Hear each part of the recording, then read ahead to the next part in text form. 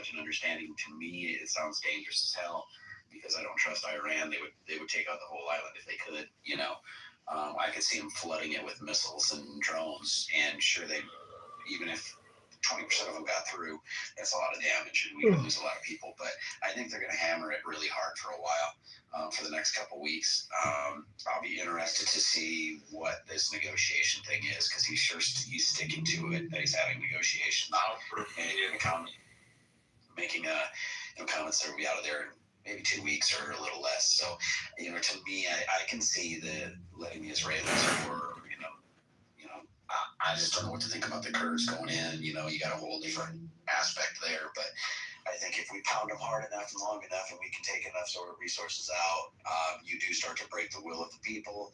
Could be fracturing. There's rumors, and I take rumors with a grain of salt. But Intel was saying that there's people inside the IRGC that are not really wanting to continue to battle. I think they see the outcome to be, bombs being dropped on them.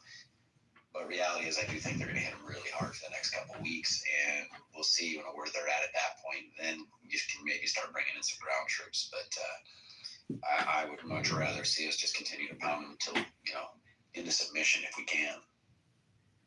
Also, she said, Can I jump in, Miss KK? Yes, we just kind of go back and forth popcorn style, but if you find two people that are engaging in back and forth, please don't interrupt them because they'll lose their train of thought. Yes, so ma'am. It's popcorn style, but just heed to others if needed. Thank you. Yes, ma'am. Thank you. Ice, can I piggyback off of your statement a little bit, sir? Yeah, go ahead. Awesome. I brought up some real good key words. There's, granted it's a rumor, and I agree with them on that, but the RGC individual members are slightly disbanding the objective. They're leaving, they're fleeing. Based off of, I think Crane was talking yesterday in a brief meeting. So that's something really positive to look at. But when you deal, in my opinion, with the two Muse and the 82nd coming in, is posturing with strength. Like I myself, I served in Iraq, in Iraqi campaigns, and in Afghanistan, and just the aggression can happen quickly when they realize the outcome. A quick example is when I would do basically gate detail, all right? Basically checking documents, passing people through non-commute routes. A lot of times, just a simple hand motion to your grip would digress a lot of activity. And so I think with the Marines' presence there and the 82nd, it's going to convince the regular Iranian military to put pressure on the IRGC to disband. And I think that would be a good motive. I assume that's an intention with the two Muse and the 82nd is to convince and basically force the IRGC to disband or be pressured by the regular military. Thank you, guys.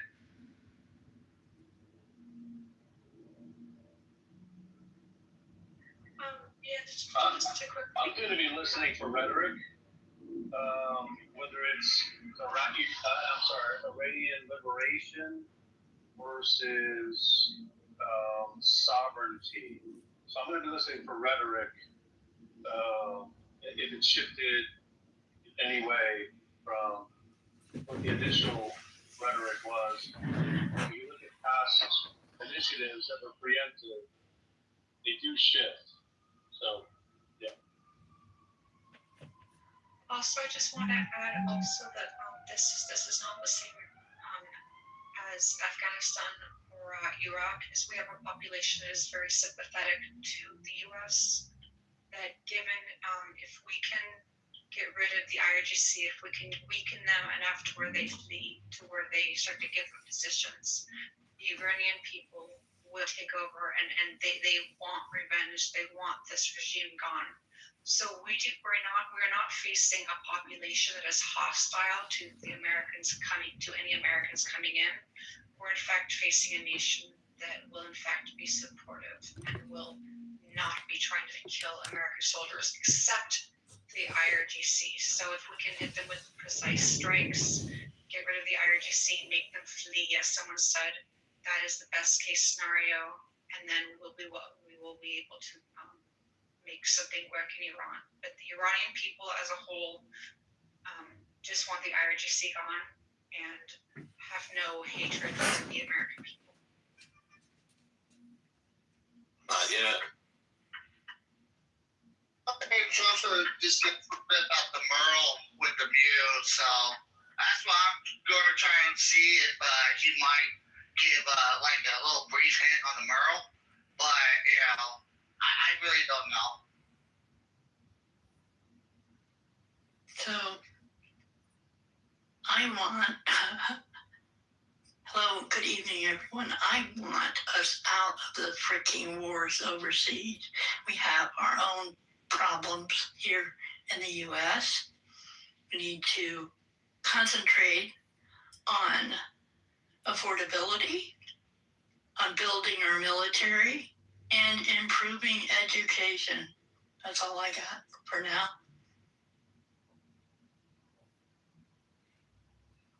And go screw yourself, Leo. Interesting. So a lot of you guys cite this. I saw some chatter in the comments. Iran's pummeling us. I'd push back on that. What are we at? Almost 90% of their Navy is destroyed. Their coastline batteries are absolutely destroyed. Some of their missile systems, like Iran has figured out real quick that as soon as they launch, we hit them. We've interfered with their guidance systems.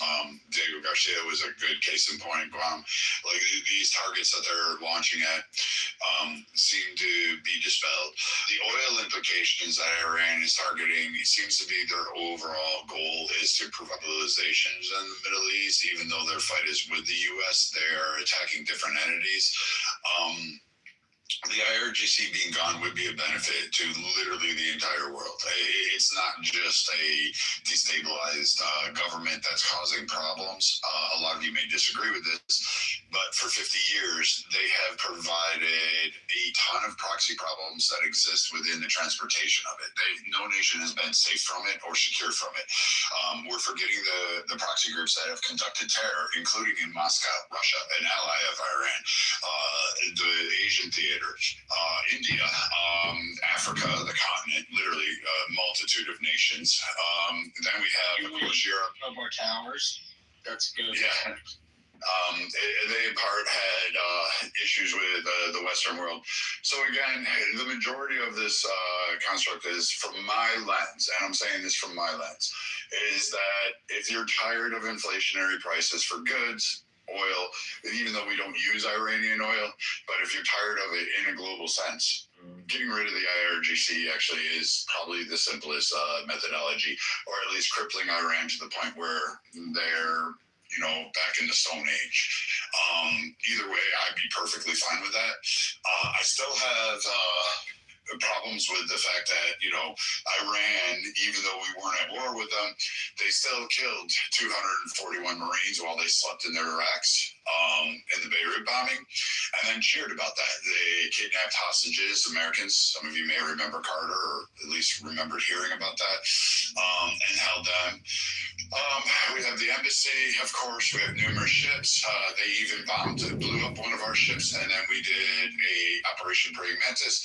I believe that was the Operation Marshall, correct me if I'm wrong, and sank their Navy in what appeared about a day. Hats off to It was an awesome display of this military might because it was 1980s. Oh, you're going to attack our bears? We're just going to get rid of your whole Navy. Screw you. Yeah, we sank it. And there were two major oil platforms. We destroyed those as well. So far, Admiral Cooper has destroyed Soleimani, the destroyer, their prized wartime vessel. It looks like Trump got that fucker twice. So hats off to that. And then the fact that Iran is not attacking just the U.S. or even, I guess you could put empathy, Israel, but they're attacking like UAE, Saudi Arabia, Jordan, a multitude of nations around the Middle East to try to draw them into the fight, which is really, I don't think the optic war went the way they thought it would. I thought they would, I bet you they would have a rising of support from Muslim nations when in fact the inverse happened. Most of them were in agreement. They want economic prosperity. They're not looking to have more military conflicts. They've actually signed trade agreements with Israel, so they're kind of bypassing that whole shit. So it looks like they want to have an economic race, which I think we can all be in agreement. Probably a better way to go. So I look at this as removing a power there. Freeing the Iranian people, I'm going to be honest, I'm going to get yelled at. You had 50 years to do that.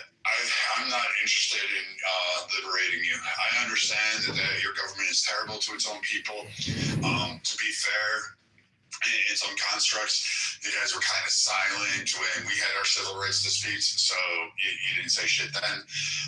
And really, I think if you really want to replace your government, you could have done it at any point in time in the last 50 years. However, you sat idly by, and you're going to point to a protest that occurred when tens of thousands of you were killed.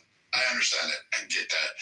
However, you could have took it over even when they were young and newly formed. You didn't. So, I mean, you've got multiple generations of this. A lot of you have fled Iran and talking about we need to fight on the ground. However, you're talking about that through protected lands. So I'm kind of mixed on that whole liberation thing. What I want is Iran to capitulate and allow the straits to open up. And I want people to not have to worry about proxy groups that'll actually happen. And I think dismantling Iran, destroying that government, is probably a key thing. And maybe these proxy groups will die on the vine because they will no longer have the funding that Iran was helping to provide them, nor the safe harbor that Iran provided them. But let me know what you guys think. Yeah, let's talk about it. Some people, that are being chat warriors right now, they hate our forward operating position, our base, which we call it Israel, but it's our military base. But they just don't like those people, so they're gonna hate it regardless. They get a random attack on that causes some minor damage, and they say, "Oh, that's a catastrophic hit." It's irrelevant to us. So we have enough. We're still flying planes over them that were built and flown 60 years ago. Like the KDR, dude, people aren't understanding the KDRs. Like on our end, the KDRs fucking astronomically more versus our individual casualties. Does anyone think this would have happened without Israel asking us to help? I don't think it. Yes, I don't think it's an Israel thing. It's exceedingly self-serving. We spend at a baseline in the defense budget about $30 to $35 billion. With ancillary spending, it goes into the 70s or 80 billions. If you deplete Iran's capability to have finances, if you deplete their capability to have medium range and intercontinental ballistic missiles, if you stop their navy, then you are able to degrade their capabilities such that their proxies are now manageable, and the malign interest of the country that has killed 2,000 plus servicemen and double that number of civilians over the last 50 years is finally punished for their transgression. I have a really, really simple solution. If you don't want America to bomb you, do us all a favor. Don't kill our civilians. Don't kill our soldiers. Then we won't have a reason to bomb you. Well, and again, I think that's a valid point that, we can actually bring up. Didn't you hear me? I said, if you already smoke, let other people. Why do you do this every time? Like, why do you do this? It's a great. Shut your face. What are you talking about? Shut my my face. You interrupt. I always do Brad, conversations. this is why we have problems in political compass. Like, literally. Really, the problems are all me, right? Fuck yeah, they are. Oh, really? What are you gonna do about it? What are you Oh, gonna? how about that? There you go. Sit down, little boy. Sit the fuck down. Talking all that damn money. And guess what? Guess what? You can cook your own damn dinner tonight. Okay? How about that? Oh. You can cook your own damn dinner. You have a lot of audacity, and you don't even fucking respect the room. It's like every time I turn around, I gotta deal with your shit. I invited you back up. Don't be a pansy ass now. Jesus. Oh. I'm here. Right-minded. I'm here. I'm really. Okay. You know what? This is Okay, why I you know go what? into the guest You know house. what? Shut the fuck up. Shut the fuck up. You're sleeping in the guest house tonight. You're sleeping in the guest house tonight. Okay, I'll just say it now. Everyone's been always saying Brad and I are in a relationship. Yes, we're in a fucking relationship. We've been lying to you this entire time.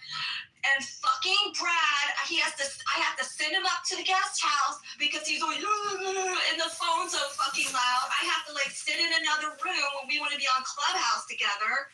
Like, Jesus. So everyone is now like, oh, you guys in a relationship. You were right. You were fucking right. So then you Brad. get that out of the way. Yep. You know what? I am so fucking sick of this that you have really warped the world. And to everybody in this house. You warp the world? What type of clapback is that? That sounds like a fucking white woman. Warp the world? You sound like fucking like that. Okay, everybody, April Fools! April Fools!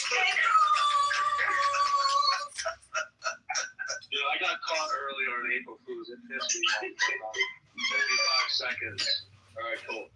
Man, I missed that right there. I missed that right there. That is well worth the wait.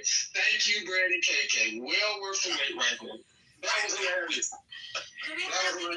Do we have anyone fooled? I was definitely not there. I know you guys well enough. Yeah. Oh, damn it. Okay. We tried. Okay, we tried. I knew I was doing bad when Thunder just started laughing at me. I'm like, oh God, I'm doing terrible. I'm a terrible liar. Anyhow, let's get back to the conversation. We have 10 minutes left. I'll let you guys keep going, and then as soon as I unmic to play the live feed, please mic up, and then we'll discuss afterwards. But okay, go ahead. Yeah, Brad doesn't have enough melanin for us to believe that. So I have a question of the people that say we're losing. I want to understand where that comes from. Like how people can say we're not winning this, this war, military engagement, whatever you want to call it. How are we losing though? Like seriously. We need to define win and loss. Don't we have to do that first? Well, wait. Mr. Right-Minded, I've got a whole set. So I can say this. Some people on stage can say this. It's because they were bitchereens. But I'm just kidding. None of you can say that to my friend down there. Really? Do you know how many Marines are on stage right now? Hello? And they're all eating Crayola crowns. I'm not backup. Oh, I miss you guys so much.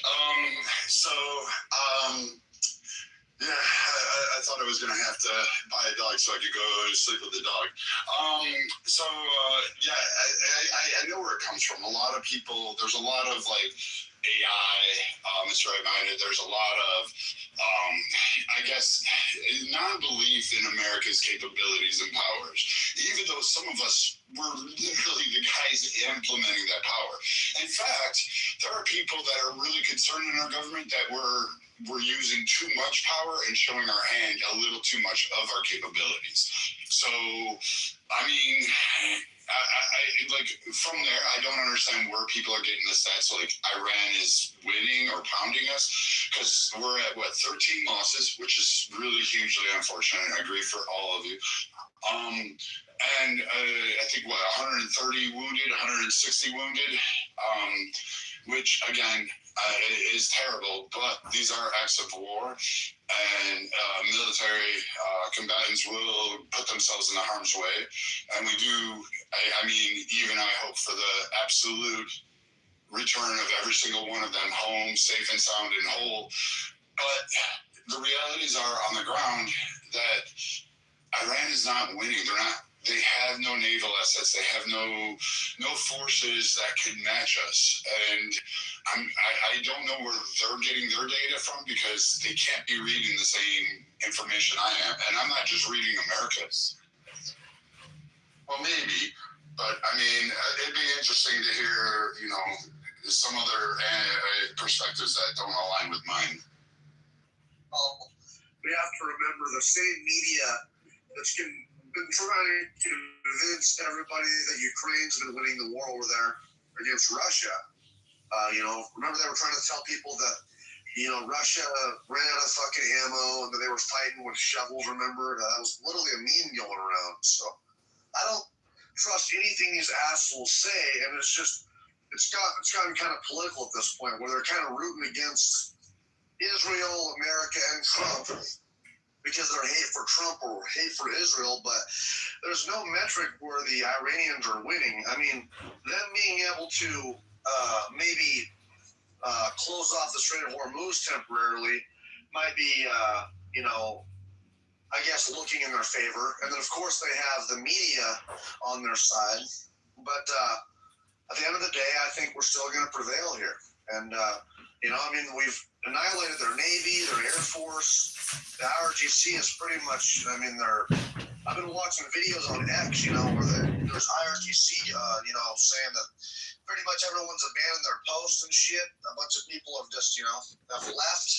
They don't want to be killed, and they don't really know what the direction is, And so I'm hoping that that's going to start gaining steam, where people are abandoning their posts and saying, fuck. I mean, they're literally afraid to, to be killed, by some fucking bomb. So I think we're going to prevail in this thing, but it's going to put us in a stronger position against China. That's going to put us in a stronger position with this whole thing with Venezuela and Iran. No more cheap sanctioned oil going to China, and I think the petrodollar is going to remain strong. And I think we'll prevail with this whole thing. So one thing I look at is people want to talk about opposing person on stage. How is that going to put us in a stronger position? Yeah, I wish there was an opposing person on stage. Yeah, the thing is, I'm not saying that Iran is winning anything. I'm sure the United States has a lot, much stronger military power than Iran has, and they're obviously dealing that on Iran.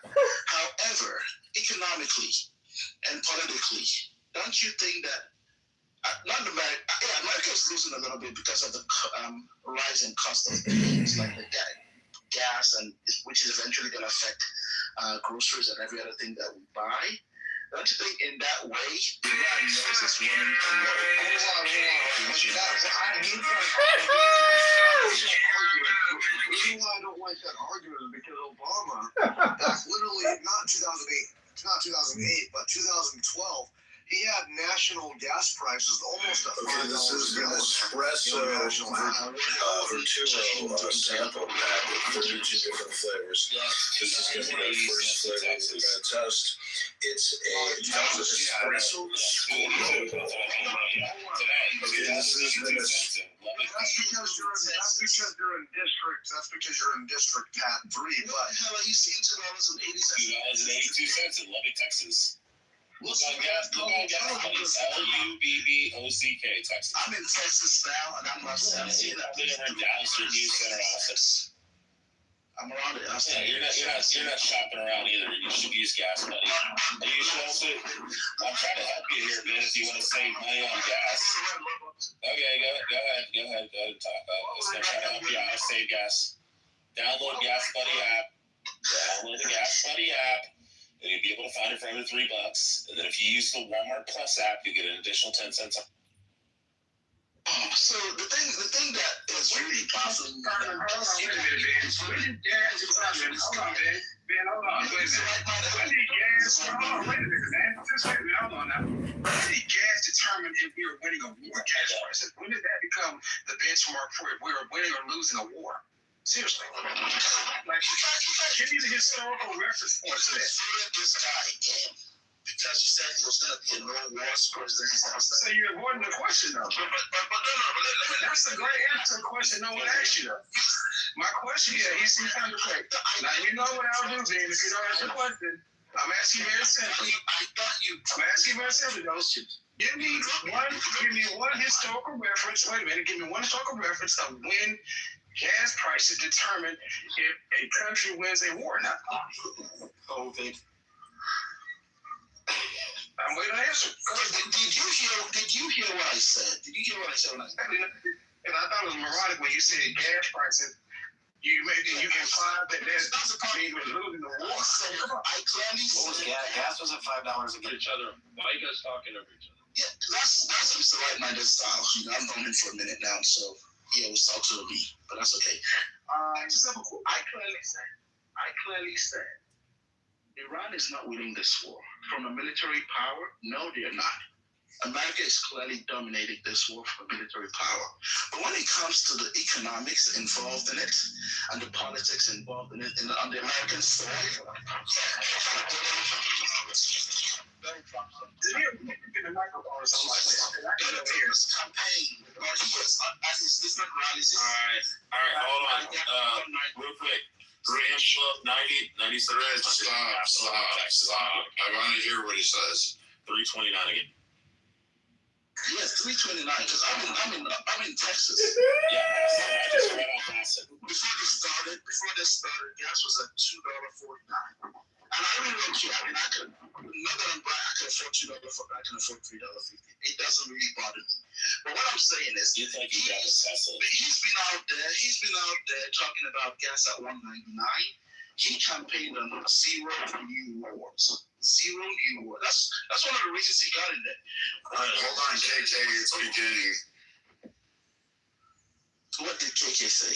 Yeah, Ben, shut One of the on mute. Go on mute. Go ahead. On mute.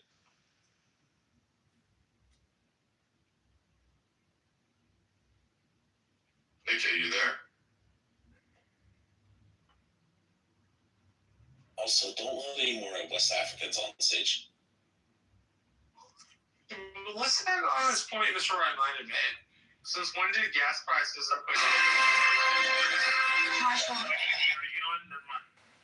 And welcome to Emily, and we start with this Fox News alert. The president of our country, of the United States, Donald Trump, he will deliver a major address from the White House in just a moment. The president is expected to give a huge update on the conflict with Iran, which appears in its final stage. In fact, according to the president, Iran's president is now asking for a ceasefire. Oh, no thanks to NATO, by the way. Our own Peter Ducey, he's live. He's outside the White House. Peter, we expect him in about 70 seconds from now.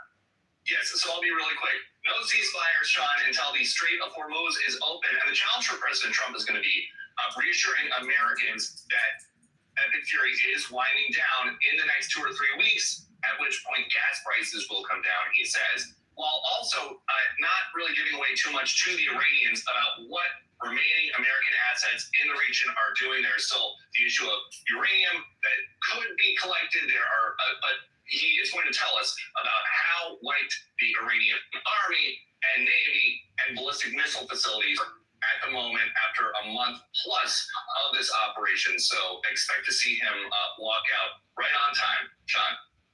You know, I'd expect to the NATO threat, how close were they potentially to having nuclear capability? I'm sure that will come up tonight. The issue of 60% enriched uranium, I would expect that might be discussed, and also the issue of NATO. All right, let's take you inside the White House. We expect the president is going to walk straight to the podium, and here's the president of the United States. Thank you very much. Thank you very much. Congratulating the team at NASA and our brave astronauts on the successful launch of Artemis 2. It was quite something. It will be traveling further than any manned rocket has ever flown and will very substantially pass the moon, go around it, and come back home from a distance that has never been done before. It's amazing. They are on the way, and God bless them. These are brave people. God bless those 4 unbelievable astronauts. As we speak this evening, it's been just 1 month since the United States military began Operation Epic Fury, targeting the world's #1 state sponsor of terror, Iran. In these past 4 weeks, our armed forces have delivered swift, decisive, overwhelming victories on the battlefield. Victories like few people have ever seen before. Tonight, Iran's Navy is gone. Their Air Force is in ruins. Their leaders, most of them terrorist regime they led, are now dead. Their command and control of the Islamic Revolutionary Guard Corps is being decimated as we speak. Their ability to launch missiles and drones is dramatically curtailed, and their weapons, factories, and rocket launchers are being blown to pieces. Very few of them left. Never in the history of warfare has an enemy suffered such clear and devastating large-scale losses in a matter of weeks. Our enemies are losing, and America, as it has been for 5 years under my presidency, is winning, and now winning bigger than ever before. Before discussing this current situation, I also want to thank our troops for the masterful job they did in taking the country of Venezuela in a matter of minutes. That it was quick, lethal, violent, and respected by everyone all over the world. After rebuilding our military during my first term, we have by far the strongest military anywhere in the world. And now we're working along with Venezuela and are in a true sense joint venture partners. We're getting along incredibly well in the production and sale of massive amounts of oil and gas, the second largest reserves on earth after the United States of America.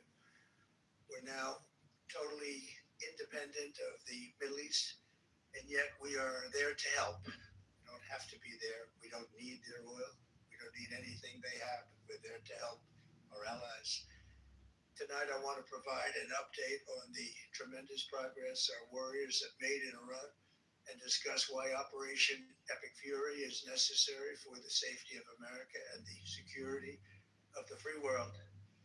From the very first day I announced my campaign for President 15, I have vowed that I would never allow Iran to have a nuclear weapon. This fanatical regime has been chanting death to America, death to Israel for 47 years. Their proxies were behind the murder of 241 Americans in the Marine barracks bombing in Beirut, the slaughter of hundreds of our service members with roadside bombs. They were involved in the attack on the USS Cole, and they carried out the countless other heinous acts, including the just horrible, bloody atrocities of October 7th in Israel, something that most people never seen anything like it. This murderous regime also recently killed 45,000 of their own people who were protesting in Iran. 45,000 dead. For these terrorists to have nuclear weapons would be an intolerable threat. The most violent and thuggish regime on earth would be free to carry out their campaigns of terror, coercion, conquest, and mass murder from behind a nuclear shield. I will never let that happen, and neither should any of our past presidents. The situation has been going on for 47 years and should have been handled long before I arrived in office. I did many things during my 2 terms in office to stop the quest for nuclear weapons by Iran first. And perhaps most importantly, I killed General Qasem Soleimani in my first term. He was an evil genius, brilliant person, horrible human being, the father of the roadside bomb. He lived a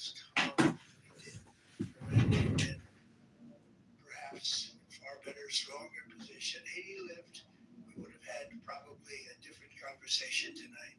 But you know what? We'd still be winning and winning big. And then very importantly, I terminated Barack Hussein Obama's Iran nuclear deal, a disaster. Obama gave them $1.7 billion in cash, green cash. Took it out of banks from Virginia, D.C., and Maryland, all the cash they had. Flew it by airplanes in an attempt to buy their respect and loyalty, but it didn't work. They laughed at our president and went on with their mission to have a nuclear bomb. His Iran deal would have led to a colossal arsenal of massive nuclear weapons for Iran. They would have had them years ago, and they would have used them. It would have been a different world. There would have been no Middle East, no Israel right now, in my opinion, the opinion of a lot of great experts. Had I not terminated that terrible deal, I was so honored to do it. I was so proud to do it. It was so bad right from the beginning. Essentially, I did what no other president was willing to do. They made mistakes, and I am correcting them. My first preference was always the path of diplomacy, yet the regime continued their relentless quest for nuclear weapons and rejected every attempt at an agreement. For this reason, in June, I ordered a strike on Iran's key nuclear facilities, an Operation Midnight Hammer. Nobody's ever seen anything like it. Those beautiful B-2 bombers performed magnificently. We totally obliterated those nuclear sites. The regime then sought to rebuild their nuclear program in a totally different location, making clear they had no intention of abandoning their pursuit of nuclear weapons. They were also rapidly building a vast stockpile of conventional ballistic missiles and would soon have had missiles that could reach the American homeland, Europe, and virtually any other place on Earth. Iran's strategy was so obvious. They wanted to produce as many missiles as possible, and they did, with the longest range possible. And they had some weapons that nobody believed they had. We just learned that out. We took them out. We took them all out so that no one would really dare stop them. And their race for a nuclear bomb, a nuclear weapon like nobody's ever seen before. They were right at the doorstep. For years, everyone has said that Iran cannot have nuclear weapons, but in the end, those are just words if you're not willing to take action when the time comes. As I stated in my announcement of Operation Epic Fury, our objectives are very simple and clear. We are systematically dismantling the regime's ability to threaten America or project power outside of their borders. That means eliminating Iran's Navy, which is now absolutely destroyed, hurting their Air Force and their missile program at levels never seen before, and annihilating their defense industrial base. We've done all of it. Their Navy is gone, their Air Force is gone. Their missiles are just about used up or beaten. Taken together, these actions will cripple Iran military, crush their ability to support terrorist proxies, and deny them the ability to build a nuclear bomb. Our armed forces have been extraordinary. There's never been anything like it militarily. Everyone is talking about it, and tonight I'm pleased to say that these core strategic objectives are nearing completion. As we celebrate this progress, we think especially of the 13 American warriors who have laid down their lives in this fight to prevent our children from ever having to face a nuclear Iran. Twice this past month, I've traveled to Dover Air Force Base, and it's been something. I wanted to be with those heroes as they return to American soil. When I was with them and their families, their parents, their wives, husbands. We salute them, and now we must honor them by completing the mission for which they gave their lives. And every single one of the people, their loved ones said, please, sir, please finish the job. Every one of them. And we are going to finish the job, and we're going to finish it very fast. We're getting very close. I want to thank our allies in the Middle East, Israel, Saudi Arabia, Qatar, the UAE, Kuwait, and Bahrain. They've been great, and we will not let them get hurt or fail in any way, shape, or form. Many Americans have been concerned to see the recent rise in gasoline prices here at home. The short-term increase has been entirely the result of the Iranian regime launching deranged terror attacks against commercial oil tankers in neighboring countries that have nothing to do with the conflict. This is yet more proof that Iran can never be trusted with nuclear weapons. They will use them, and they will use them quickly. It would lead to decades of extortion, economic pain, and instability worse than we can ever imagine. The United States has never been better prepared economically to confront this threat. You all know that we built the strongest economy in history. We're going through it right now, the strongest in history in 1 year. We've taken a dead and crippled country. I hate to say that, but we were a dead and crippled country after the last administration and made it the hottest country anywhere in the world by far, with no inflation, record-setting investments coming into the United States, over $18 trillion, and the highest stock market ever, with 53 all-time record highs in just 1 year. It all positioned us to get rid of a cancer that has long simmered. It's known as the nuclear Iran, and they didn't know what was coming. They never imagined it. Remember, because of our Drill Baby Drill program, America has plenty of gas. We have so much gas. Under my leadership, They've got so much gas! Gas on the planet without even discussing the millions of barrels that we're getting from Venezuela. Because of the Trump administration's policies, we produce more oil and gas than Saudi Arabia and Russia combined. Think of that, Saudi Arabia and Russia combined. And that number will soon be substantially higher than that. There's no country like us anywhere in the world, and we're in great shape for the future. The United States imports almost no oil through the Hormuz Strait and won't be taking any in the future. We don't need it. We haven't needed it, and we don't need it. We've beaten and completely decimated Iran. They are decimated, both militarily and economically and in every other way. And the countries of the world that do receive oil through the Hormuz Strait must take care of that passage. They must cherish it. They must grab it and cherish it. They can do it easily. We will be helpful, but they should take the lead in protecting the oil that they so desperately depend on. So to those countries that can't get fuel, many of which refuse to get involved in the decapitation of Iran, we had to do it ourselves.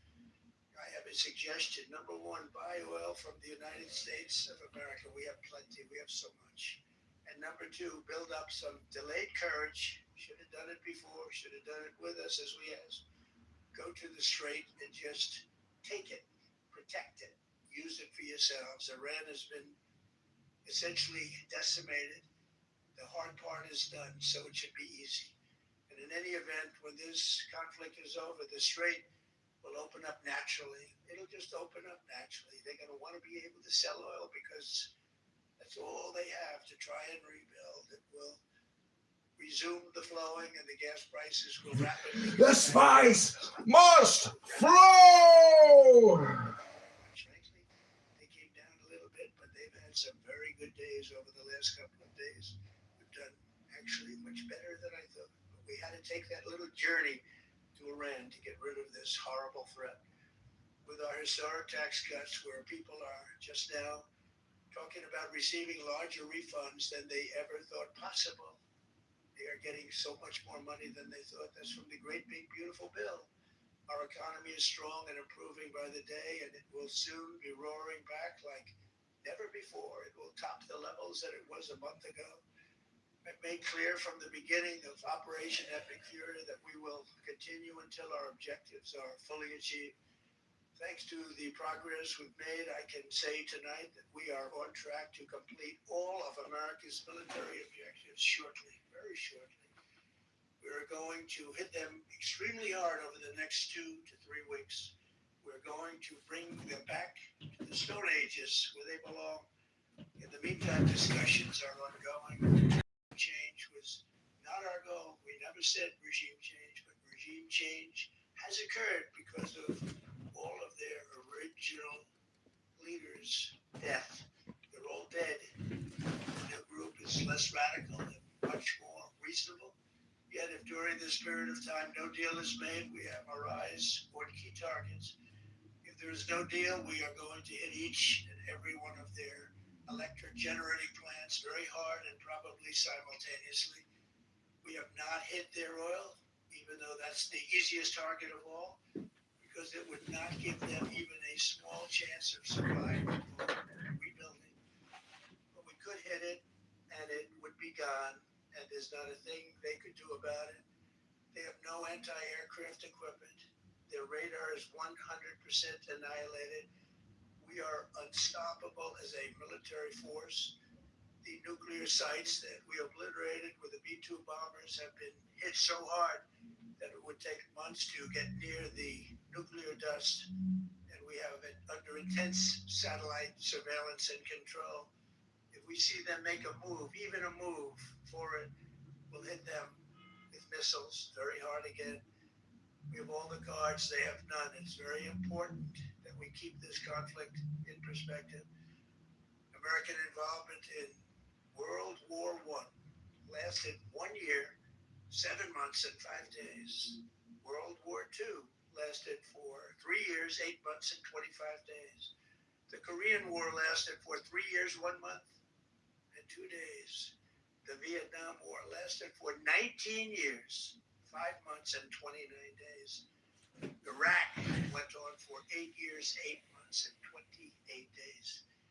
We are in this military operation so powerful, so brilliant against one of the most powerful countries for 32 days. And the country has been eviscerated and essentially is really no longer a threat. They were the bully of the Middle East, but they're the bully no longer. This is a true investment in your children and your grandchildren's future. The whole world is watching, and they can't believe the power, strength, and brilliance. They just can't believe what they're seeing.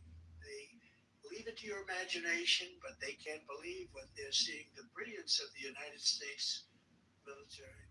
Tonight, every American can look forward to a day when we are finally free from the wickedness of Iranian aggression and the specter of nuclear blackmail.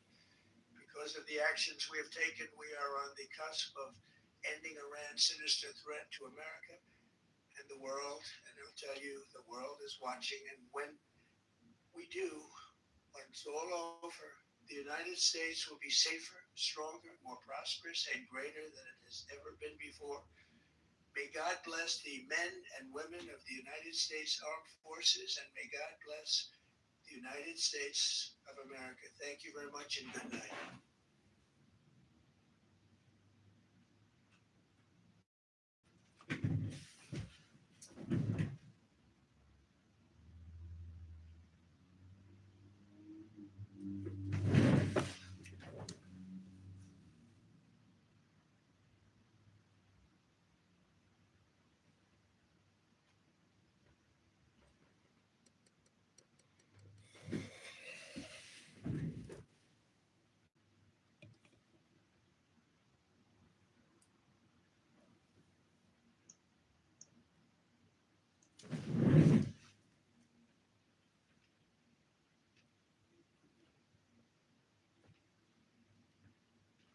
Okay.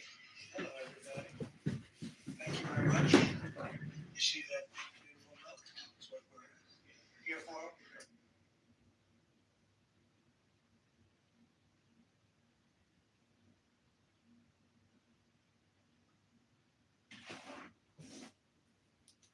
Patricia, Marshall, Sig, occasionally KP when he's sober.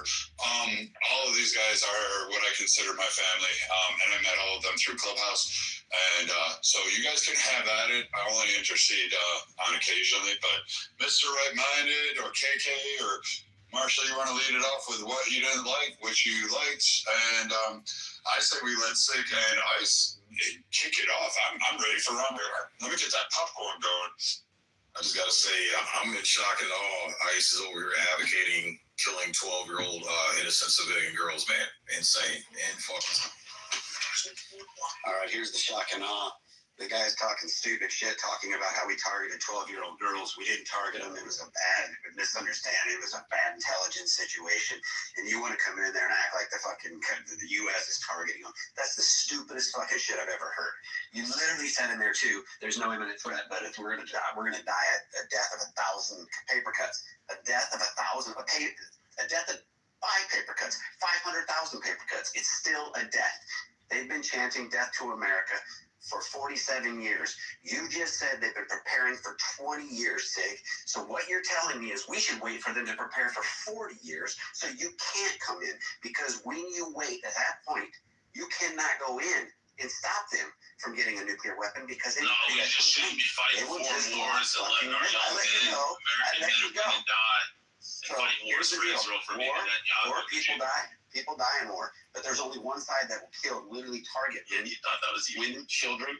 They literally put 12-year-olds in their fucking military. My point is you want to talk about children.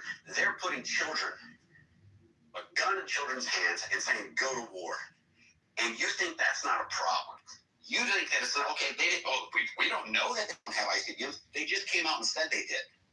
So what do we wait till I'm going to ask you this, Sig. No, we just shouldn't be fighting for these 30 kikes over in Israel, you know? So here's the deal, Sig. How long does it take for an ICBM to land from when it takes off from Iran? How long does it take to get to the U.S.? That's for Sig, not Leo. Oh, I was just saying what Sig was thinking. No. You are not Sigaroni. Sigaroni has his own voice. Quiet now, Leo. He's Googling now. Come on, Sigaroni. No, I'm actually waiting for the mod to stop talking because I don't interrupt mods. I don't disrespect mods in their own room. So, again, what was your question? So I can make sure I answer it thoroughly. How long does it take an ICBM to get from Iran to the USA? Someone drop a link in the chat. Someone drop a link in the chat. 30 to 40 minutes. You gonna let me answer the fucking question? Or you want to answer the question? I'll shut up and let you go. Go ahead. Go ahead. I didn't ask for a link. Yeah, I got 5 words in. You asked me a question. I got 5 words in, and you can't shut your fucking pile. I don't want to. That's what I'm talking about. You know, no fucking bitches. I could ask anybody else. So if you're gonna go ahead and finish, and I'll answer your question when you're done. Go ahead. You can hit anybody on here. And the answer is 30, 40 minutes. That's it. That's 45 minutes. Or you say, I don't fucking know. 45 You minutes. can't talk about men being emotional when you have screenshots of BB. Hey, if I ask you a question, I'm gonna shut the fuck up and let you answer, not cut you off. Well, then shut the fuck up and let me answer. Let me get at least 5 words in. Fucking Christ, man. So again, here we go. Here we fucking go. Yo, Miles, let me know when he's finished and I'll answer. Just go, Sig. I'm sorry, I slept away. I was getting dinner and literally pouring a beer. What's going on here? See, that's a good question. I get 5 words in and he wants to answer it for me. Leo. All right, just let him go. Leo, we don't need your help. I asked him a question and he goes, well, here, let me go get a link. And then you cut me off. I was gonna answer your question. So how long does it take for an ICBM to get to the U.S. from Iran? Okay, so the U.S. There's no ice. You asked him. It's done. If he doesn't know, he doesn't know. It's about 45 fucking minutes. And so again, go ahead and answer. Yeah. So again, there's been no confirmation of them having ICBMs. Everything that's been reported is them wanting to create ICBMs. So that's what I was going to tell you. So it doesn't matter how long it takes because there's no intelligence firm, including the U.S., including Israel, has not confirmed, bro. And this has been reported. I can drop the links in the chat to support my fucking claim. So that was my. And he said, how long should we wait until they get them? Another 20 years? Leo, hold on. I think what you mean is that they have intermediate range ballistic missiles. They just don't have any ballistic missiles that can reach the United States, any of our islands, or like large. Not yet. I think by default, it's not an imminent threat. Thank you. Actually, they've claimed it. I will put some links in there. They claim to have an ICBM just recently. So the fact that they claim it, are you going to say that our intelligence knows absolutely everything? Because right now they've admitted we don't know where all their missiles what they did was take the payload out of the rocket and fill it up with gas and claim intelligence is always off. Do me a favor and put these. Wait a minute. Hold on, Mars, hold on. Guys, when people are talking, the whole entire room wants to hear each person talk. Now, I know I haven't been on here for a long time, but I'm rare to put some people in the shut the fuck up section if you cannot respect when somebody's talking on the floor. Sig, first of all, were you done, brother? Nah, I wasn't, man. I wasn't. Go ahead, Sig. You got the mic. Go ahead, floor. Copy. Thanks. Hey, good to see you. Good to see you, Mr. Absolutely, brother. Mr. Wright. Good to see you, brother. So again, to have something and it being confirmed are two different things. I mean, we're grown as adults. We should know the difference between this, okay? So again, people can claim shit all fucking day, but has it been confirmed? The answer is no. There is zero intelligence reports that have confirmed that they actually have them. So, Sig, I'm going to disagree with this and slide in on, I don't know who, I'm sorry, I'm sliding in with myself. Diego Garcia, 2 missiles, 2 ICBM ballistic missiles were launched at Diego Garcia. We'll say it was more of a missed BCM because they never reached their targets. And we were tracking their guidance. You are aware that those launches did occur. We shot one down, the other one went, did a couple loops and a couple like tumbles, and then it went into the ocean because it didn't reach it. IBMs. So I would say they're missed BMs. That's a pun intended. Maybe they launched them out of camels. I don't know. Maybe they hit the camels in the balls and launched them out of the throat of the camel. I don't know. Put them in the go. She will. Shut up. The idea that event did occur. I mean, so we are aware that they do have ICBMs. We are aware that they have verified it by international agencies and Iran themselves, saying they were at 60% uranium enrichment. So that does make it weapons grade. They have 400 kilograms of that still hanging out somewhere hidden in their territory. So I guess that's possible. They can at least make 30 bombs with those, which I would argue would be probably more problematic for the area or the region of the Middle East. So does that clear up some things? Yep, radioactive fallout. Yeah, here's what I would ask, Brad. I would ask to see the link, because I just looked at the link. ICE says, and again, Iran claims. So here's the thing. We want to believe Iran when they claim certain things, but then when they claim that they hit one of our ships, we don't want to believe. We're only believing stuff that works in our favor, and then throwing baby out with the bathwater when it doesn't favor us. That's what I'm saying. It's the flip-flopping, bro. So which one is it? Do you want to believe Iran in one case and not believe in the other, or what? And again, I would like to see in the link that it's been confirmed, because the link that ICE just put in, it's the Iran claims. There's nothing that's been confirmed. That's my point. Okay, so I'll ask Brad, because it could be a quick yes, back and forth, yes or no. Brad, they told us, we knew they could hit about 1,200 kilometers, right? And they said they didn't have ones that could go further than that, but then they hit a base that was 2,500 roughly. We got in the area, they shot at it and got there, right? No, 1,200 miles is 2,500 miles. 1,200 miles is 2,500 miles. It was like 4,000 whatever kilometers or some shit. Actually turned out to be like 6 or something. All right, so then what we could say is they actually fired an IC links. They actually have one that verifies that they tested it. That's 10,000. But they could go 10,000 now. They claimed they didn't have a 2,500.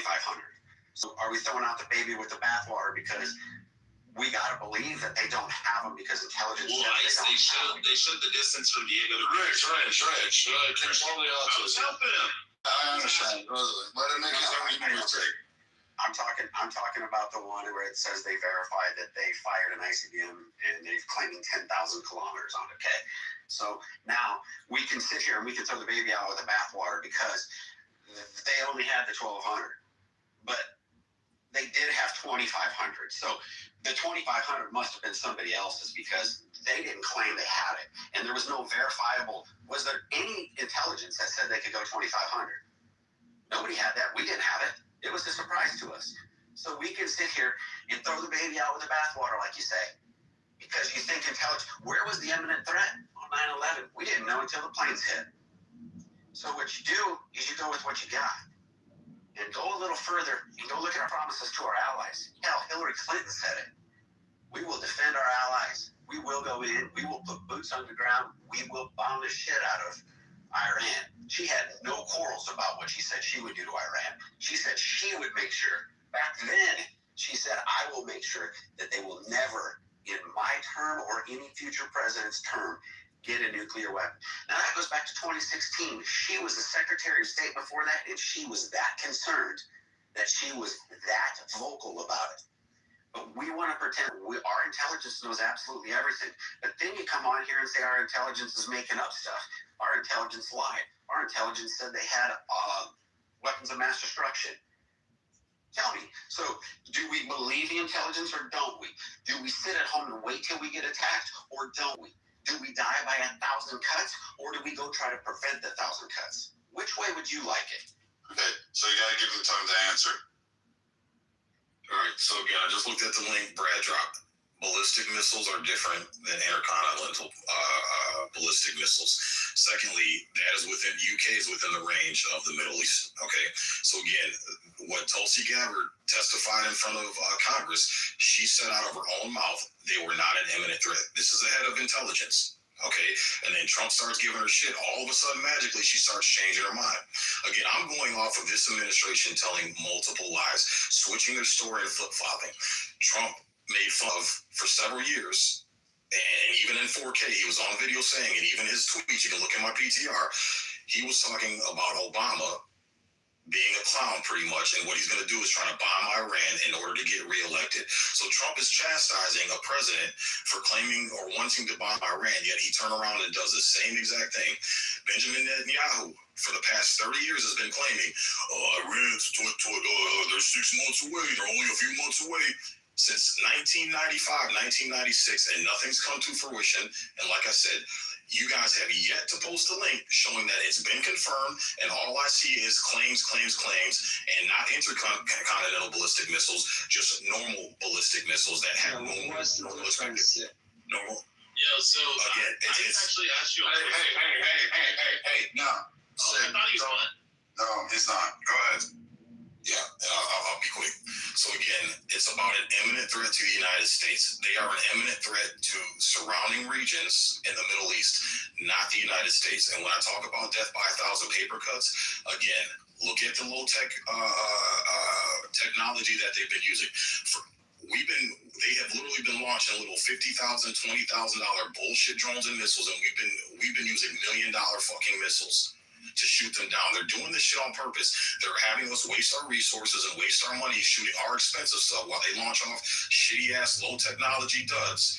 And I'm telling you, man, they have been studying us in the Middle East for the past 20 years. They know our weaknesses. They know we are a ground-up central command. They have structured a mosaic command military for that purpose. So you can keep cutting the heads off the snake, reappearing because of how they're restructured off of our presence in the Middle East in the past 20 years.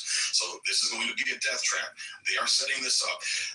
Card Island is literally a fucking fishbowl, literally shooting fish in a barrel when those Marines show up. They're going to fucking die. They have 4,000-foot mountains there that they have bunkers and missile sites and all kinds of shit. They're not using their best shit right now. So I'm not saying Iran is ultimately going to win, but what I'm saying is they're going to smack the fuck out of U.S. and this is going to be long and drawn out, and there's going to be a lot of American troops and a lot of bloodshed. And those little girls, I'm sorry, brother, I don't advocate. I will never advocate for innocent 12-year-old little schoolgirls getting fucking killed. And nobody said that they were targeting. See, you keep switching words and adding shit. I never said they were targeting. The fact is that the United States killed innocent school-aged girls, bro. That's the problem. So you dodged his question when he asked you. You don't believe when they claimed that they had weapons of mass destruction in Iraq. So even if the intelligence agencies come out and say that they have ICBMs, you're still not going to believe it.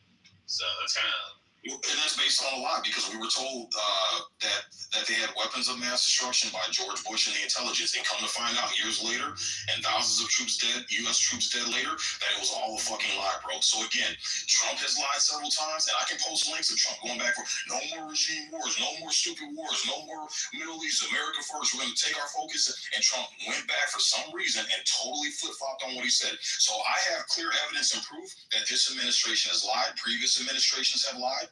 Okay, I have proof that Israel has fucking lied. And what I'm going to do is I'm going to keep that clear in my conscience and clear in the front of my damn brain housing group. And I'm not going to be so quick to believe the United States, the administrations and the intelligence this time. I'm going to sit back and I'm going to look at things a little more skeptically because we have been lied to. And that is 100%. So Can I do, just you- ask do, a you- question? do you think there could be that we don't know everything and they haven't revealed everything? Who was they, KK? The intel. Now, is that a possibility? Yes, but things that I look at, okay, I look at certain patterns. The fact that two of our most powerful naval ships went out there and fucking retreated. One of them has damage, and coincidentally, it's a kitchen fire or laundry fire or whatever the case is. Coincidentally, it just happens to be, right? But again, that's what the U.S. side is saying. That's what Trump's saying is that, our boat, the Ford didn't get attacked. It was a kitchen fire. But again, I'm going based off Trump has lied, and he has lied in 4K in front of all of us, okay? So I'm not going to believe everything Trump says now because he's lied over and over and over again. He said he was going to give them 48 hours. Well, guess what? That 48 hours turned into 5 days. Look at the last few press conferences. Minute by minute, Trump has been flip-flopping. Just watch it objectively and watch it skeptically, and you will see he's been flip-flopping every fucking 2 fucking seconds, man. So I'm not believing every word that comes out of Trump's mouth, and I have evidence to support my read. Respectfully say, can you impart what you think the agenda is that this one of speaks said in public? I'll say that one more time. You cut out, Albert. I'm sorry. I'm sorry. So respectfully, of course, if and I don't want to side either way here. Respectfully, if what we're being told in public is not what the true agenda is, can you impart what you believe is, if you're willing? Yeah, what I believe is, based on my research and what I've been looking at and looking at previous wars and looking at how this is going to turn out, looking at Vietnam War, supposed to be 3,000 troops turning to 500,000, and how many years do we spend over there? How many fucking U.S. troops died because of this shit? I think what it is I think that we are losing market share as far as a petrodollar. We need to keep the U.S. dollar circulating globally to keep up this fucking Ponzi scheme that we have for this $40 trillion of debt, because once we stop making payments on that debt, we are fucked economically. And I think that as we've been done before, as has been done before, the American people are told a lie, just like World War I. Look at how we got involved with that, with the Zimmerman telegram. Well, the telegram was real, so was the Signia Lusitania. But look at how it was used. They intercepted and they held on to it until an opportunity to use it to convince Congress, because Congress didn't want to go. The American people didn't want to go into war. They brought it out at He was maybe 6 months in between Zimmerman. No, he was a mod. He can interrupt me. I'm going to be quiet. Go ahead, No. All I was saying was I think it was 6 months or so. But it's like the traditional teaching goes that Signia Lusitania brought us in. The Zimmerman telegram played quite a large role. I will grant you, it seems like they held on to it for longer than they should have, and I don't have a good answer for that. It's a good piece of research to do. Sorry, go ahead. I heard that, and it made me think about that.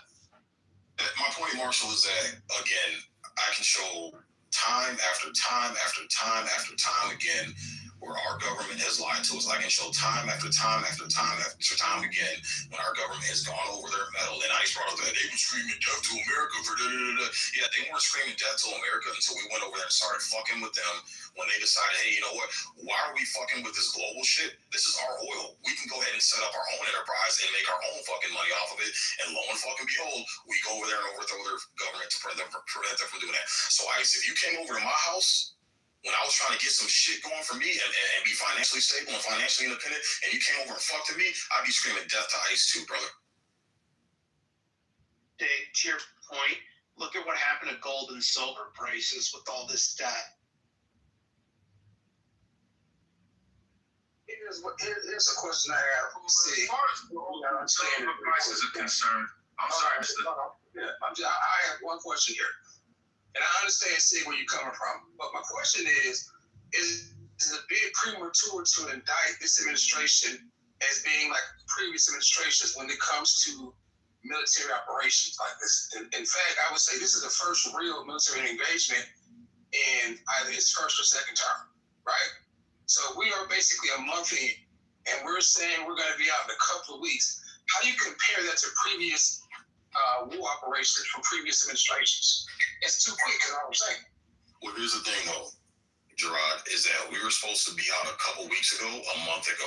We were when we did Operation whatever the fucking was. Trump came out and said himself that because we went over there and struck them because they were their uranium enrichment was a threat, and Trump came out in front of that podium and said, "Yeah, Mary Lou, your mic's on mute."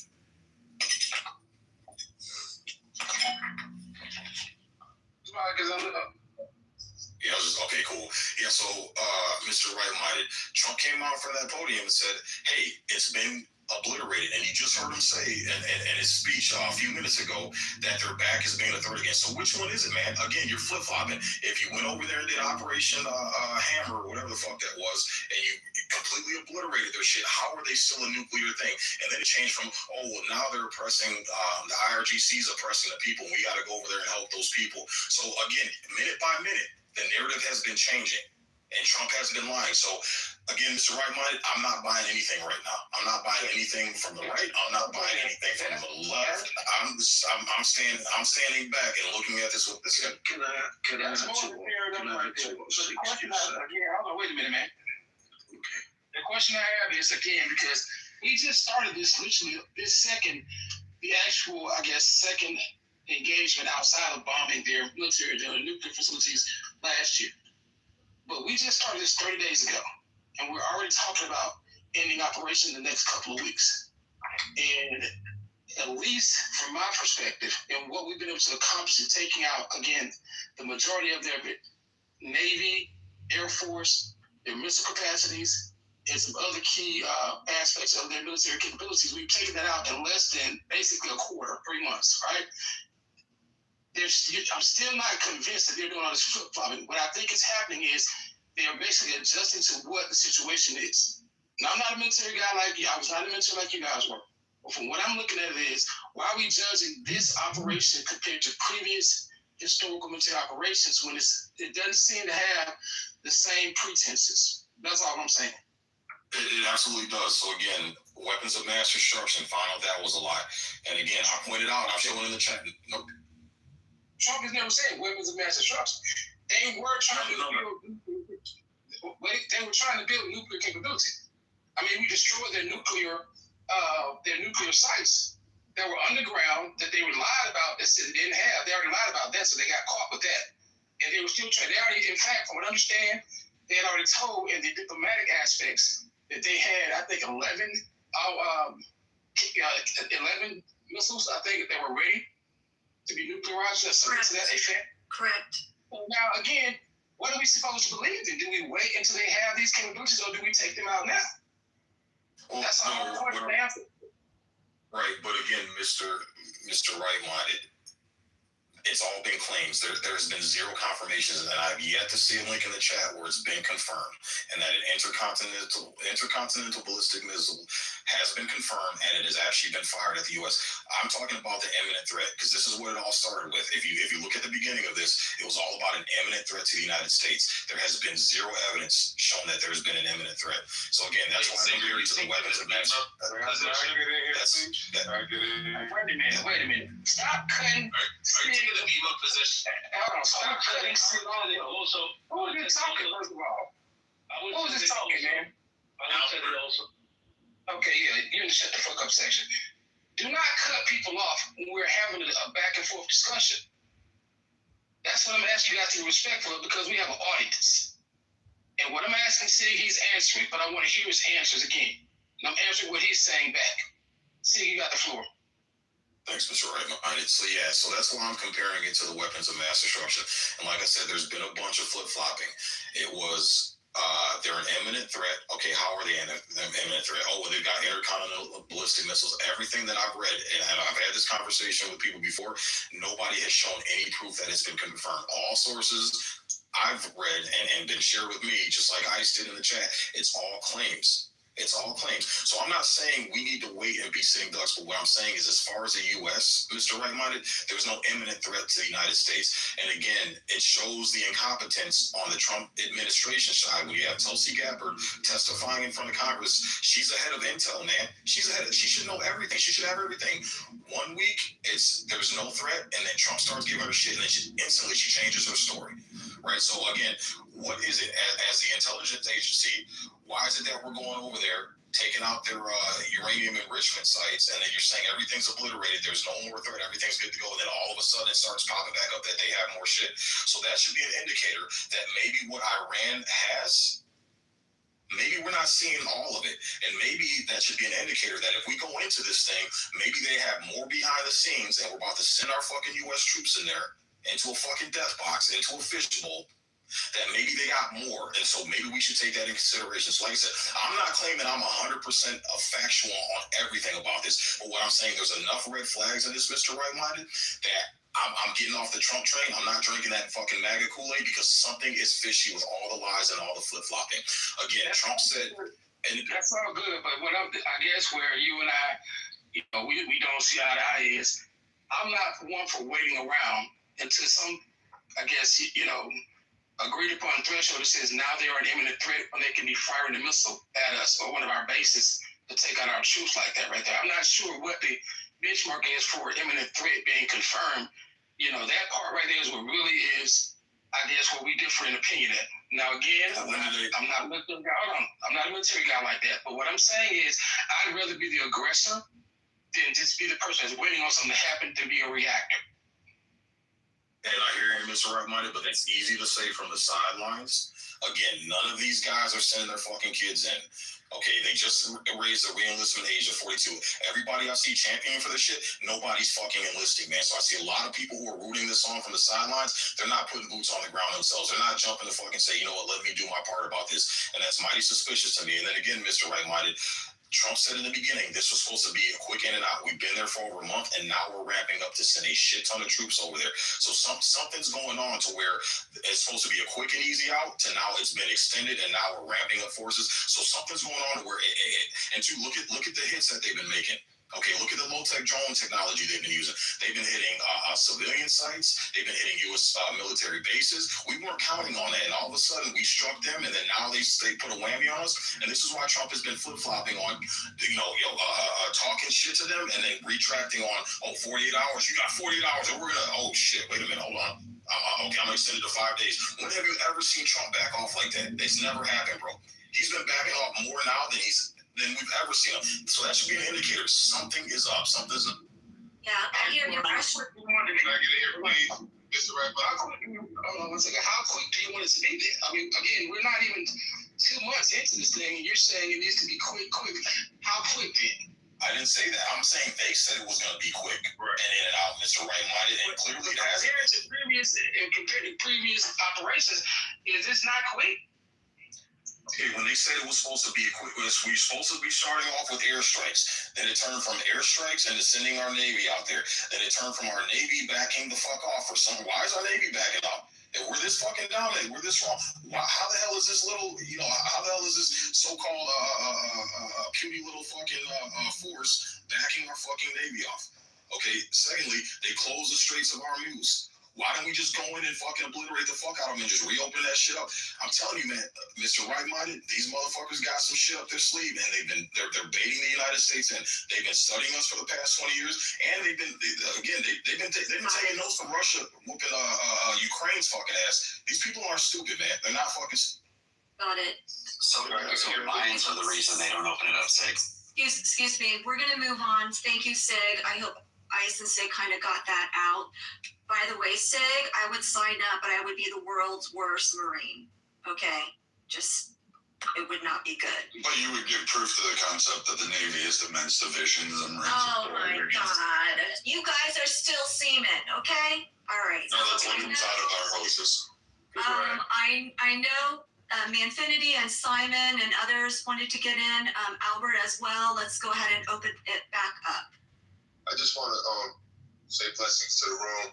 I find it very hard to be on the other side of Sig. And I'm not completely on the other side of Sig, because I share his skepticism as it relates to what's coming out of the administration. But I think what he's not fully giving credence to is that there's value in having, dare I say, strategic ambiguity. So when they say 2 days and 5 days and 2 weeks and 3 weeks, and all of the flip-flopping as you get, to you, that's a red flag for disaster ahead.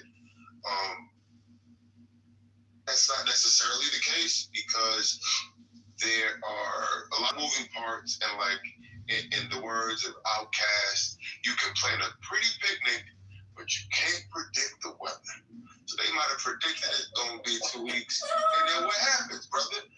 The reality hits. The rubber meets the road, and yeah, maybe there are things that they probably didn't fully consider that propped up. They're not going to put that on display for you to be consumed or for others. There are tough decisions being made behind closed doors. Do I trust everything that comes out of Trump's mouth? Absolutely not. But to say that it doesn't meet your benchmark of imminent threat, that's for Donald Trump to decide. He's the one who was voted in by a majority of American voters and got put in there through the Electoral College. He gets to look at all the facts and circumstances. Excuse me. I don't think I was done talking. I guess you have my privilege, so you can just talk right over me. Give me a second. Yes, he does. I don't understand this. Just throw my whole shit off. Infinity, he has a bond. That's what I said, but he threw my whole shit off. It's defined in the 1973 War Powers Act. Say what? It's defined in the 1973 War Powers Resolution, not Act. Okay, go ahead and define it. What is it? Look it up real quick. No, look it up on the fly. Because I'm looking it up on the fly. I'm looking it up on the fly. Okay, let's see what you come up with. 1973. There's an actual definition of imminent threat. Let's see. Yes. Okay.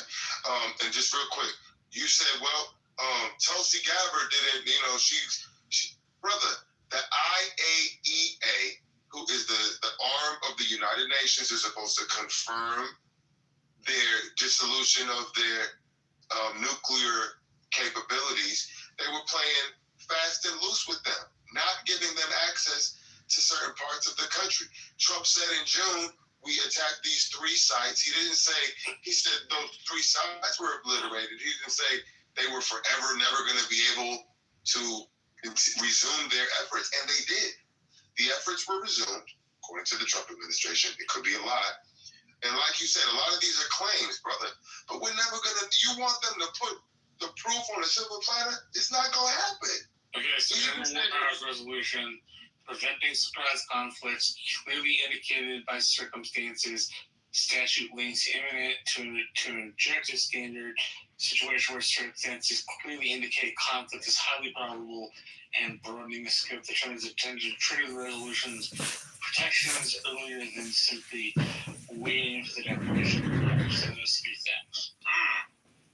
All right, so everything you just said can fit into this circumstance. So Donald Trump can look at the facts and circumstances. He's in the decision room. He sees all of these details, facts, circumstances. He's got this general saying this. He's the one who gets to make that call, not me, Infinity, sitting in a comfortable chair, not Sig, not my man, Mr. Rightmind, who I haven't heard in a long time. Nobody gets to make that call but him. And he's not a can kicker. He's a problem solver.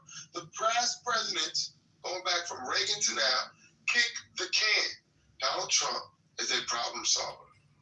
So you're not going to get, if he was so gung-ho, oh my he would God. have done something in the first term. He was very reticent to make this call because it was so resistant to diplomatic efforts.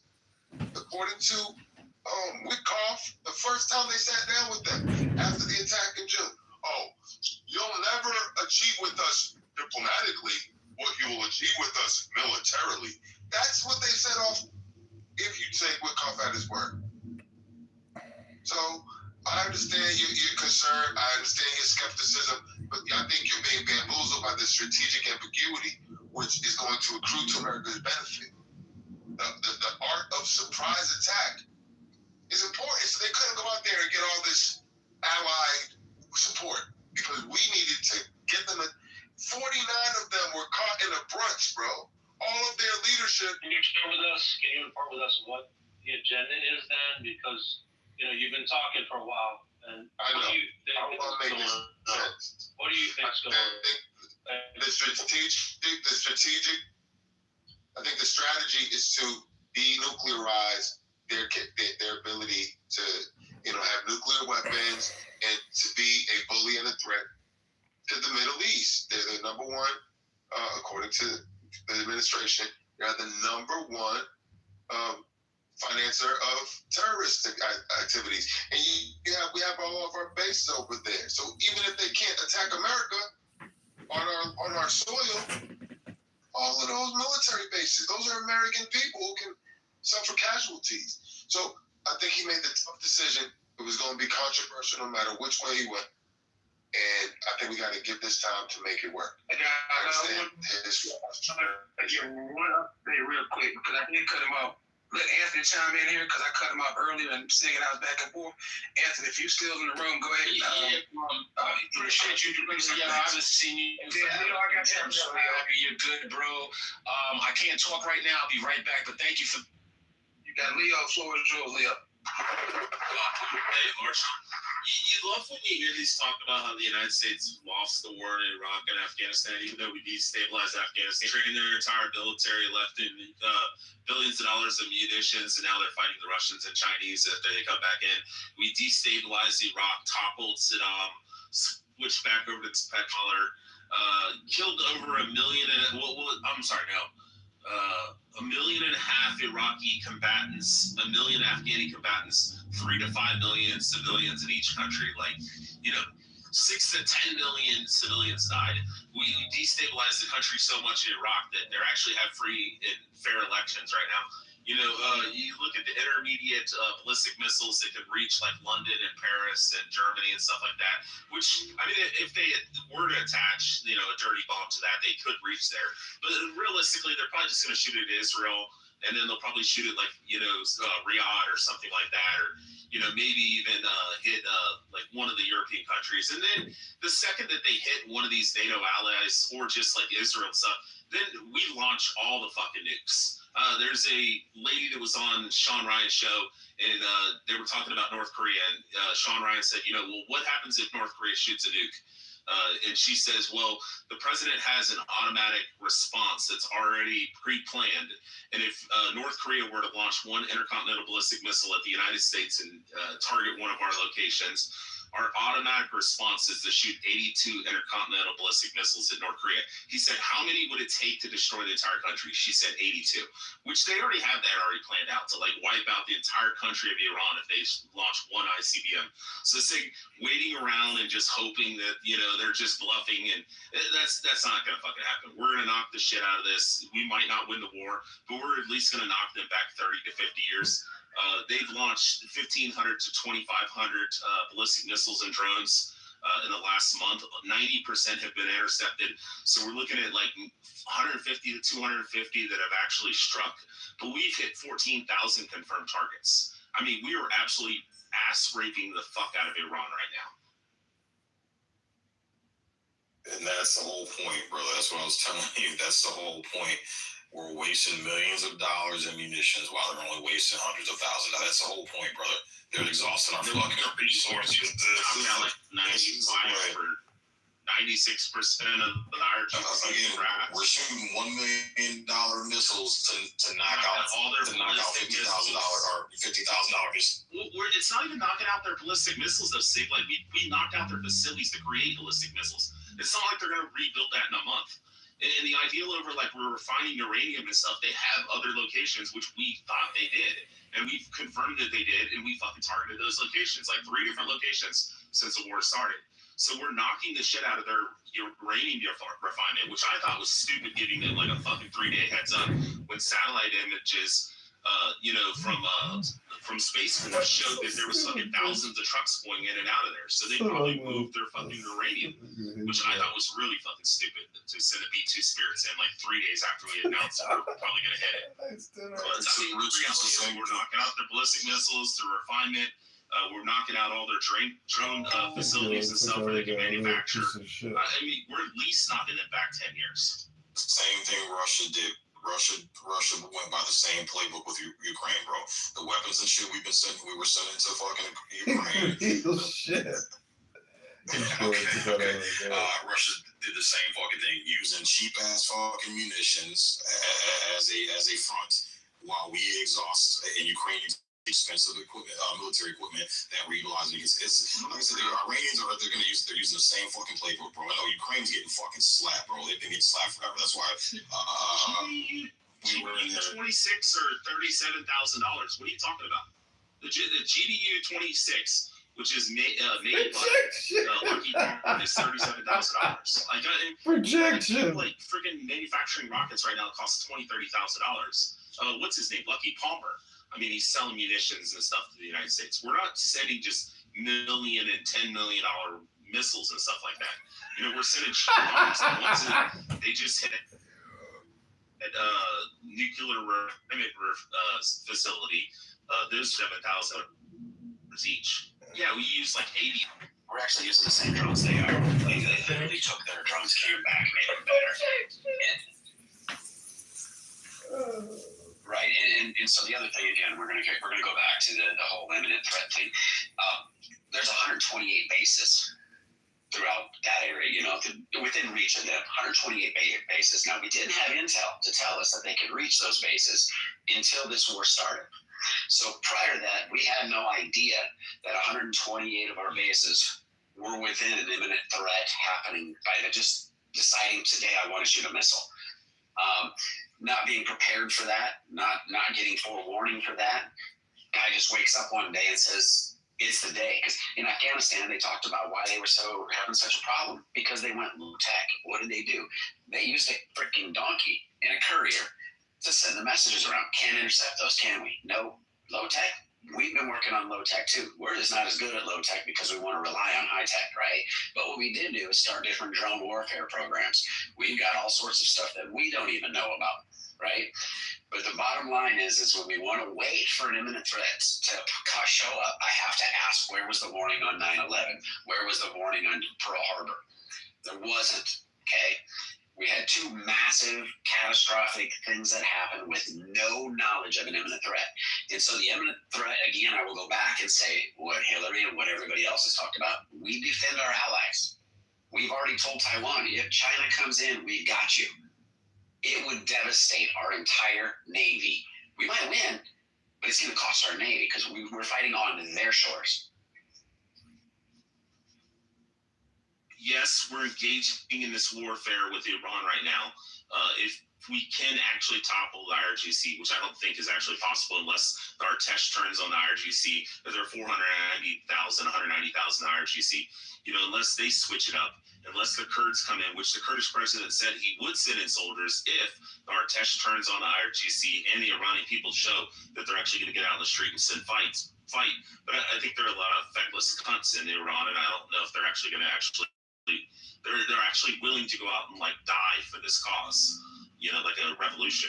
But the reality is, if you don't want us to be like a fucking proxy of Israel, then you should want the IRGC to be overthrown. Because the second that they can get their hands on a dirty bomb, and they do send 10 of them to Tel Aviv, and one makes it through, and it fucking nukes fucking Tel Aviv, that's automatic response. Automatic response if it takes 200 or 300 nukes to wipe Iran off the face of the earth, every square inch of that country, that's what we're going to do. That's going to be the automatic response when one, you know, nuke goes off in fucking Tel Aviv.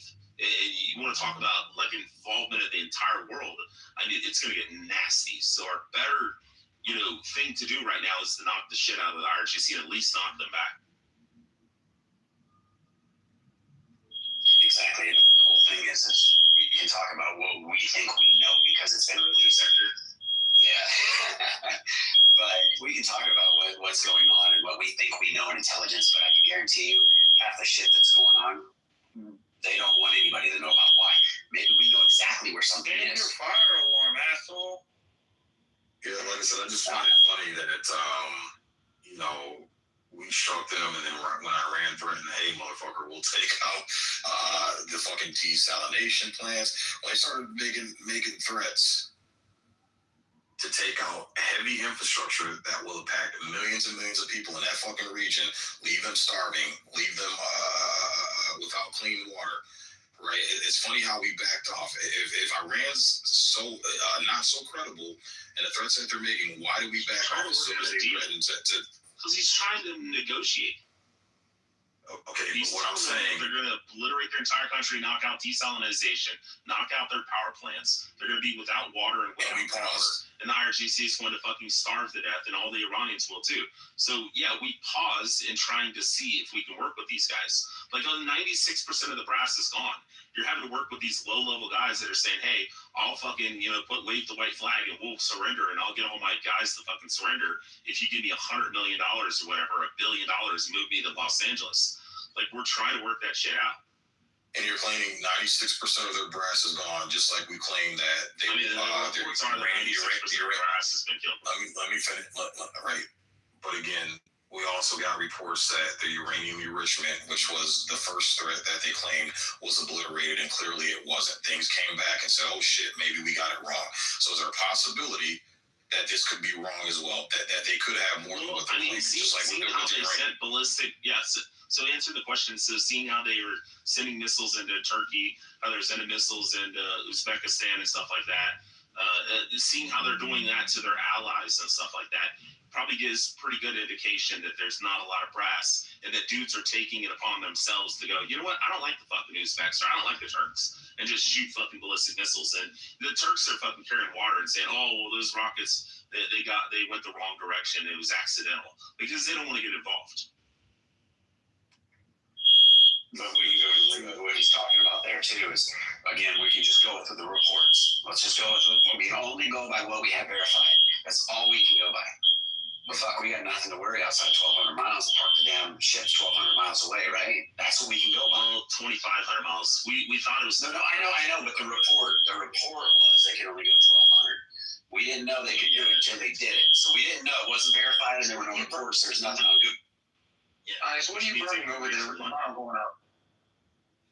It's the whole damn building. Okay. Just so you know, that is not me cooking. Because you already blew up your oven and your stove. Actually going in. I have a new one. Yeah. Sig, the only way this war is actually going to end is if the Iranian people, if they get Pahlavi and Trump, and Bibi says, get out there and fucking take down the IRGC, and that, 98 million Iranians or whatever it is, 80% of them supposedly hate the IRGC, which seems realistic the way they've treated them. If those 80%, if just 10%, 8 million people get out, there's 190,000 IRGC. They get weapons and stuff like that, just basic fucking, weapons, and go out and start murking these motherfuckers. Then the Kurds will start pushing in there, and then maybe we get some soldiers in. But we need the Iranians and we need the Artesh to go in to get into those barracks and get all the fucking weapons and stockpiles. That's a good point, Leo. Someone please correct me if I'm wrong, but Trump did not mention anything to the Iranian people or in that topic at all. Like, he didn't call to them and say, he told them we're going to do this. And well, yeah, but I'm talking about this speech that we just heard, this address. He did not say anything. And other addresses and speeches and talking points he's had, he's always said that, but now he hasn't. Did he say something or no? No, he didn't say anything, which I found alarming. He didn't even, to me, it was a very unusual. He read from a script. I always kind of take hesitation with his script reading because I don't really, I like him more unfiltered. He's a little bit more honest on that front. His script reading is just atrocious. The other thing is, he didn't really say anything significant outside of the fact that, we obviously, what we already know. I disagree with saying that the carriers are pulling back. Okay, we're moving them, we're shifting them. I believe we're moving a third one in. So that it seems to be that strike operations are going to go. Supposed to be swapping out the Gerald. They might be swapping out the Ford. Yeah, but I mean, the Ford, from what I know, even inside some of my veteran communities, for those of you that don't know, ships catch fire at sea. They rage. Like, it's not anything pretty.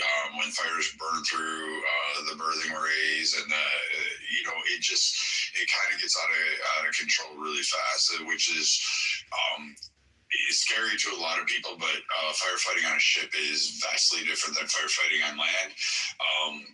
And things can catch a little bit faster. This is why, maybe some protocols weren't followed. I really don't know what the full report is off of the Ford right now. I do know that it does not look like it's been struck in that capacity from anything I've ever seen. It just looks like a typical fire. But I mean, those things happen. It's interesting how it happened in the laundry room. I wonder if somebody, opened up a flame and it caught, or an electrical component. That happens too. So, I mean, a lot of weird things can happen at sea with the ship. And these things run 24/7. So shit breaks, man. They do preventive maintenance. But again, I don't see anything that indicates that it was Iran claiming a victory. It's kind of weird. Now, if it comes out that, they were hit, well, then, Iran managed to get a drone. But how hard it is to get anything to fly through a carrier strike group with all that technology, I mean, it's kind of almost impossible. They're like more secure than nations. They have lasers now to take out the drones that are attached to the ship.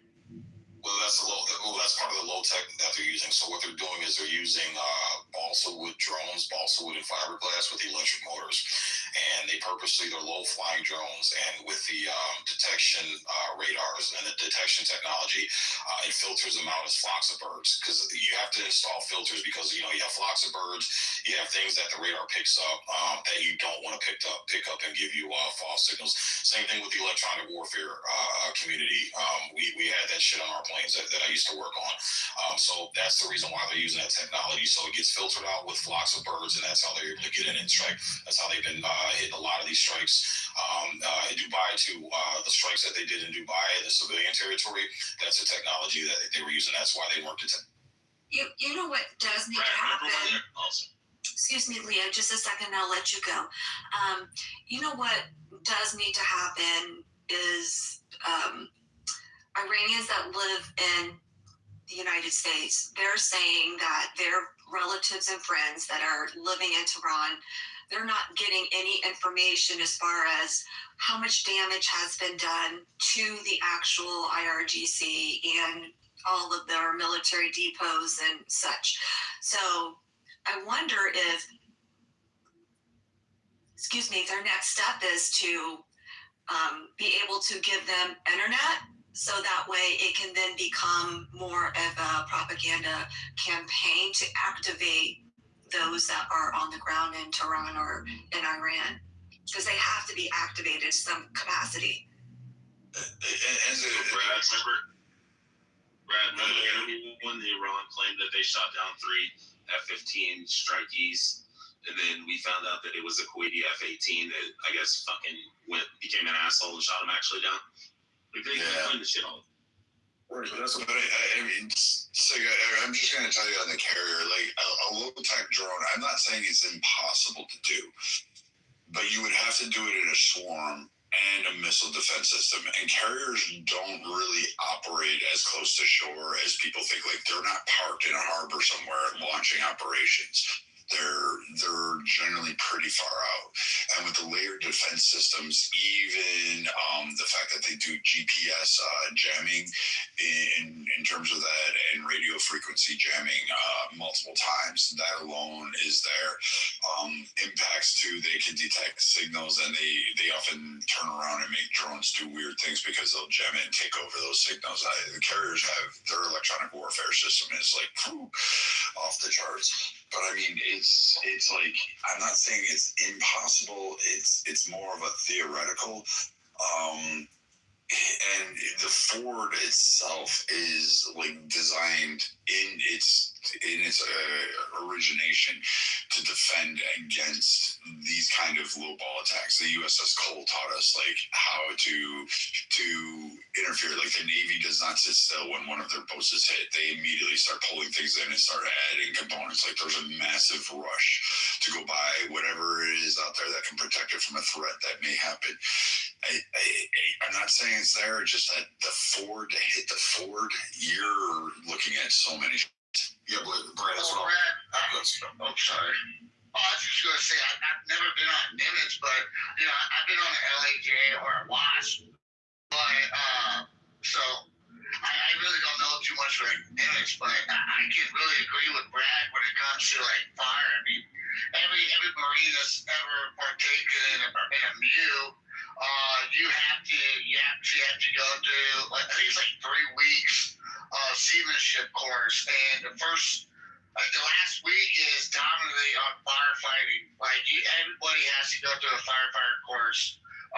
So fires are not common, but they're laundry rooms, like Brad said, even the washrooms, and just minute things. So I agree with Brad when I say there's no evidence truly pointing out that not even the veterans community, like say you're a veteran, Brad's veteran, I'm veteran, others, we all have our veteran community that we talk to, some that are still active or inactive but still do DOD or civilian contracting, and I have heard nothing on my channels of anything regarding like an actual strike. So I agree with Brad on that. Sorry for interrupting, Sig. Yeah, no, you good, Sucky. That's the thing. Again, I've never claimed it got struck.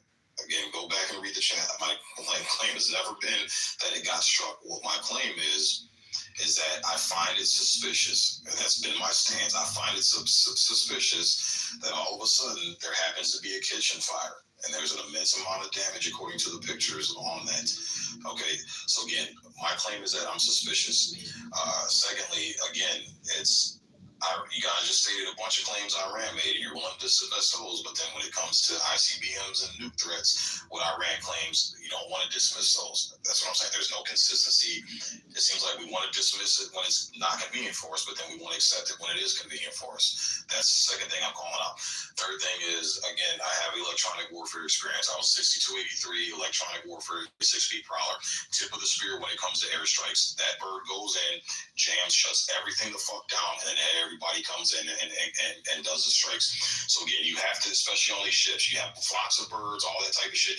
You have to filter those out because you're going to get a bunch of false positives from flocks of birds and stuff, and that's where the drone technology comes in. That's why they've been successful with all these strikes they've done on all these U.S. bases and these civilian sites, is because they've been using a low technology, knowing that there's a filter to filter out flocks of birds and things like that, where you don't want false positives constantly bugging the shit out of you and exhausting your resources. So those have been my... Well, one thing I was going to read right here from the article, it says major plumbing headache taunts $13 billion U.S. carrier off the coast of Venezuela. This is January 17, 2026. It says it's the U.S. Gerald R. Ford. So, like, they were already having problems with it, with just the plumbing. So, I mean, it's not that unrealistic to think that they had, like, a fucking fire. Well, I'm not, and I'll accept that. Like I said, I'm not saying 100% I know. I'm just saying it's a coincidence, and it's based on all the lies that flip-flopping. So I'll accept that. I'll take that. Yeah, it's been out since June. They were extended too. The Ford was extended in their deployment before all this. They were supposed to turn around and go back, but they didn't. Yeah, and say you both know. I mean, usually shit goes downhill once you actually get in theater, or when you actually start ramping up. Like, you both know that for at least with our branch, it seems like shit goes south. When you're in action, and so like I say, it could have just been like a out of the blue moment. I had to look this up too because I was pretty sure. I think the Ford was operating 900 miles off of the coast of Iran. I had to look this up. Max range on a high-end low-tech drone, it's about 25 miles. So what always gave me pause was the fact, Sig, of just the limited range of the radio frequencies and the ability of these like low-tech drones to go. Now, I don't have a lot of experience with drone warfare. I don't operate drones. I don't fly them around. But I mean, even on the high-end low-tech ones, I mean, you only got so many miles that you can do, and just carriers are constantly on the move. Chief, CRAM should grab it though. CRAM should grab it. I would think so. Even the old CWIS systems on their first iterations as a threat, like I've seen them, like fuck, our CWIS systems locked on. You guys would be surprised. Our weapon systems would lock on your personal planes you're flying over, and we just immediately will ping them and get them locked on. But I mean, I've seen them lock onto birds, like a pelican, and just kind of like follow that trajectory, waiting for the command to go hot. So, I mean, I don't know. We can put the forward as saying it's probably some seaman that was probably lighting a cigarette in the laundry room, or there was like some of the chemicals used in those laundry rooms probably combusted at some point, or electrical spark created some kind of fire, which that fucking happens if you ever watched our electricians in the Navy. I don't think there's a single one that doesn't get zapped on a routine basis. So, Chief, that's why we use the guns. The Navy transports Marines, but we have to shoot the guns for you guys. You know that our guns are a lot bigger. Glorified taxis. Yeah, our guns are a lot bigger, with more damage, and we have better toys than you guys. Sid, you gonna take that, Sid? That's because you're a kid. Mr. Right-Minded, since we haven't been able to talk politics in a while, I want to hear, what is your thought on what would be considered a W in this Iran conflict for you? To be quite honest, I think we've already won.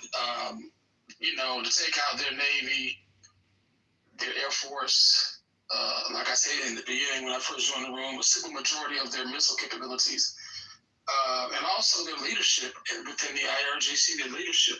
Ayatollah is dead. I think the second line of successions is dead also.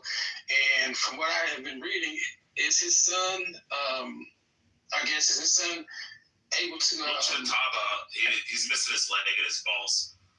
Okay, so then... And his penis doesn't work. But to me, that, we've already won. I think that we have some unfinished business, but we pretty much... This thing, from me on the outside looking in, I try not to get too deep in the woods militarily because I'm not a military guy like that. I didn't serve. But if I'm looking at it from a perspective of America first, it's seeing how they took out again all of their naval capabilities, pretty much, and their Air Force capabilities, and we control their skies. I don't know how you can't say that we've already not won. Well, some have been saying, and I've asked different, variety of people. I've asked people that are that have family there. They left the country at a young age, or military as well, and then civilians, Democrats, everything. And a lot of them have said that if there's no distinct regime change, then that's not a true W. Yes, that we've tampered them. Yes, we've tampered and knocked them out as far as their capabilities. But what the problem is I don't know. And it just kind of grew. Marshall, can I just finish, please, first? Thanks. It was like a game of whack-a-mole.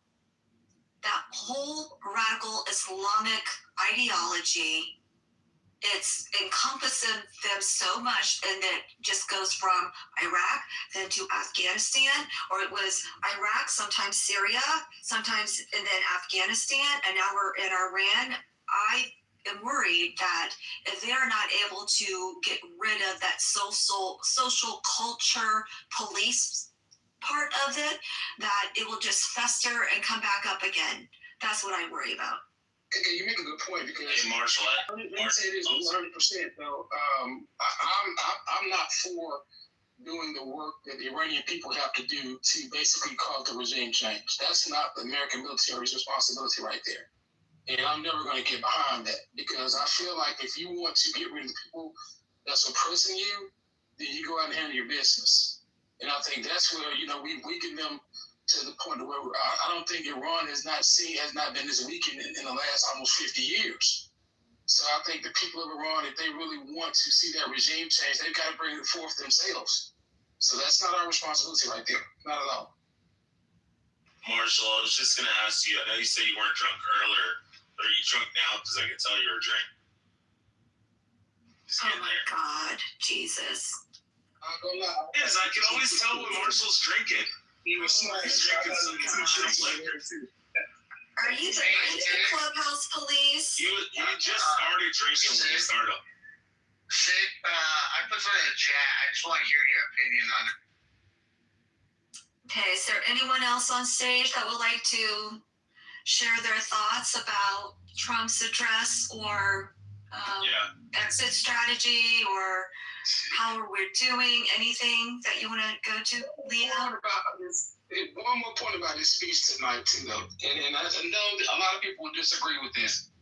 But what I do believe that he was doing was basically damage control message-wise, because a lot of people, you see a lot of the different mainstream media news outlets saying, well, we don't know his plan. You're not supposed to know his fucking plan, number one. And they're saying all these different types of stories. And to me, it's a confusion operation that obviously Democrats, lefticals were trying to put forth. And I think with this tonight, because he's not saying anything that we didn't already know. Okay? And when you look at the fact of, I think what a lot of us here in this room are intelligent about is we're keeping up daily with what's going on. So I think he did it for those people that are not quite as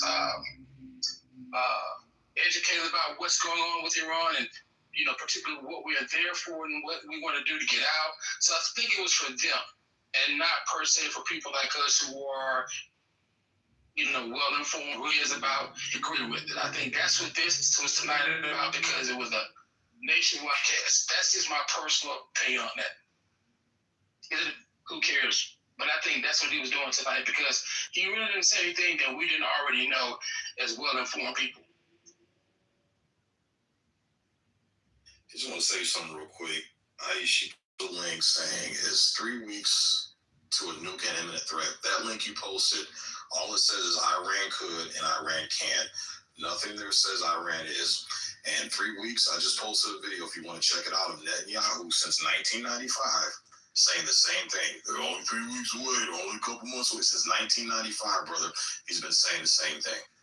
So again, please post something that is confirmed, not what could have, would have, should have been, but confirm. You have yet to do that.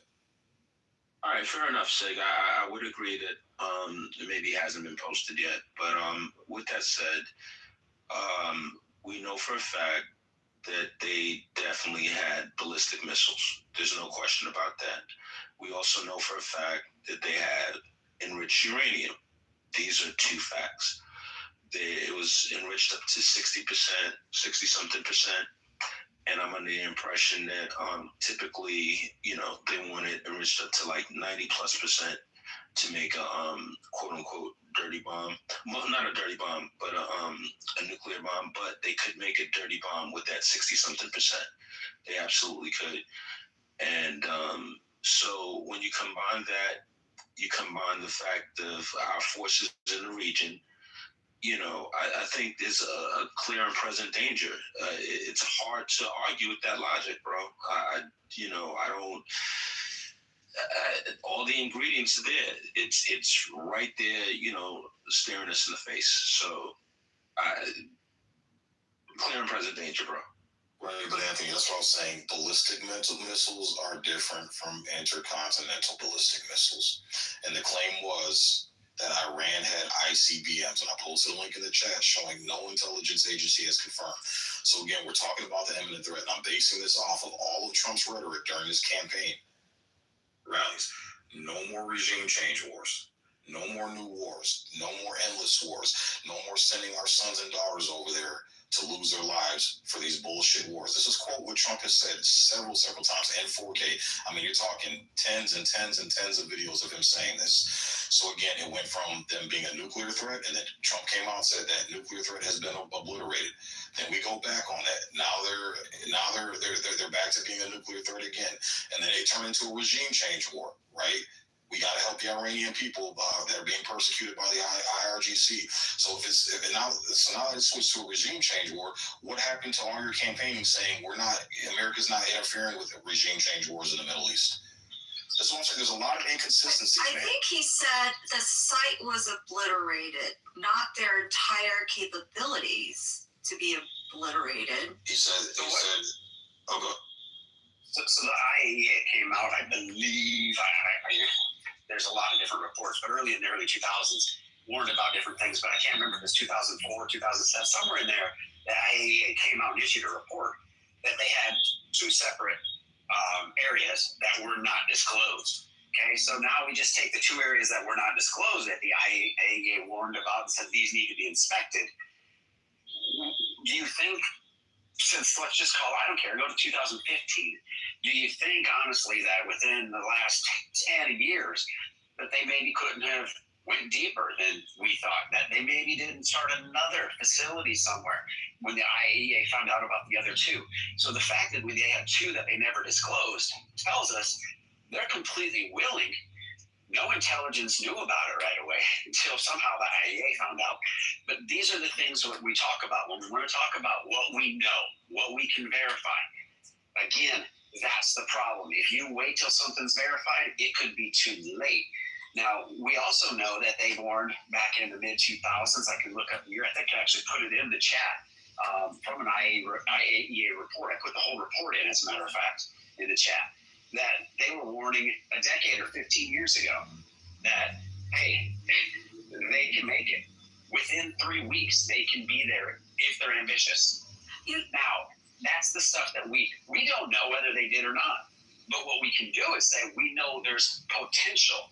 And with potential comes risk. And you give them that opportunity to do it.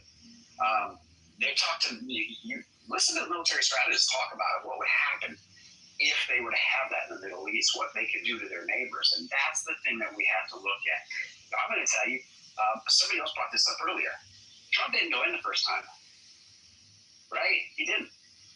Now he came in this time, and he's literally following Hillary's playbook. And I doubt that he just decided, I want to get, he knows, he talked about it. And everybody, there's Democrats that have known him for years who say, no, the dude's been against Iraq. He was against going in, didn't care about it, didn't talk about it, weapons and that. He was absolutely against it. But all of a sudden he did this time, which tells me that there's something that was there. And again, I will say this. Hillary said this. We will defend our allies, and we will use military force to do so. We have to protect all allies.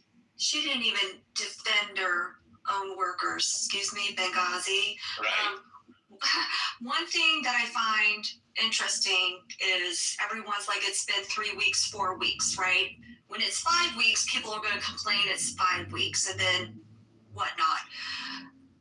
So I looked up some facts about the 2011 Libya intervention. Like, why did it occur? You know, aspects of the operation, time zone, who were the players in this. And it literally says, Mods, can you bring up someone from the audience, please? It says it was to prevent a massacre. Gaddafi's forces were threatening to unleash no mercy on civilians, specifically targeting cities like Benghazi and Misrata. Sounds familiar. We can mirror that going in Iran. Humanitarian mandate by the UN Security Council. To take all measures to protect population. All right, there's definitely a humanitarian concern there. And then the other reason was supporting Arab Spring protests. Obama sought to prevent the collapse of democratic movements in neighboring Egypt and Tanzania, and to support Libyans seeking democratic reform. Iranians are seeking democratic reform. And then it says team regional instability. The administration believed a humanitarian crisis in Libya would trigger a mass refugee issue and threaten regional stability. Okay, well, regional stability is an issue as well, and look at the oil market for that.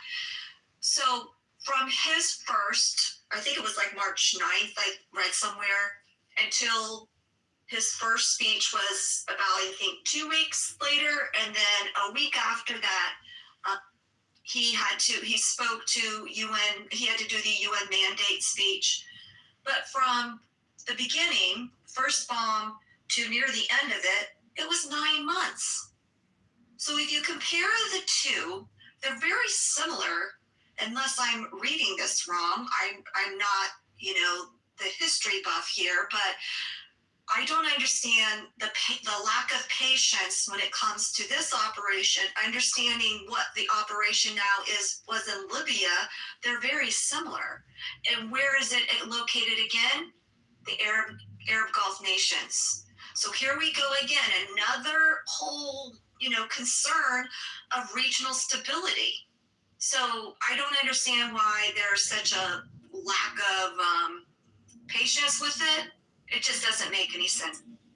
It took 11 weeks. It took 11 weeks for us to get Kosovo to back down. Kosovo's a fraction. So it's tiny compared to it. 11 weeks. And here we are literally dismantling an entire military in a few weeks. And we're doing it. We're not just going in and just hammering them either. These are very, very accurate strikes. And we had a strike on a school. It freaking sucked, right? But what did they say? Yeah, it was a former military, facility they're claiming or whatever, and that's why they had it marked. Okay, so bad shit does happen. It sucks. Everybody here, I don't know a single soul who is like, yeah, let's bomb kids. Let's bomb. All of us are happy as hell. We're not taking down buildings. Well, love it. Why? Because the Iranian people are happy as hell we're there. So we don't want to kill them.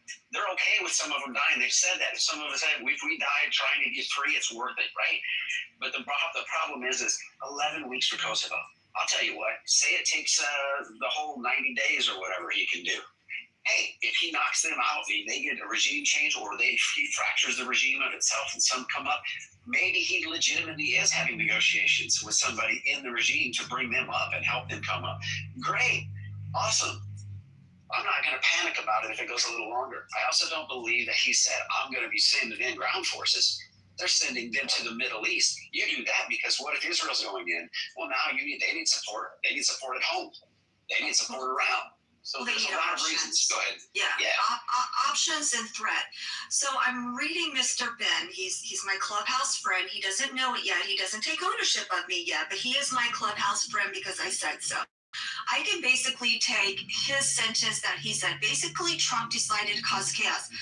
I literally could drop in Obama and say the exact same thing. Basically, Obama decided to cause chaos, mayhem, death, destruction, disruption, dissension, depletion of resources, and decades of hatred and mistrust from friends of foe in the Middle East and beyond. Continuance of Iraq, Afghanistan. I literally could say the exact same thing about Obama in regards to Libya. The issue is because Iran is on the forefront. We have Middle Gulf War, OIF, and Afghanistan PTSD as a nation. We had too many flag-draped coffins coming home. So our tolerance from that, we are very stigmatized and activated. We even think of a single boot on the ground, which I personally completely understand that. But it's not fair, in my opinion, to be able to say, oh, we demand more we demand to know all the intel and information now, and you need to validate it now before you do anything else. That's just it's not reasonable in my mind. Are there some facts that could be shady or not put together? Yeah. Should we ask questions? Absolutely. But to even think with what happened in Libya is kind of parallel correlation now I'm looking into the details, and in 9 months, right? And we're in 3 weeks. Go ahead, Mr. Right-minded. I'm going to say that, Ben is always, and I'm taking a little jab at him now because I haven't done this in a long time, but he always acts like Trump fucked this girl or something. He hates Trump to the utmost. And what I want to ask him is, you have a right to your opinion, no matter how moronic it is. But when you look at previous engagements from previous administrations, you've never seen anything this spectacular tactically to take out an entire country's military capabilities, pretty much their naval, air force, and missile capabilities in less than a month. And you're saying this is chaotic? I find you guys to be comical because your hatred for Trump, and again, you're a functioning human being, but when it comes to Trump, you guys are imbeciles. And you think that just because you can type mean things about it means that it's correct, and it's not. You have zero evidence of this thing being chaotic. From a military perspective, a lot of military people, super smarter than you and I will ever be militarily, have said this is one of the most strategic operations they've seen. Period. But you go ahead and say it's chaotic. You guys are moron. Mr. Redline, can I just make a statement to you? I would like to say that if Donald Trump came out today and said he found a immediate cure to cancer, CNN and all the haters in the chat would say, how dare Trump take away the right of someone to die from cancer? That's what would happen. It doesn't matter what Trump does positively for the country.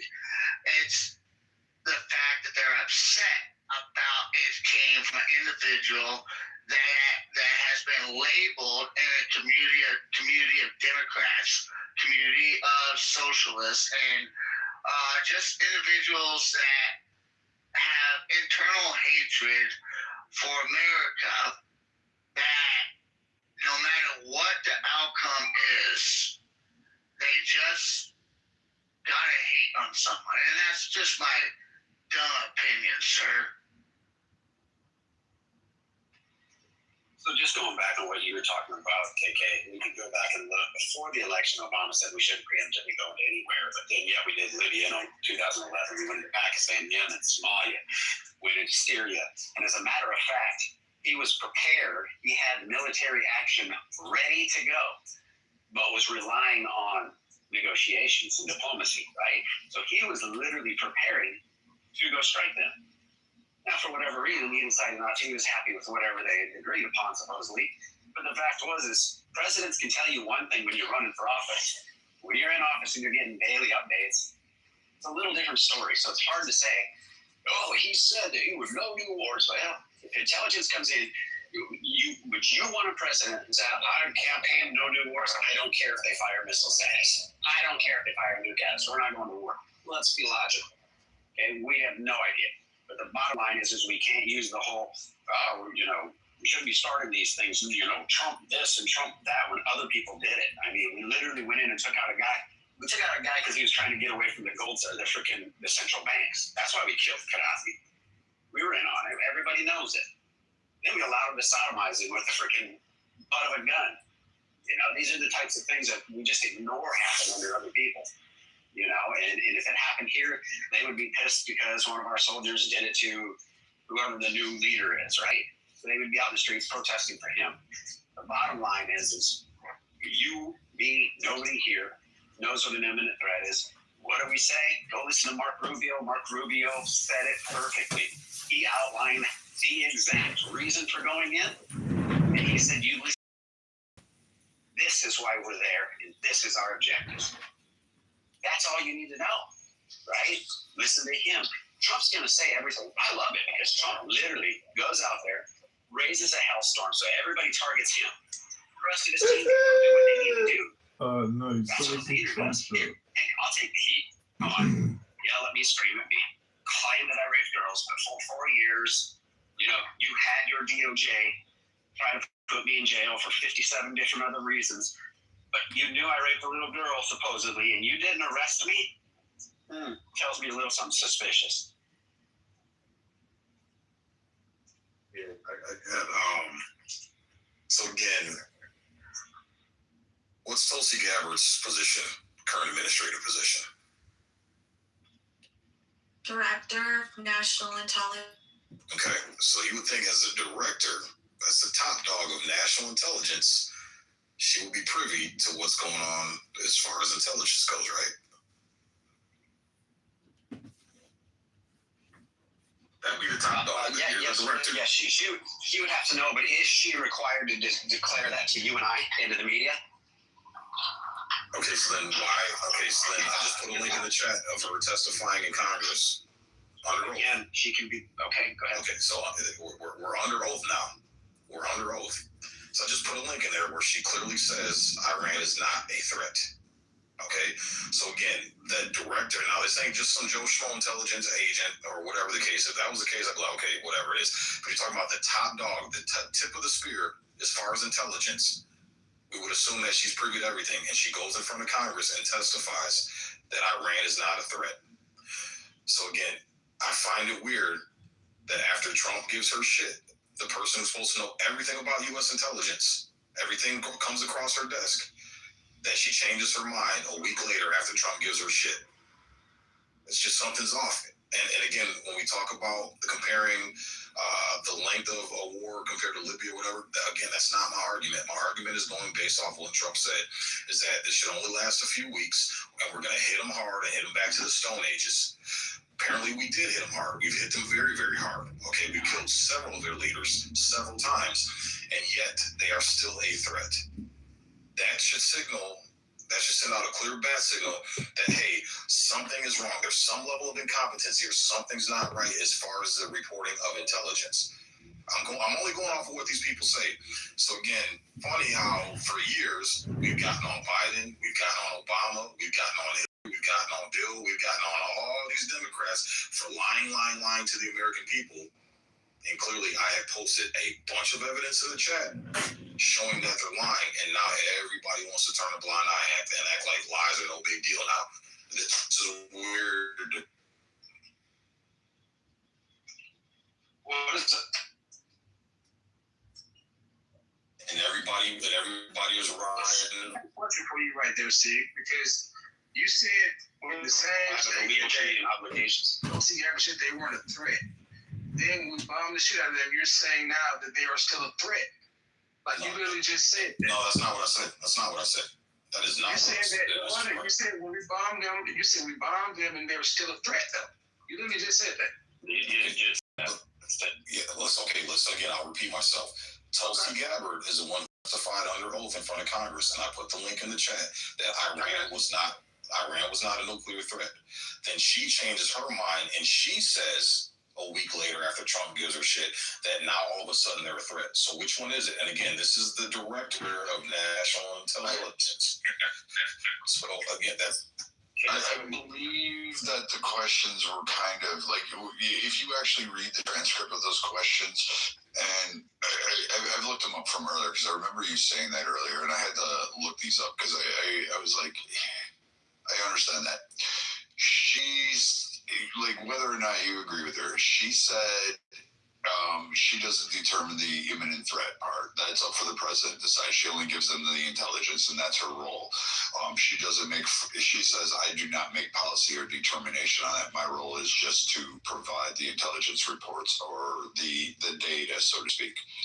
But she did state, and if I remember reading it correctly, with the transcripts, was that as a politician, she was definitely anti-war, anti-interventionist. But as did I. She's basically, she says she doesn't state that they're an imminent threat. She explains what the intelligence reports show, mostly in terms of how it goes from an unlikely threat to a potential or evolving threat. She states in the classified reports that they still were working on missile programs and military capabilities as well as regional actions to ensure the development. But she did cite that she's not trying to take an ideological stance, and she's basically stated that she doesn't necessarily see that they're launching missiles. The capabilities are that they are still working to develop them and would have the potential to have them before or at 2035. So that's kind of her role. I mean, maybe we're more used to more active DNI people saying, and I mean, in the politics field, like we had, what was it, Clapper and others that would go on CNN and talk all that shit, and maybe we just don't have, those people anymore that are doing it. She's just taking a different approach, and I think it's how she answers the questions to the questions being asked is, I think we have to take apart. She's really trying to remain a neutral voice and saying this is who people are just now. One of them is duty to warn. And I wrote it in the chat verbatim. While the president determines policy actions regarding threats, the IC, her, maintains a, quote, duty to warn the administration about potential dangers. So it's about potential dangers, not the imminency of regarding threats within her capabilities. But it's And you look at the NATO agreement in Article 5 of the NATO agreement, it literally says an attack on one is an attack on all and requires legally obligated to engage, right? And then you go further, if you go into the bilateral defense strategies and talk about that, go a little further, goes into the strategic policy and commitments. It is literally showing enemies, the reason that we would go into military forces to deterrence, showing enemies that attacks on allies will be met with U.S. force. That's in the NATO agreement, right? Forward and presence, military bases abroad, Germany, Japan, South Korea, Middle East, reinforce this commitment. Extended nuclear deterrence, the U.S. guarantees protection under the nuclear umbrella, especially for NATO, Japan, and South Korea, right? Then it says presidential discretion and limitations. The U.S. president is commander-in-chief, so how the U.S. responds can vary by administration. So these are the things, when you look at this, we're legally obligated to go in and defend our allies. We can go in preemptively to prevent an attack. And we do it, why? To show that an attack on an ally will be met with U.S. force. This is NATO. This is go ahead. Who do you consider an ally in this case? You think it's Iran? I mean, Israel's our ally. I'm asking, like, who, like, when you say Israel is our ally.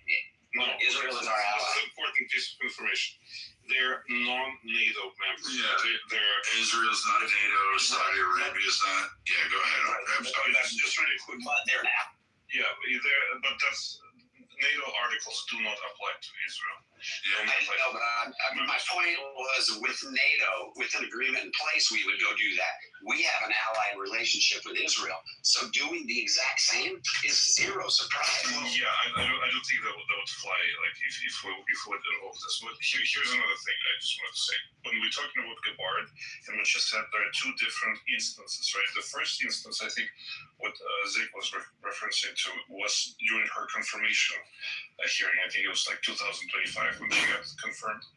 And then the second one, when she altogether avoided answering that question, she kind of relied on the president's power to determine who's the imminent threat. That was later. I think it was like it was fairly recent. I think it was like in March of this year that did this during either hearings or it was reported that came out of her. So I think what Brad outlined is a fair assessment. Like she is non-interventionalist just by nature, so she would not ever support any kind of intervention. But on the other hand, she also did not go against the position of the White House. But again, if you watch the video, she said she testified under oath to Congress that Iran was not building nuclear weapons. Not in the position yet at all. Like she had not information. That's her opinion. So she was a DNI chief at the time when she said that made that statement? I don't think so. I mean, I can check it, but I think that there are two distinct instances where she said it's not an imminent threat, and then she referenced to the president to determine who is the imminent threat. Well, that changes the entire context then. Yeah, that changes the entire context. If she wasn't even in a position to be DNI chief, then she didn't have access to the intel.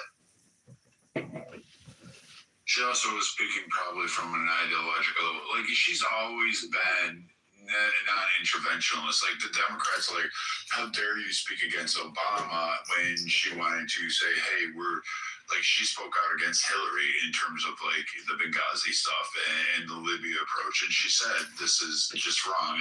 The same thing with Syria with Obama.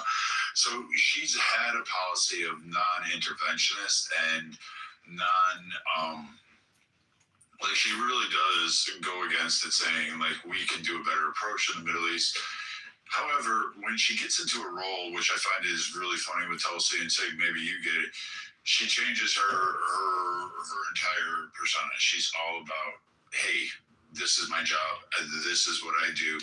this is up to do. My personal opinions don't go ahead and conflate it. And yeah, she's okay for a Democrat, I guess. I'm sure she'll get out of the administration. They'll ask her and she'll say, I may or may not have agreed with Iran.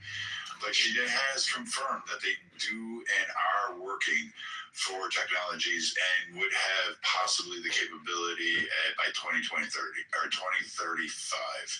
So, I mean, I don't know if she's flip-flopping. I think she's walking a tightrope because she cannot inject herself into foreign policy. I'm reading here, Brad, but it says that she refused to say that there was an imminent nuclear threat. That's what she was saying, is that she would not say that there was an imminent nuclear threat, but that they were worried about that. So that, go ahead, Sig. Yeah, I was gonna say, so she was appointed in February 2025, so she was in the position already, so that's debunked. And again, this all started as Iran being a nuclear threat. So again, let's not try to walk this back and flip-flop again.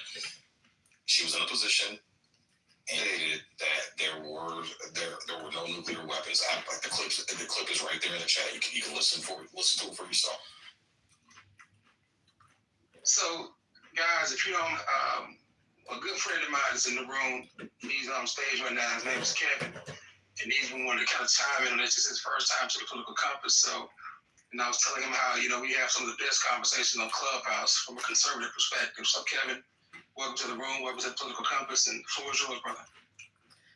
Thank you. I appreciate it. I'm listening to the commentary, and I'm just sitting here thinking that I'll be 47 in a couple of months. And in my opinion, Iran has been a threat for 47 years, all my life, whether it's indirectly, directly, via proxy.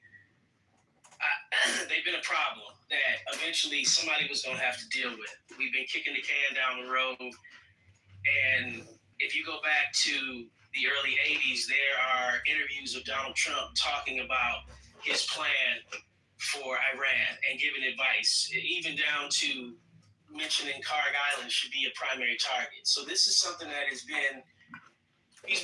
has been in his mind for decades on how he would deal with Iran. And every administration has recognized that Iran is a problem. It doesn't matter. I could care less what Joe Kent says. It doesn't matter to me if Tulsi Gabbard says that there's no nuclear threat. They're a threat, period. And I want smoke with any country that chants death to America every day. And so the fact that Donald Trump finally decided to go in after watching 45,000 innocent protesters get stomped out, I'm glad we're doing this, finally.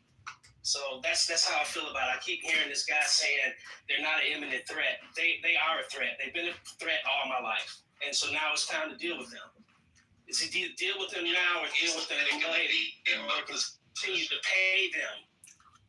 Now, the bank is closed for Iran. So that's my opinion. I'm glad we're doing this. I'm glad we're being effective. And most of all, I'm glad we're showing the rest of the world the military might of America. So China can back off. Russia can forget about being froggy and thinking about leaving. They're watching us dismantle this regime strategically. And it's not about regime change as much as it is about regime collapse. They want to collapse the leadership so that the Iranian government can come in and take over. So that's my position on all of this. I think the president did a great job tonight in his speech. He didn't say anything that I didn't think he was going to say. The only thing I was hoping he would not do is give a timeline, and I didn't hear him do that because I know once he does that, then the media is going to hold him to that. And so, if you ask me, I think it's going great. Yeah, that's really high IQ there. I don't care what the National Director of Intelligence says, but you're willing to dismiss that. I am willing to dismiss that. You're right. I didn't cut you off, bro.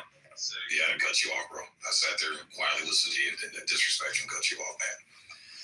So again, let's totally dismiss what the National Director of Intelligence says and what she testified to, all because they've been a threat since I was a kid. It makes a lot of sense.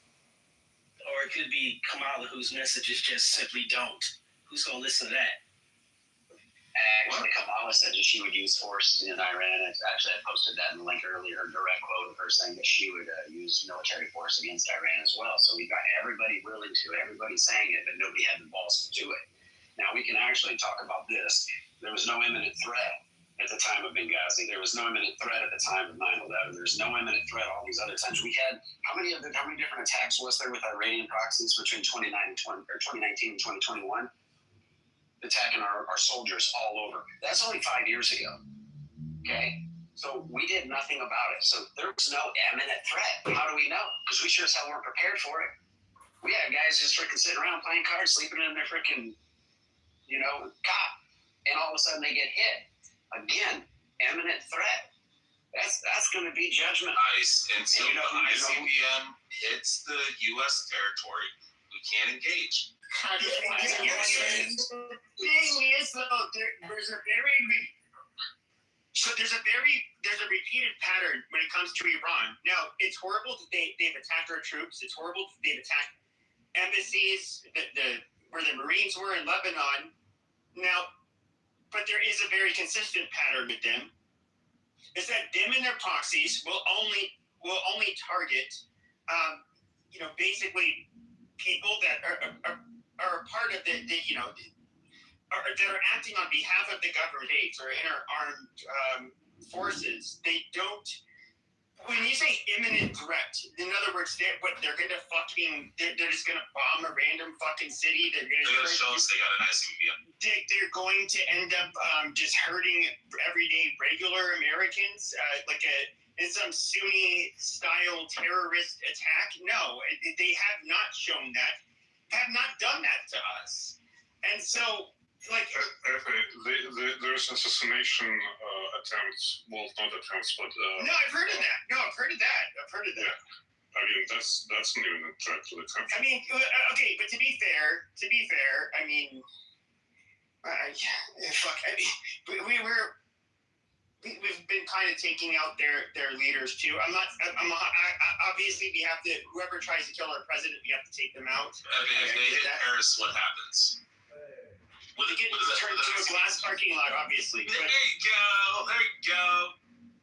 But I mean, this war was so fucking unnecessary. And here's the thing. This is what's really disappointing about so many of the fucking bootlickers that are going to sit here and suck Trump dick and Israeli dick as a result of after all of this. Is Trump ran on something completely different. He said he was criticizing, okay, for the last several years. I know a lot of you are going to say, like, we should shut the fuck up.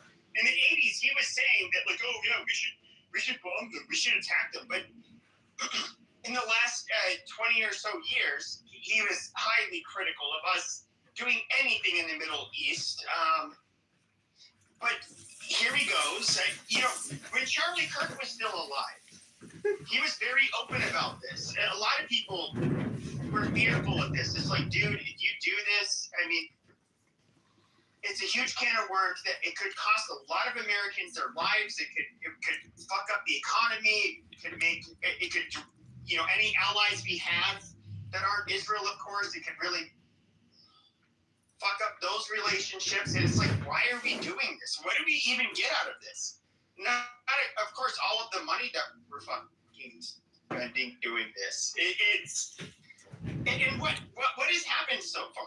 Like he said, it's such a great fucking success. But here he is. He's bitching and in a weird way. It's so he looks like a fucking coward. He's just like, you guys, if you want to enjoy the goods that come from the Strait of Hormuz, you guys should do something about it. Okay, like you obviously didn't really take care of the fucking problem because they're still causing a problem on the Strait. I mean, this is fucking bullshit. We did not need to get involved in this fucking shit. Fucking American life is worth the fucking protecting Israel. Like, fuck this shit. But we're gonna sit here and pretend like this is not what's been going on. But I don't know. It's and a lot of you maggots are fucking retarded. Like, you diehard maggot people. I don't understand you people. Like, I'm somebody who's voted Republican my whole life. Okay, but to give your undying loyalty to some bloviating orange fat fuck that you know, calls people pet names and shit. It's fucking weird. One more name.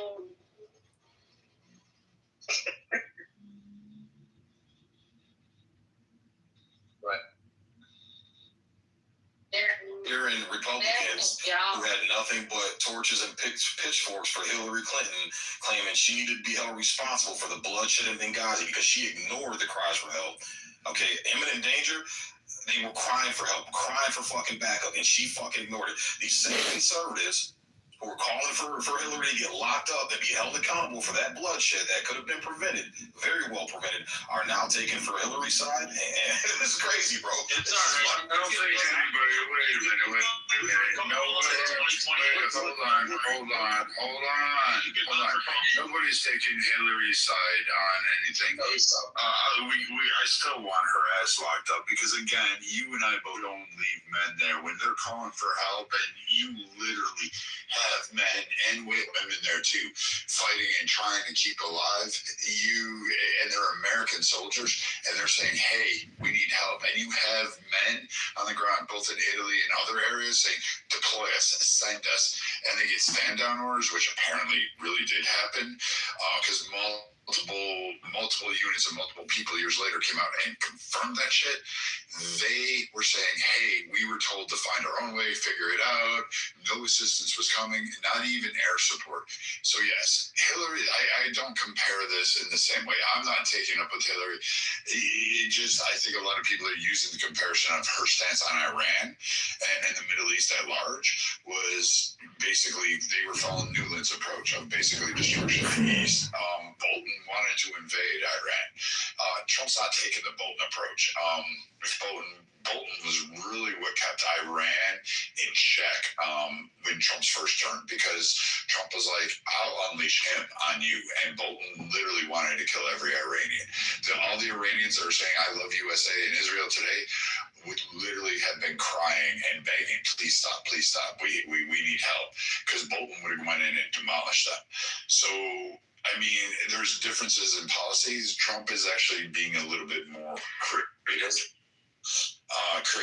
in regards to Iran. Again, I'll say for 50 years, they have attacked Americans and killed them, and even innocent civilians. They have basically paid for proxy groups. We've tried to bribe them. We've lifted sanctions. We put more sanctions on. We've blockaded them. We destroyed their Navy once. We have done a lot of things with Iran and tried multiple avenues. In all, saying, like, what option was really left at this point? Either the next administration was going to have something go on, we'd have another terror attack that would be all traumatic, we'd all watch the news and say thoughts and prayers again, or we're now sending thoughts and prayers with the IGC. And I get it, we have soldiers that are in harm's way, but you and I both, every veteran on this stage knows, yeah, we put boots on. We don't wish to go to war every day. And we hope we come back, and we hope everybody else comes back. But we're also realists. We know that there's a chance we may not be coming home that day, and many do pay that price. And their calls and their answers don't go unheeded. It's the fact that what we do when we sign up. Like, you know that. As soon as you put that uniform on, not for suicide mission. This isn't a suicide mission. Yeah, for Israel, it is, bro. Come on, bro. Well, Israel sacrificing the blood of Americans, for their goals. So, like, what did they're not sacrificing shit. Yeah, they're not even putting boots on the ground themselves, bro. They're not even putting boots on the ground themselves for this.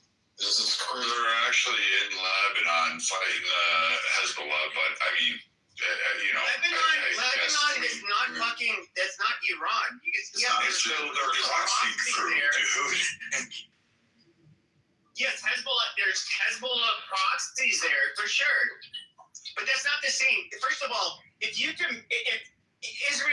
obviously has the most to gain from this war, if you expect our people to put boots on the ground, I don't care what the fuck you have to do. You end up drawing up the fucking call to service. You bring every fucking Israeli citizen, no matter where the fuck they are in the world, you drag their fucking ass into Israel. You get them booted up, and you tell them we're going to war.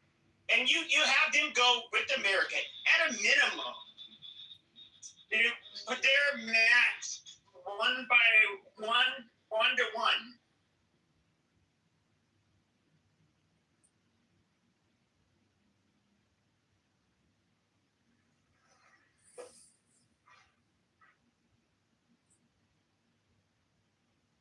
Than it would Israel. Mostly starting with Saudi Arabia. It would start with, UAE, Dubai. These nations would actually be the ones that actually benefit the most off of Iraq. They would be able to, because they would be able to have the contracting agreements. They would walk in there. They would also be helping to stabilize the oil industries. They'd be working with the American companies that were investing in the infrastructure. They're the ones that are going to get first bite at the apple alongside the American companies. And these entities will have it. And Iran, if they do it right, will fall into the fold of OPEC within 5 to 10 years if they actually replace the IRGC and decided to play the economic game with the Middle East. Thus, and because their religion, their ideology more closely aligns with Saudi Arabia, they'll have tighter pacts economically with them, but they don't need. But I completely disagree, because if we look at Israel, there's one persistent threat that actually stresses their military. Obviously, they can take on much bigger foes than Hamas. So they're a bunch of third world retards, but they end up having to, of course, calling people from all over the world that are Israeli citizens to go into service. It was a hell of a disruption for Israel. Do I think that? Just imagine October 7th. You have, of course, the constant attacks from Hezbollah, Hamas, the people that are funded by Iran towards them. Yes, you get Houthis that would go against the fucking Saudis, but they cannot inflict even close to the same kind of fucking damage or carnage, or even financially affect the Saudis in the same way that they affect Israel. And when I say it affects Israel financially, in other words, they have to basically, large parts of their economy end up having to shut down. They have to have a huge enlistment of people, to fight, Iran's proxies. And come on, dude. Nobody's ever fucking told me that this war obviously benefits Israel the most. There's nothing controversial about that. We actually benefit more than Israel because, quite frankly, oh my God. What do you mean? We get first investment opportunities within terms of Iran. Israel is not going to have the economic development sectors to have that. We're going to sit there and go, hey, you know what, Chevron, go in there and take half of that. We're taking that part of the apple. That's why the Iranian people are really retarded that come up here and go, I love fucking America. We're taking half of that shit. That's coming back. We are going to do that. The U.S. will do it regardless of whatever administration's in there. We're taking half. It doesn't matter, liberal, Mandami, it don't fucking matter. Jesus Christ could come in tomorrow. We're still taking half of that shit. That being said, we're going to have that. The passageways, the straits, they want that to stop attacking. Literally every nation in the world, that channel open. Russia, even though they're saber rattling, is like, oh shit, yeah, we can have that because we have good ties with Iranians. We're gonna help out. We're rooting for Iran. We've been long-time supporters of the Iranian people. In reality, they've kind of messed around just with the IRGC and forgot the Iranian people. But they're hoping to get a crack at it. China's the only one that's not going to benefit. Israel won't really benefit in the way you did. They'll just get rid of an enemy that they've had a conflict for fucking, 400 years. And they can really check that off. But really, the U.S. economically will win that. They'll have the seas. They'll be able to take that on. We have the fucking seas before 73% of all Chinese oil and gas comes out of the Gulf state countries in Iran. 55% out of the Gulf states, 18% out of Iran. 73%. We will hold on, Stippy, hold on, just 2 seconds. We will literally control the fucking water spigot to China. Leo, what do you think about that, buddy? Leo, do you think about that? Yeah, I'm 40, so I got 2 years left as long as it's done. I have a question for Sig. So you can answer it. He's a grown ass man. He'll answer it. Yeah. So KK mentioned that we have boots on the ground, or Israel has boots on the ground in Lebanon. And your response to that was, well, Lebanon is not as big a threat as Iran. So by that statement, we can assume that you do see Iran as a threat. No, sir. To Israel. So to Israel, again, this whole night it's just been. He just hates Israel. That's what I'm saying, bro. It's like this whole night has just been misquote what I'm saying, put words. No. I repeated what you said verbatim. You said Lebanon is not as big as a threat as Iran. And so my question is simple. No, that's not. You didn't say Israel. You said they're not as big as a threat. No, it's Israel.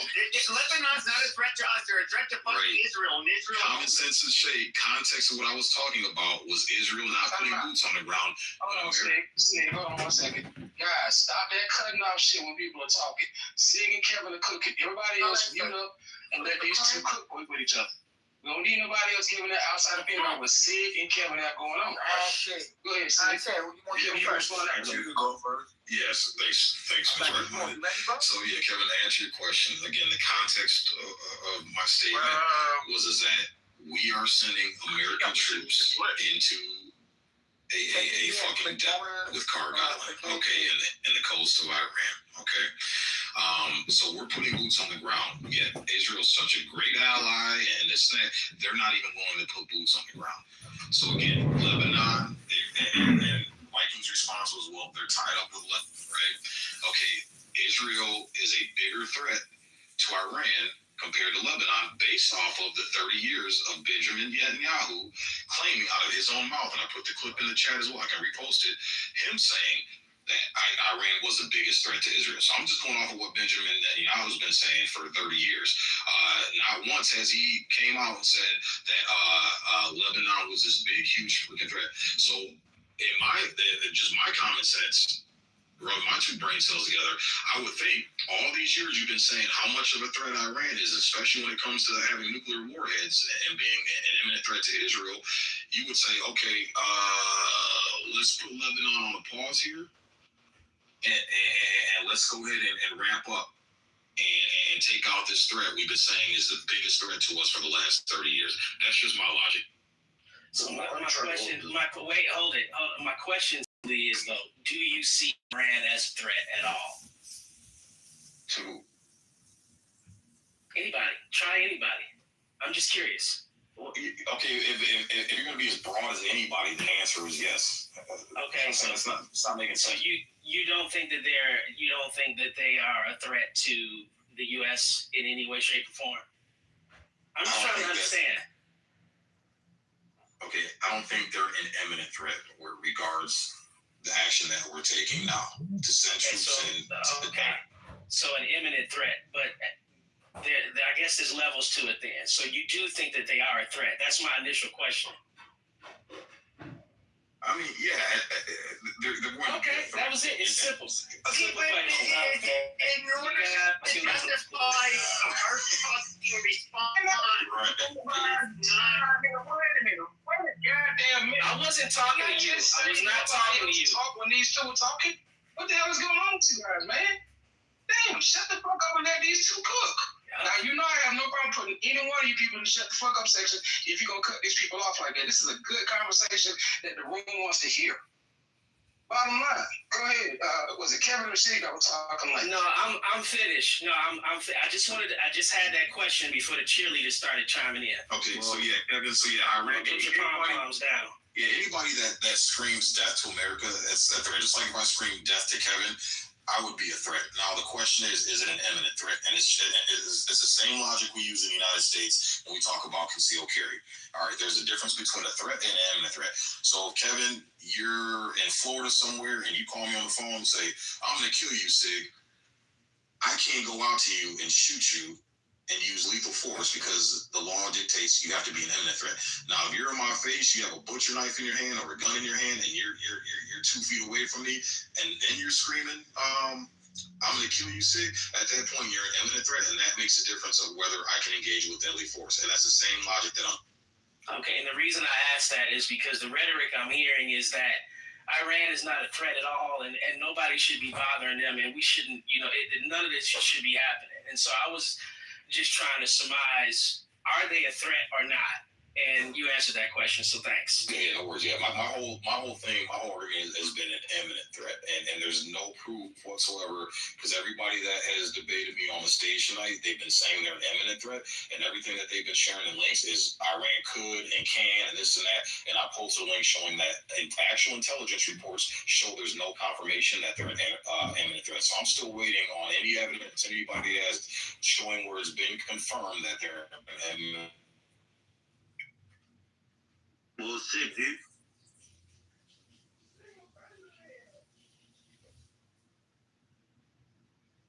And Masaba come out and say, yes, they have intercontinental ballistic missiles that can reach Los Angeles or New York. You're going to be like, oh, it's fucking WMD shit, it's Iraq. And I'd be like, Sig wants to get on a plane, fly to fucking Tehran, walk down to the bunker and like physically inspect the ICBM and be like, all right, now we can engage. That's not true. Yeah. So way to be hyperbolic there. Exactly, Rich, right. but again, You said all I'm asking for is that some type of if Tulsi, if some type of intelligence report, other intelligence. Okay, you can't tell me what's bullshit again. You the fucking water over there in Iraq, and that's why you're pissed off, and you don't want to believe anything they say. Yeah. Okay, whatever, Rich. So again, let me say my claim to respond to you. So again, nobody has shared anything that has confirmed. It's all shoulda, woulda, coulda, can and would and could and all that. You gonna let me finish, Rich? Yeah. Jesus fucking Christ, man. Jesus fucking Rich, you gotta stop, man. Okay, yeah. Sig, would you accept? All right, you said imminent threat. You wanted proof that Iran is dangerous to us. Would you consider the Iranian attack on the U.S. base in Qatar a major attack? 14 missiles were fired. Others impacted, injuring soldiers. Attack on 2026, the tanker owned by U.S. companies. They sent explosive boats. Ship was caught on fire. One crew member was set afire. Proxies. That was actually Iranian Navy. And then they did backed by the Houthis. It's been confirmed, and this is coming from the Mediterranean.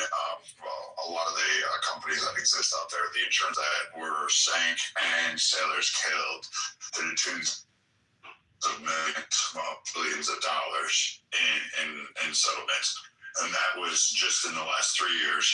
And then you have various U.S. and allied targets continuing in Iraq, Syria region. You have those proxy warfares that were actually directly funded, and we tracked the money that came from Obama's plane ride with cash. And then you do have the ongoing attacks currently, and then you have the base where Iran targeted in Saudi Arabia and killed 12. So would that can be considered that they are a threat to U.S. because they're attacking Americans both at sea and in other nations that, quote, Saudi Arabia was not an enemy to Iran? Would you accept?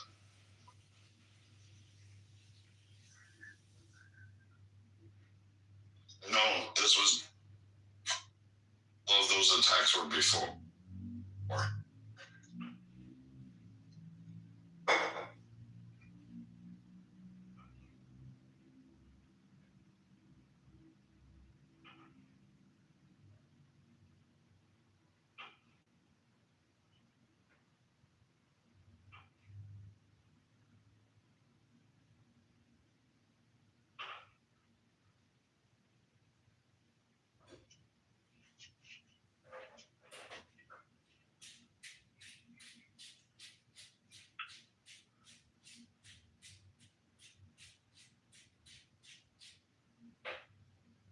Bro, this is like a pro-Hamas argument. Hey, Sig. We were just talking to about imminent threat, about, if you had a butcher knife or stuff like that. Well, what if he's like Kevin Hart says? Because by stature, if the individual isn't higher body mass, technically he's not an imminent threat. Even if he imposes harm to you, you're able to defeat yourself. So I just wanted to. Yeah, the point that I'm trying to make, Seppi, is that again, Iran is responding to us meddling in their shit.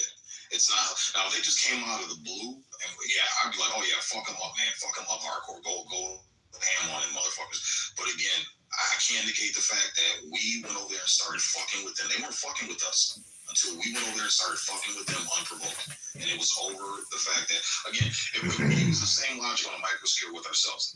Again, Seppi. Again. Your own sovereign property, and you were doing your thing to build your property up and become successful, this and that. And I came over there and I put a stop to it so I could benefit. Sir, you would have a problem with that. Yo, Sig, do you support Russia or Ukraine? Do you think that America should support Russia or Ukraine? America should say America.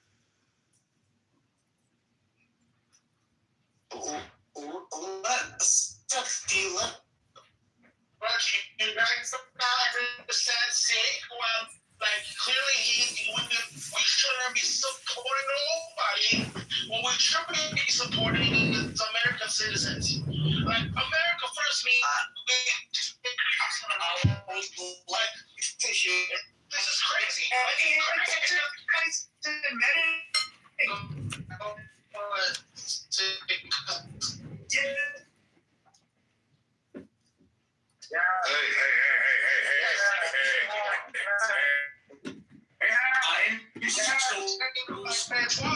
All you motherfuckers, hold on.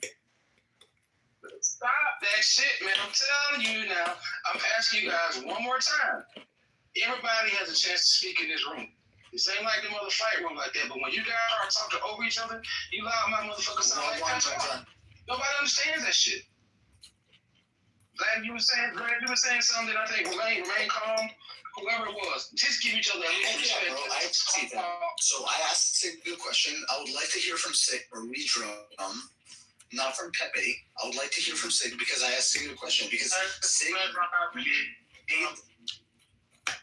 he made the last statement, and I said, so since we're talking about support and where support should go, do you believe that America? And again, I saw him respond to Redrum's statement saying, "Oh, we should take care of our own citizens." Great, I do believe in that. But ideologically, Sig, do you mind if I ask you, if you had to make a choice into what country you support right at this moment, would you pick Russia or would you pick Ukraine? Because I don't give a fuck. Just like we have to fight our look what just happened. Trump called for help from our quote unquote allies, and nobody stepped up to the fucking plate, bro. So I'm tired of supporting allies that don't support us. We need to become sovereign. We need to become isolationist. We need to take care of our own. So the $200 billion that Pete has said, just to answer, you know how far $200 billion can go to we got you never gave us $200 billion. You gave us old weapons and old equipment that you called $200 billion. You never gave us cash, okay? And we're fucking up one of your main fucking adversaries. And you're fucking welcome, because Kitover is not your fucking friend. Oh my god. Who is this? I don't know. I'm a retard. You guys are listening. This is fucking weird. Who is this?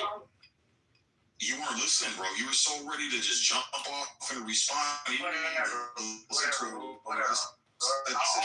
nothing about $200 billion over there. What I said is that the $200 billion that Pete had said just requested from Congress and said it's possibly going to slide up to be even more without actually fighting. Nobody stepping up to the plate. Is it true? Trump just asked for we find ourselves in the same pool. didn't Ukraine say that we're going to give you fucking which is good. I'm not fucking drone technology? And Trump said, oh, we don't want that. And even though they probably still took it, but it looks great to be like, yeah, we don't need it. But they're still using it. We're supplying Ukraine with all their fucking. And we're supplying you right the fuck up. You sound like an angel who can read. Your voice, I can't hear words from your voice. Yeah. Just angry Ukraine. Why that fucking thread is because we've been supplying them, bro. If we didn't supply Ukraine with anything, they didn't done already, bro. Right? Remember when Tom said that Ukraine is gonna all 3 days? It's been 1,500 days. How much U.S. money is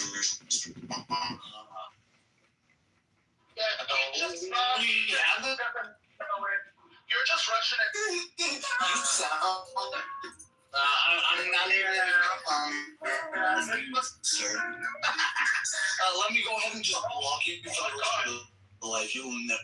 But again, remain. I mean, everything you're saying is hogwash, brother. Again, you understand how many billions of dollars we've dumped in Ukraine? How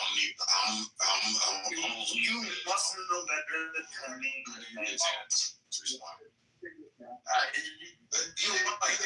I was really impressed. That's why I actually enjoyed. Yeah, well, let him finish though.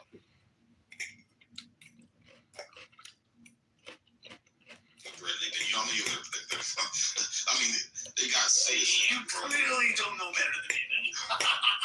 You're not even. Okay, a couple of things here. First, Trump never said that Ukraine would fall in 3 days. He said, and I quote verbatim because I can pull the actual fucking quote, which is really easy. Google's the thing.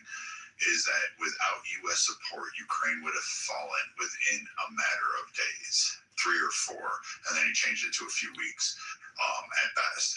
That was his direct quote. And yeah, that's true. Zelensky went through 90% of those resources faster than anybody ever anticipated, to the point where Biden was even arguing with Zelensky about how he was spending it, and how his generals were basically throwing everything at a wall and not utilizing resources appropriately. And Biden had trouble getting the rest of Europe to chip in at the extent. And to be fair to you, yes, it was older equipment. Yes, it was still on par with what the Russians were throwing at you. And yes, Biden did the blockade that wanted to be released. As the end of 2025, you contribute 69 billion. Germany had done 13 billion, and we done 10 billion. Yeah. So, pro-rata, and still isn't.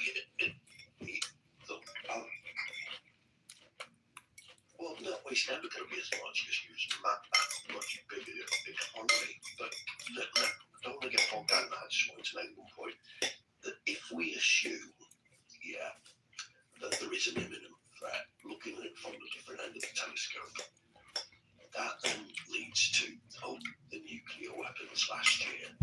That obviously didn't complete and succeed. So here we go again. What I can't quite get my head around, and it's not a criticism, it's just an observation, is that in order to absolutely make sure that is completely destroyed, if it exists, how do you do that without getting boots on the ground? And in the same way, when Trump, I think it's a bit of a stretch to say there's a regime change that's happened. Yes, the leader was killed. I know the leaders have been killed. But for 1 minute, I don't think that Iran's not prepared for that. So how are you really going to do a regime change? And the people don't look as if they're upright. Without boots on the ground. So the regime change. Into a belt in your mouth.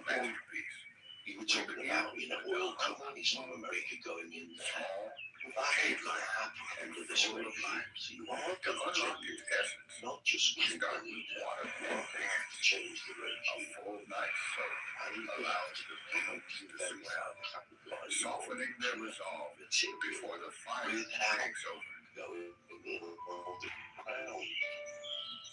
That's true. Once drained, the beans are layered into bamboo steamers.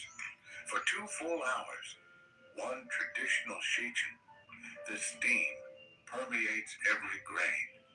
There is no shortcut here. The heat must be steady, turning the firm beans into a delicate, floury mash that carries the scent of the summer harvest. You need to comply with this. Go ahead. And now, if you are going to do regime change, there's a couple of things. The key word is change. Who in Iran are you going to put it to? Halavi? He spent 30 years in America drinking Starbucks, eating cheeseburgers.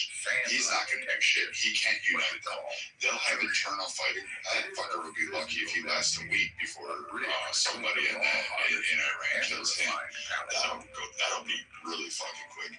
How are you going to back the Sunnis and get them to temper down because they fucking go mass jihad? How do you actually hold against Turkey's northern or southern aggression, which it's just dying at that point, which we know they're a NATO alliance, but Turkey's like that bastard child that we just really have a hard time with, that we never quite know if they're going to be good or bad. And Turkey really does want that territory. Most of you have missed that part about Turkey just sitting there watching and waiting. And that's the scarier threat is if Turkey decided we're going to leave NATO and become our own and we're going to control this massive region, how do we deal with Turkey again? Should we go in and invade it? Should we attack it? Is it a brother? So I don't know if Trump needs full regime change or more of I'm just going to change the leader until I get regime compliance or I get Iran's government to capitulate to the United States interest and leave the streets open and allow the ship. Now, we can go through the laundry list, which is really extensive, on attacks on U.S. ships, both civilian, private, commercialized sites, contracting areas that exist around the country, and various other ones that Iran has done for 50 years. There is a blood hole. Like, I'm okay with bombing the shit out of them because I think it's about time, and we've had a lot of American blood spilled by Iranian hands. And Sigs with the impression, like, well, we fucked around with them because we supported Israel. To be fair, the Iran-Israel conflict has been going on fucking far longer than the U.S. involvement in there. So that one's not necessarily a new thing. Like, it started after World War II, and the U.S. was not really involved in that escapade there. So that negates that for at least me. But if you're talking regime change, you have to have somebody to put in change. Who is the leader in Iran that can literally take the majority of that country and bring it into prosperity, or at least give it some semblance of government, while dealing with all the shifting groups, tribal dynamics that exist there, as well as provide some semblance as a platform to launch off and provide stability within that nation? I have no idea. No one does, because there's no one there that's rising up. You even hear Iranians going, give us Pahlavi.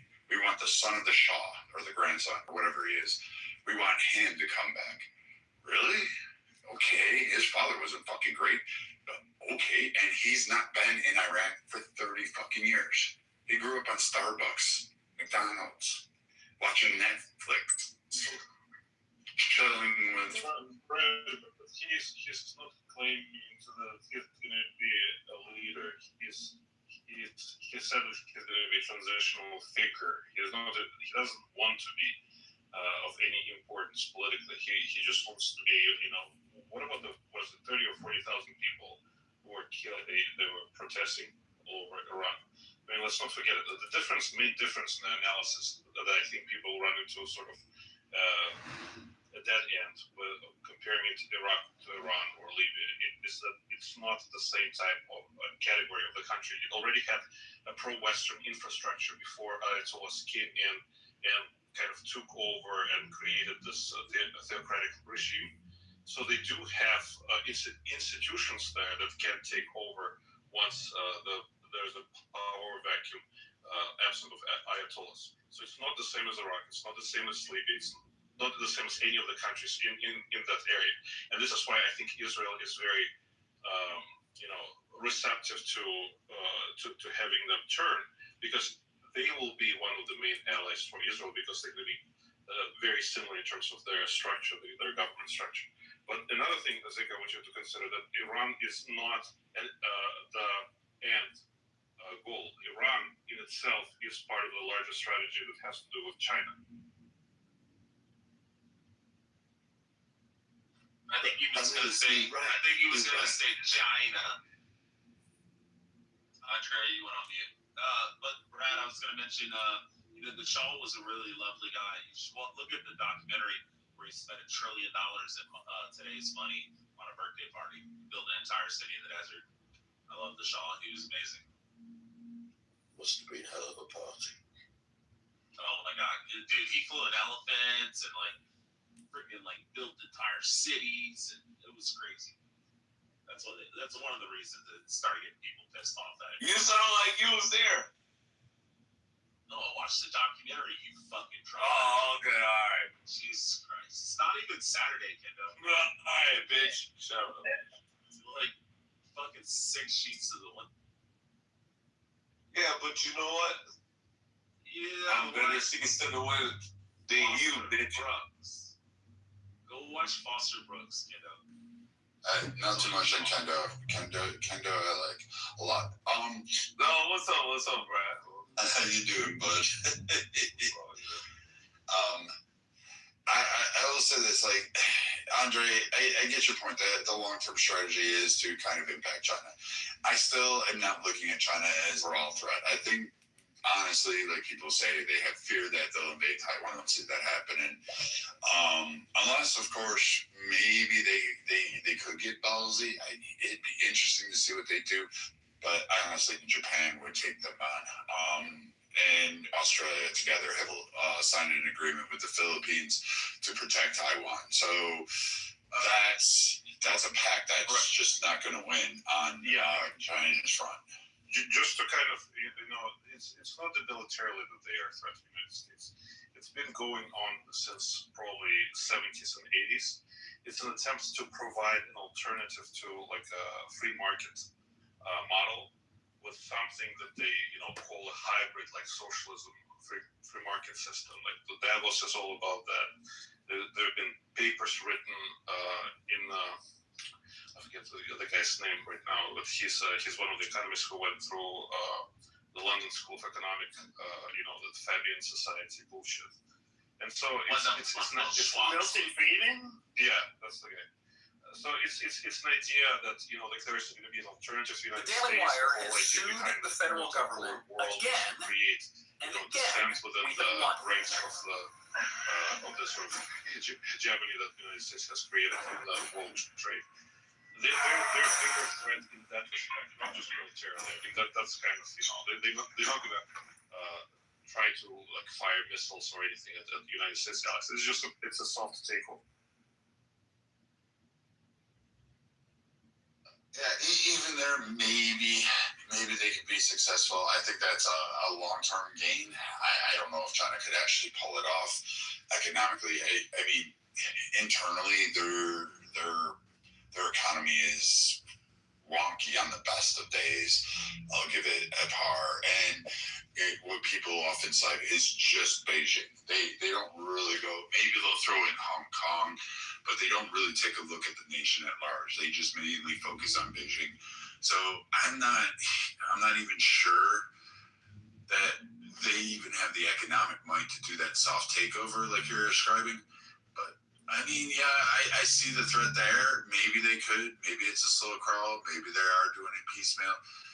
Maybe they'll be successful. I don't know. I mean, they have a close competitor that's also trying to do economic gains, and they're doing it in resource-rich areas, which is a neighbor that really hates them, and they're called India. So, and I think they're going to be a bigger global power player than people realize going forward. I think I kind of watch what they do, And the way they're working in Afghanistan, the way they're working in Africa is kind of, it's unique. They're not doing it with a lot of complaints. They're just building shit and doing absolutely nothing and getting trade for it. And they're making their inroads there. But we'll see how they develop, because India could fuck it up too.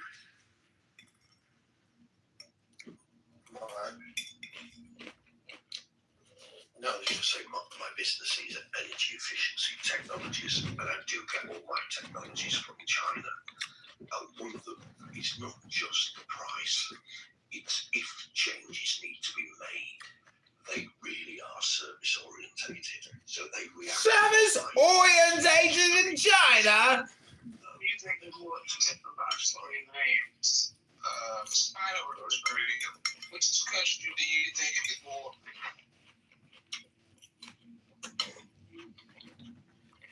Oh, that's a good question, actually, because China are very good at copying. Yeah, so it's more a question of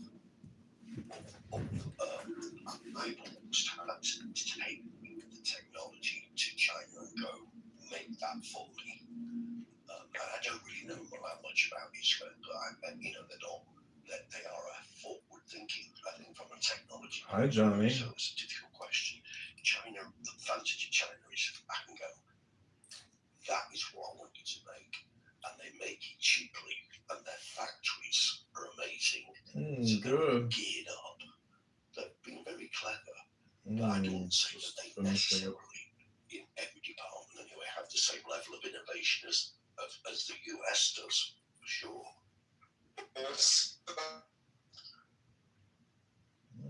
Just finishing up a chopped salad and beer. When the pavement agent came up and said that, but he's gone.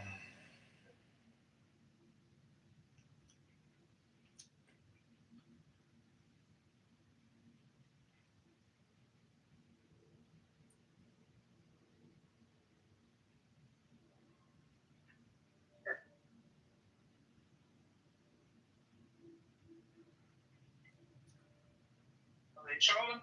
Are they trolling or something like that? Are they trolling? Let me put you in the shut the fuck up section. There you go. I love that.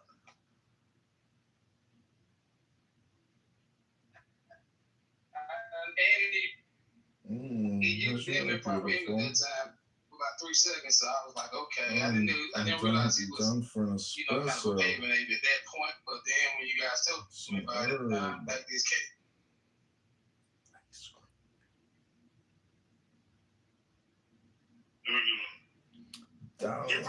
You're fighting the good fight.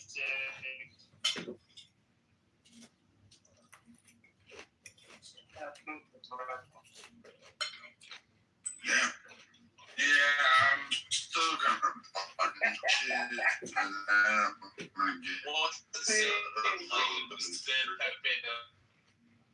See, we was all over here tonight. I heard she made that fight and battle and shit like that. I was like, look at that. I thought it was fair because he made me do that in his room earlier. He was like, you could. Did you hear his voice? Like, I'm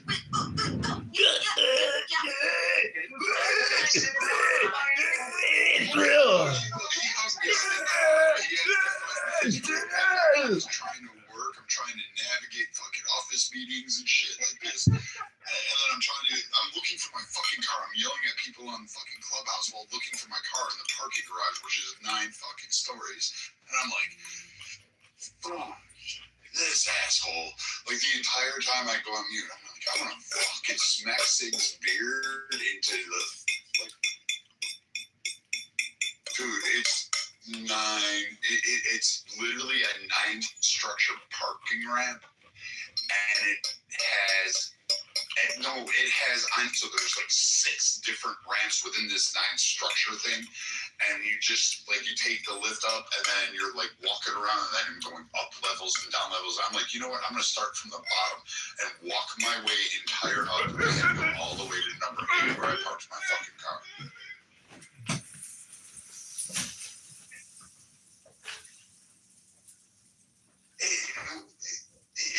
It was, listen fucking woman. It was there. It kept pointing to the parking garage. And I'm like, I know I'm fucking. I hit that. I kept hitting the locked door to beep the horn, and I'm like, what the fuck is the?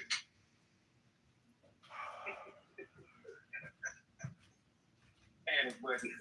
I would love to hear that motherfucker press the panic button. I mean, that would make it my day to hear that shit. Shit. Fuck. I mean, I can find my way.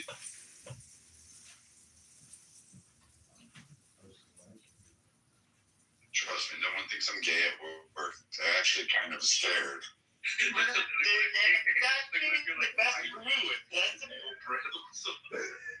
That's the best ruse. You know, seriously, when you want to rape somebody, press the panic button. It's usually like, I'm here to help with the damsel in distress. That was weird.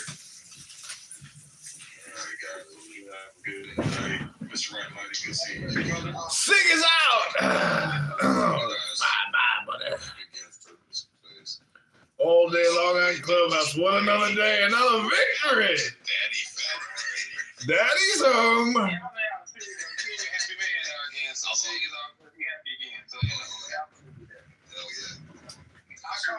She ain't big enough. She ain't big enough yet, KK, to fit in the little baby clothes y'all sent. Once she does, you'll be the first one to get pictures. So. I appreciate the dialogue, Sig. Yeah. The fucking. Oh yeah. Okay. I'm going to bed, but I'll send them to you tomorrow. I'm sorry, my bad. Yeah. Kevin. Good talking to you. Nice to meet you, Kevin. And thanks for the dialogue. Man. Bye, Kevin. Respect. Yes, sir.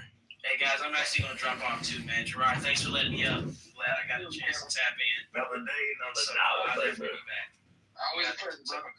Always a pleasure. Oh, Kevin, you caught us on a rare night. We used to be really prominent on here, and we used to hold rooms every prominent Wednesday and Fridays, and we would hold them, and we would pack out. And it would be great. And then we kind of got busy with life. KK divorced me. And then, I dream. How about I didn't even know Clubhouse was still a thing until Gerard told me he was on. I haven't been on here in I don't know how long. So, no, this was cool. This was good. Be sleeping at that time. Oh, you butthurt. KK rejected you, bro. KK, bro. You're over right now. See, you're over right now. Right.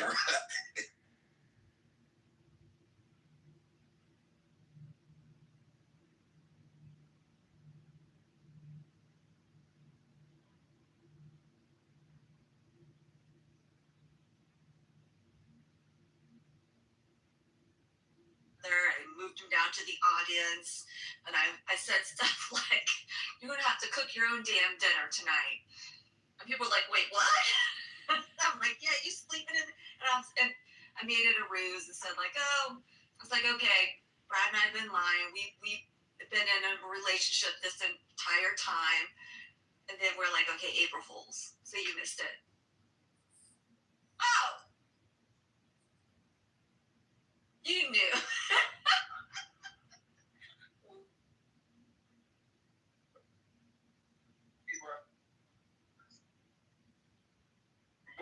A woman like KK would never make a sandwich and submit to a man like Brad. I'm just saying. Are you kidding me? She would have the sandwich waiting for me at home, tell me it's on the table, make sure I took my boots off and washed my hands, got rid of the blood off of my clothes and the woods, and then said, "Hey, shit, I wouldn't even be allowed in the house wearing the clothes that I have." That's true.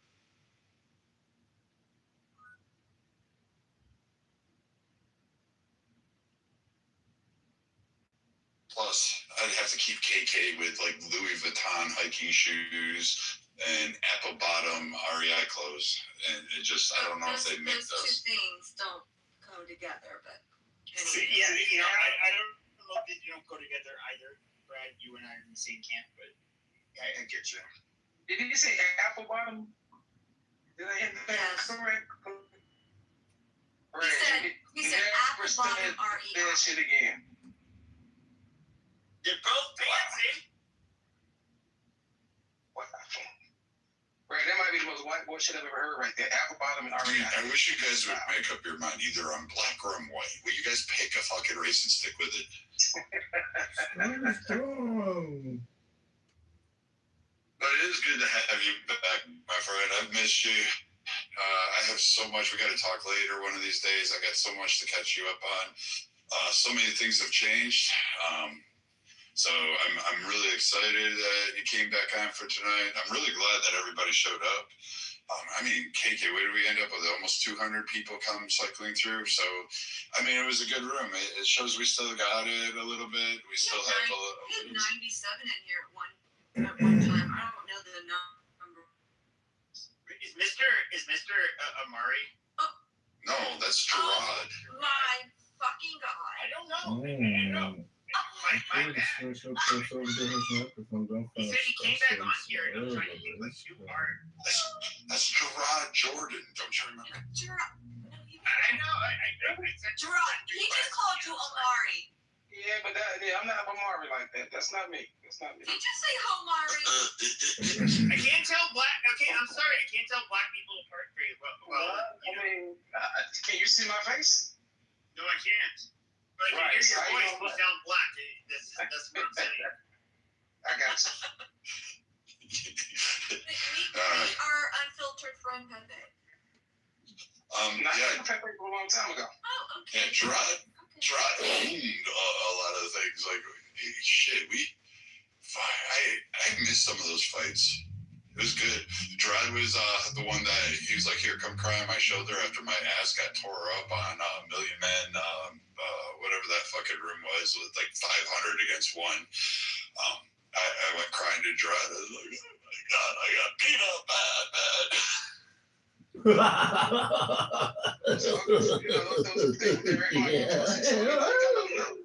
they kicked out everyone in the room. You gotta troll them. Like, that's how I became friends with them. It's like I won't get into it. Nobody cares. Oh, Pepe, but you know what the best part was? They all were like, oh, you're just a racist, blah, blah, blah, blah, blah, this. And it was like, all right, fine and good.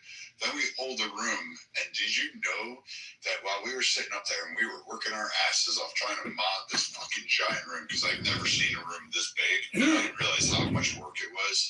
Like, Patricia and KK were like freaking spirit figures. We had to bring like people up to kind of monitor the chats and raise people up. And like Matt was doing it, Beaver was doing it. All these people like fucking working their asses off.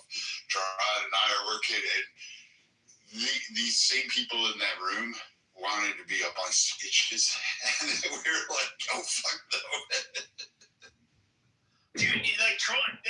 That is my first encounter with them. That's how they knew me. Is that? So I had a room like the downfall of Clubhouse that had like chicken wing basketball, watermelon emojis, all of this stuff, and they're like. All of a sudden, like my room, it had, this is back in the day where rooms were bigger. So, I had like over 100 people in my room. And then all of a sudden, it's just like, oh, all these people are pouring in. And now there's like several hundred people. And it's just like, Jonathan Baines just like, what's up with your title? It's like, oh, yeah, the downside, and I'm being a provocative troll. And it's just like, oh, yeah, it's the reason that our this app is falling down and it's going to shit is because of picnickers and obviously I was like the knickers part was the emphasis there and I was like I was just making up a bunch of shit and they're like, oh yeah, really, you think that's funny? And then but they would end up like weird thing is they all ended up like friending me and then like on Twitter.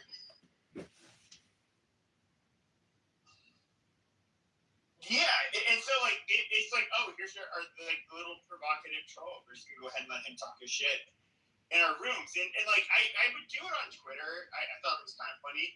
So like, Pepe, what do you got to say?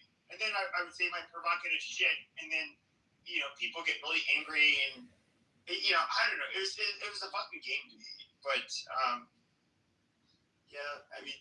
I got dragged on, like, I was like the big white supremacist on this app for like the last few years. Or at really think probably the most Is that something to be proud of? known one, and I don't know. I thought it was funny when people would make rooms about me, and then I would show up and we'd be put on the hot seat. Like it was, to me, it was actually like entertaining. Like I did a lot of this out of entertainment. Not for Is this greater young good. midget serious?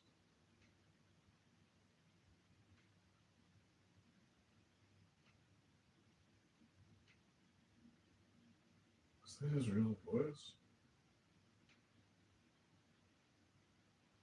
Sounds like a No, we didn't really. I think we started out small, then we became big, and then it became complex. But it was fun. Is this young midget boy seriously proud of being number one white supremacist? Is that his real voice? Sounds like a little boy.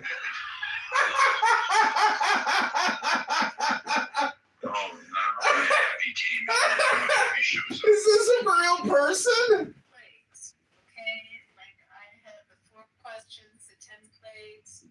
There's like other shit happening tonight. Great, we got Apex #1 lawyer set up. The story of Exodus. How was the speech? I missed everything. Oh, you were passing over. A lot of people are still against the war on Iran. Still, I think it is just basically not really. That's right. I'm wiping on that. Boogergate #2. Relate to economic inflation globally causing problems, but the speech itself, Trump didn't really touch. I don't know. He kind of just told us stuff we already knew, and he read from a script. He didn't do his typical thing, and he didn't close with YMCA, which is also eye-opening. I mean, did he talk about the future of the war at all? No? The fuck? Apparently we didn't hear the same fucking speech, you fucking idiot. We see you protesting and just wait and then come out. Like, he didn't say anything like that at all. Was there a flaw? Just like he couldn't lie. Maybe you should just fucking watch it, Abby, you stupid fucking bitch. Tell me about it. What did he say? Did he talk about the future of the war?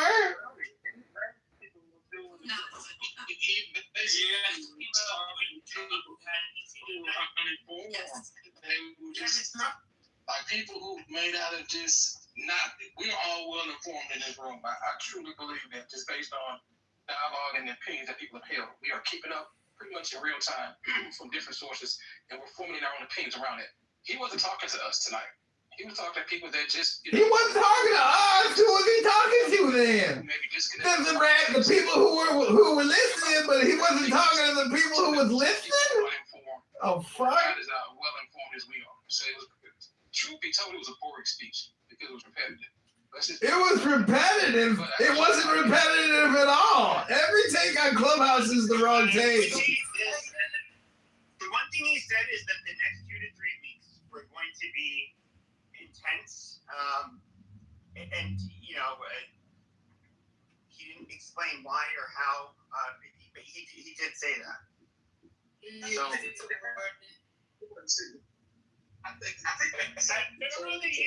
think here on Clubhouse is opposite of the truth. I believe he said they're going to hit them the hardest. I believe his term was they're going to hit them the hardest. But I do think the ceasefire that I guess the president from Iran is asking for, I think he's going to use that as leverage diplomatically. And I think that may kind of prove to be what he wants ultimately. Because no one will convince me that he's a war hawk. He's really not. Have you seen? And I think that. Do you know the numbers of how many people watched the speech, or? I have no idea about that. I'll look it up. I mean, I think it was short too. That's the good part about it. He didn't ramble and double talk and go on and get little tanks or whatnot, which is a good thing, I think. But again, for people that may be not as informed, I think it was more so for them than anybody else tonight. Which is great if they got an audience. Agreed. Not a war hawk. He has killed 100,000 Iranians and he is not a war hawk. He has killed 100,000 Iranians and he is not a war hawk. So there's a company that does the polling every time. there's kind of like a national speech or a national type of Warhawk. He has killed 100,000 Iranians and he is not a Warhawk. And I'm gonna look, and I'll send it to our Telegram chat if I can find it. They did a polling tonight in real time of what people were gravitating towards or what kind of resonated or whatnot with them. But Mesnetsky and Partners does a really good job of that, and it's accurate too. So I'll let you guys know once I get that information.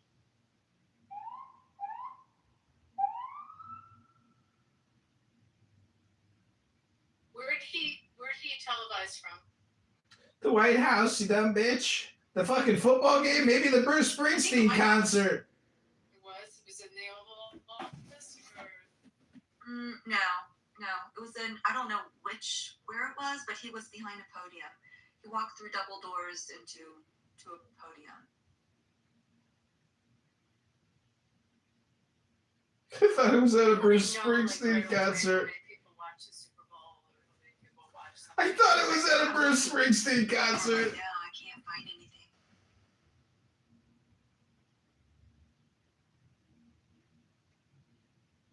Well, the irony is no Jews watched it tonight. Everyone was in Seder's. So what time You were talking about it. 9 p.m. Eastern. Yeah. Watch it.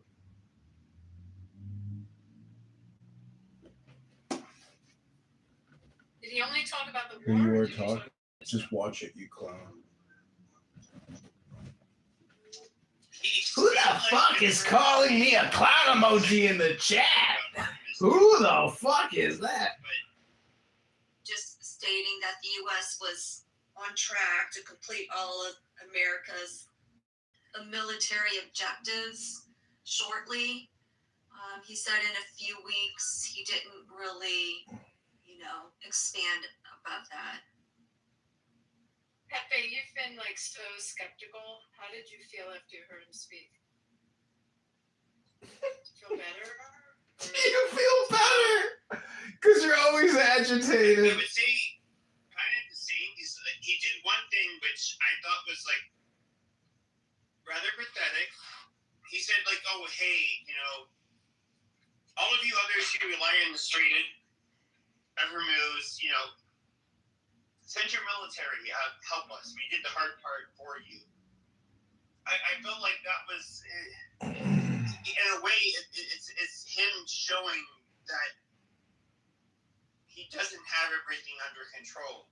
You mean with respect Well, I thought he had everything. All he had to do was hold up his magic wand, and everything would be under his control. Allies in the United States who refused to participate in this war, which I mean, if I was a speechwriter, I wouldn't have really put that part in. But It's because he wrote his own fucking speech. I don't know. I mean, I'm hoping for the best. Even though I'm very pissed off that he pulled this shit. I hope at the end of the day that he does. You do have people who come into power. That's not the RGC. They're a lot better for the Iranian people. And yeah, they're going to stop trying to develop nukes to kill us. I mean, at the end of the day, I want the best for everybody, but I don't know that it's going to be pulled off. What I don't quite understand is the abolitionist stance, because all of the, all of the.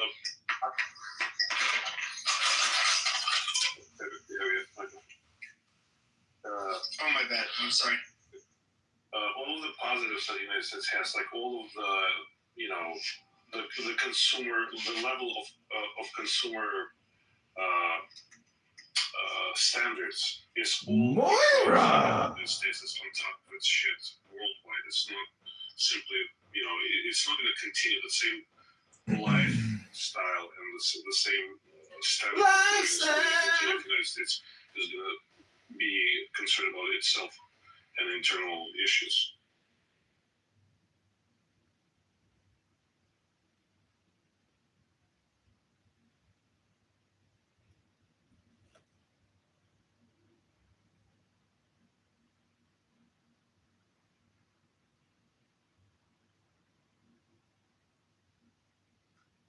I'm confused about the ceasefire component on this.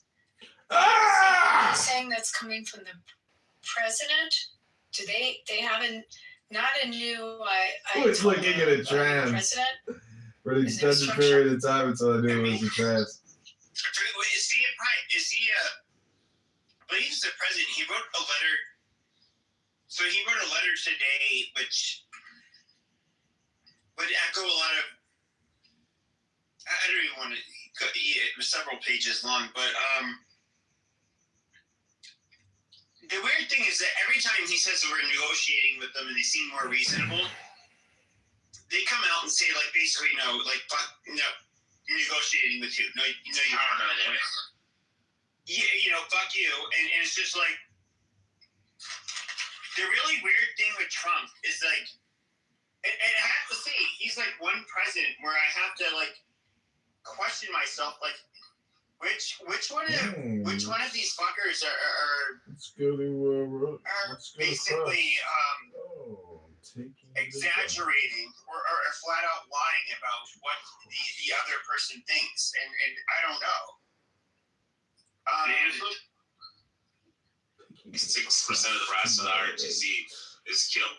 So you have one dude who's probably a higher ranking officer in the IRGC that they're having like back channel communications with, and that guy's saying, yeah, I'll be the new leader, I'll do your bidding, and I'll do whatever y'all want. We'll be like best friends as long as you guys set me up and shit.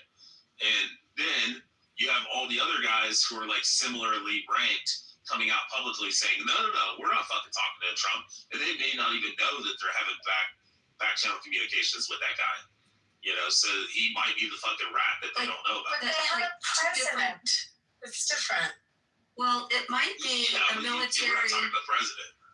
No, it might be a military general or leader that they're negotiating with to be able to. Maybe that's where the disconnect is, possibly. So I mean, that's exactly what happened with the Shah. So I mean, no, I agree. And I would say, like, if we look at how what ended up happening in Venezuela, something tells me they would have to have so much intelligence and people working on the inside that it could be the exact same thing with Iran. I think they have they got more intelligence in Iran, like 10 times more intelligence on the ground in Iran than they had in Venezuela. I mean, in Iran, because the Israeli intelligence is off the charts in Iran. So you've got. I realize most of the intelligence on the ground in Iran is Israeli. Now, look, I will humbly, and I mean very humbly, say that. Let's just say we've lost 12. I believe it's 12 people.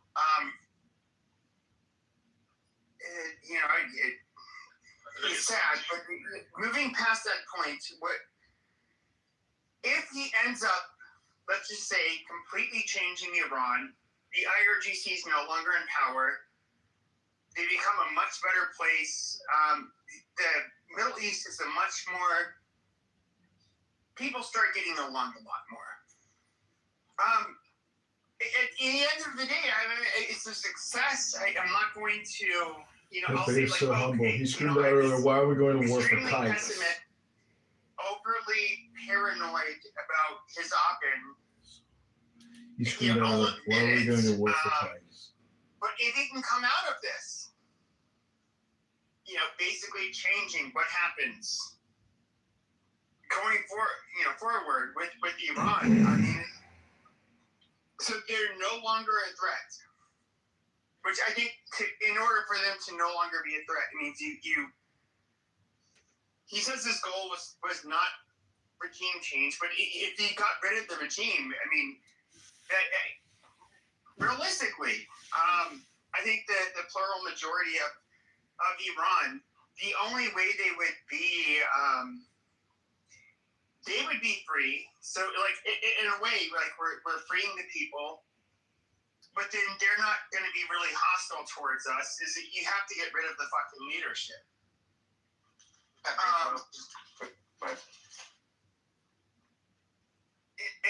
So my point is like, if we don't get rid of the horrible people in power, it's kind of, what did we do? I mean, at the end of the day, I think it's kind of like futile. Like, okay, we killed senior leadership. Amazing. They have a bunch of layers of power, and nothing ends up fucking changing with these people. So Pepe, one thing that is this goes back. I actually freaking wrote a piece on this before it even happened. When the president of Mexico just came out and said there's no way in hell they were going to allow the U.S. to get involved, come in to have the cartels, all that stuff. And they were like, hell yeah, all the left was, tell Trump off. And I was like, you guys are idiots. She's got to say that, because if she said, yes, we're going to allow the U.S. to come in, we're going after the cartels, she would have been dead in 10 minutes. She has to be the most against that talk ever. And that's the same thing that's happening here. You're going to have people inside there that fracture, that know we've got one option, either die or work with these people, right? So we fracture. Cool. Not a warhawk. He has killed hundreds of thousands of Iranians, not a warhawk. Starts to throw a wrench in their system. We literally found out that Israel they borrowed Iranian money. They were running a business making the damn cell phones in Iran. Stuff like this. This is how deep Israel gets. Israel is so embedded in Iran to Trump that their intelligence has been off the charts. Does that mean they get everything right? No. But they've been pretty damn right. The whole pager thing, brilliant. The whole text message to tell all their leadership to go meet here so we can bomb them. I mean, and then people want to say, well, we don't trust their intelligence. Well, globally, most people will tell you they have probably they're one of the best at intelligence. And that says a lot for a country like that. It's funny that it's funny that you said that about Mexico, and I totally support your point about Iran. You are maybe a third or a fourth person who said that, and the other three people were native to Mexico, like some people who understood the internal politics and stuff. And immediately they said it right after she came out. So it's very plausible that the same thing is happening with Iran, especially now that there's apparent fractions within that homogenous system, and the president doesn't necessarily listen to the new Ayatollah. So that's another possibility.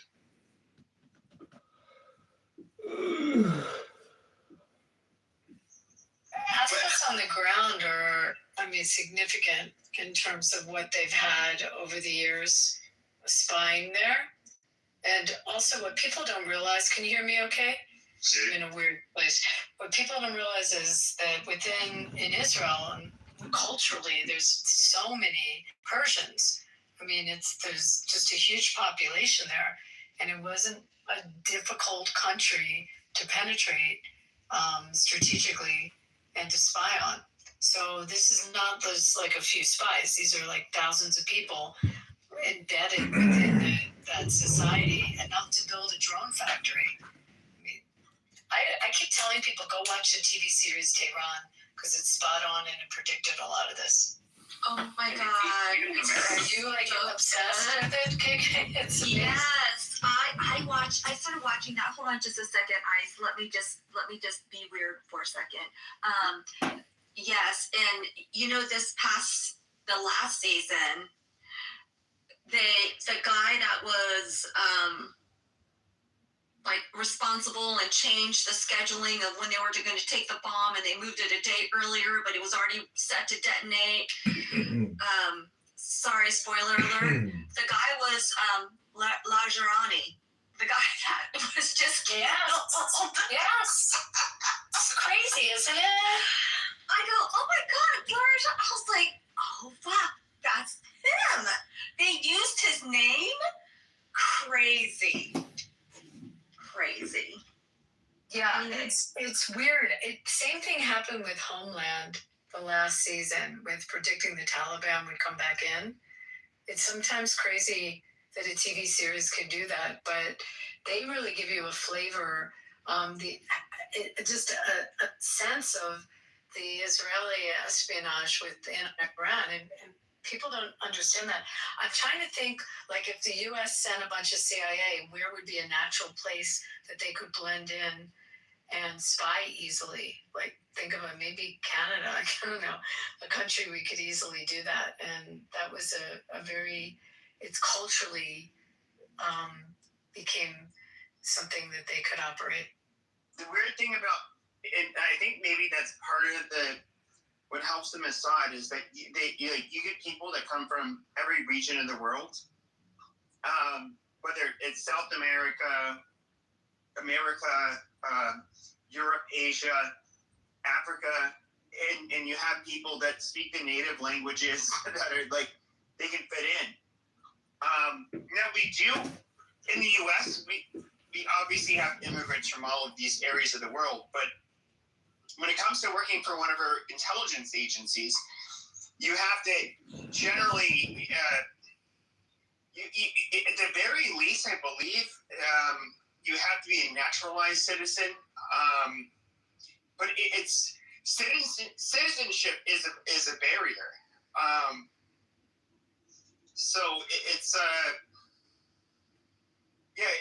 it's weird. I can picture why. I mean, I would say like maybe Japan, Samoa. There's places where Jews are not going to be able to fit in as a native. But other than that, I mean, I do think they have a but they don't operate where they can fit in most places. They mostly operate in Europe. They don't. There's an understanding they don't operate in the United States. I have no idea if they operate in Canada, but they definitely have an agreement with the United States not to. But there's just a lot of Persians that live there, and a lot of people that speak Farsi. So the intelligence gathering is just not difficult. Which makes sense that they were able to infiltrate the way they've infiltrated. Well, I mean, can I ask you a question? I'm sure you've been to a shopping mall and shopping mall? I know where this is going. So, like, okay, so you know what? A lot of the kiosks. I mean, I'm trying to think of the shit. There are many Israelis. Yes, they work at the kiosks. Do you want to? Okay, so now I'll tell you that before they were working in kiosks, in the old days, in the Walkman days, they used to have a lot of the electronic stores in different cities. So often when after military service, they'd come to the U.S. for a year and have some relative in some city and work, find a job and work for a family member. So in the old days, it was electronic stores. If you were from New York or from, the East Coast, there were some pretty famous ones. And you'd go into any of the stores in the downtown and you'd find Israelis. Now you find more Indian people working in them. But kiosks. Oh, sorry. I was just going to say it's the Dead Sea sea salt. Oh yeah, well I was about to go there. You got that, Rich. Yeah, it took you a long time, Abby. It became the businesses that were in the malls, and that one company, I'm sure it's more than one company, that does all the hand cream, the face creams, and they kind of hawk you a little bit when you're in the mall to come and they give you a free sample. I don't know if you had that experience. I always thought the Mormons were really good at like, basically I don't know what you call it. Is it a cold sale where you're just going to like hawk a product to somebody that is walking by, and I do remember there was no, absolutely not. And then but I do remember a few times where they would try to switch languages on me, right? Where they would speak Spanish. And it's just like these people are trying super hard to make us fail. The reason they speak Spanish in Arizona is just, first of all, you have a lot of wealthy Mexicans that end up coming here to shop. There's no real nice places to shop in the state of Sonora, and before any of you guys are gonna say it, like, oh, you look like a Mexican. No, it's just because, like, literally the rich people in cinema are white looking. But anyways, no, it would. Is this young frog sounding boy special needs? And is this young frog sounding boy special needs? Where in I was at malls where probably roasting. Of these do you like frog legs, steamed or baked? Encountered in my life. It's just like, I've talked to them and stuff. They definitely work. I mean, if they have money, they do a year traveling Thailand and around the world. Yeah, Thailand. It's a safe place to go. That sets them up in a city. And so now it's the kiosks and all. But I'm telling you, it used to be the electronic stores. But they're workers. It's not a culture that sits around. And it's usually when they just get out of the army. They'll take a year. Why, like, this is off, but I'm just going to say, like, I'm not a good salesman. When somebody tries to, when I see somebody who's trying to, like, influence me for their own gain, that's just, I'm hardwired in a way, like, I just. Okay, would anyone buy anything from Pepe? KK, would you buy something from Pepe? Horrible salesman. No, but that's also part of the culture. You're supposed to, haggle. And if you don't do that, Bingo.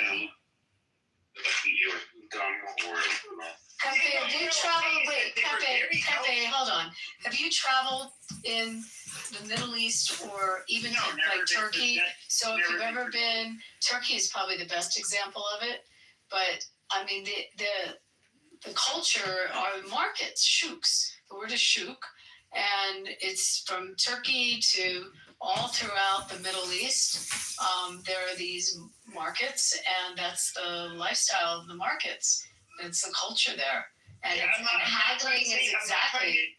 Americans. It's not. This is not a Jewish thing. This is no. That's what I'm saying, though, is that American Jews didn't interact. I would say, like, I don't recall American Jews ever. I've never noticed a pattern with them, like, being similar to the Israelis. But I always looked at them at the times. It's like, oh, these people are foreign. These people are not from our country. So they have a different way of interacting. I mean, I can look at it with every other group that's foreign. They have ways that are, and at least in some way, different than ours. And so I just chalked it up to them being foreign. I didn't hold it against them. But, I'm somebody who obviously I don't. If I feel like somebody's trying to influence me for their own gain, I'm just not going to really, humor them. Yeah, it's understandable, but that's what I'm saying. It's like a different approach. Like, you and most of the, Western world, that's how we see somebody, because we see it as some sort of attempt to cheat you, right, out of the money or whatever. In the Asia Minor and Middle East, it's actual good skill to have. Like, what the way they approach it is like, well, that person is obviously a go-getter. Like, he can provide for his family because nothing will stop him to get the deal that he needs. He's like relentless about. So in other words, you'll be compelled to buy from him, because of how dedicated he is. Yes. Absolutely. Okay. So you need a trip, Pepe. You need a road trip. You need a trip to see that culture, like in any of those countries. I probably do. This is foreign to me. Because it almost sounds like I'm merciful. You're mercifully buying from the ultimate, the king of all of it is Istanbul. I mean, that's the biggest. There's nothing that can compare. Yeah, but they're super foreign to us too, Abby. I mean. Well, yeah, but I'm just saying but what Andre's saying, it's cultural. It's just how that region. I 100% agree. It's cultural. I don't see these were Israelis that were in these kiosks, not all of them. Not all of them. There's also, I mean, I've gone to the kiosks. It's a lot of Middle Eastern. There's also a lot of Indian that work in them. It's a mix, but that's just how business is over there. And Israel's one little sliver of the rest of the Middle East, but it's a cultural style of doing business there. But I would say this was the weird thing. It's like I was actually watching switch languages, which I always thought was, I think Israel's one of the countries, at least in the Middle East, how many Middle Easterners speak more than one language? Probably very few. Many. Really? Oh my God! In Israel, they speak Arabic. No. Middle East. In Middle East. Oh, in yeah, the Middle like East, Moroccans. aside from Israel, in the Middle East, Moroccans speak French and Arabic. No, I get that. Spanish and English. Okay, my point was Chinese or something. No, my point is what percent outside of Israel?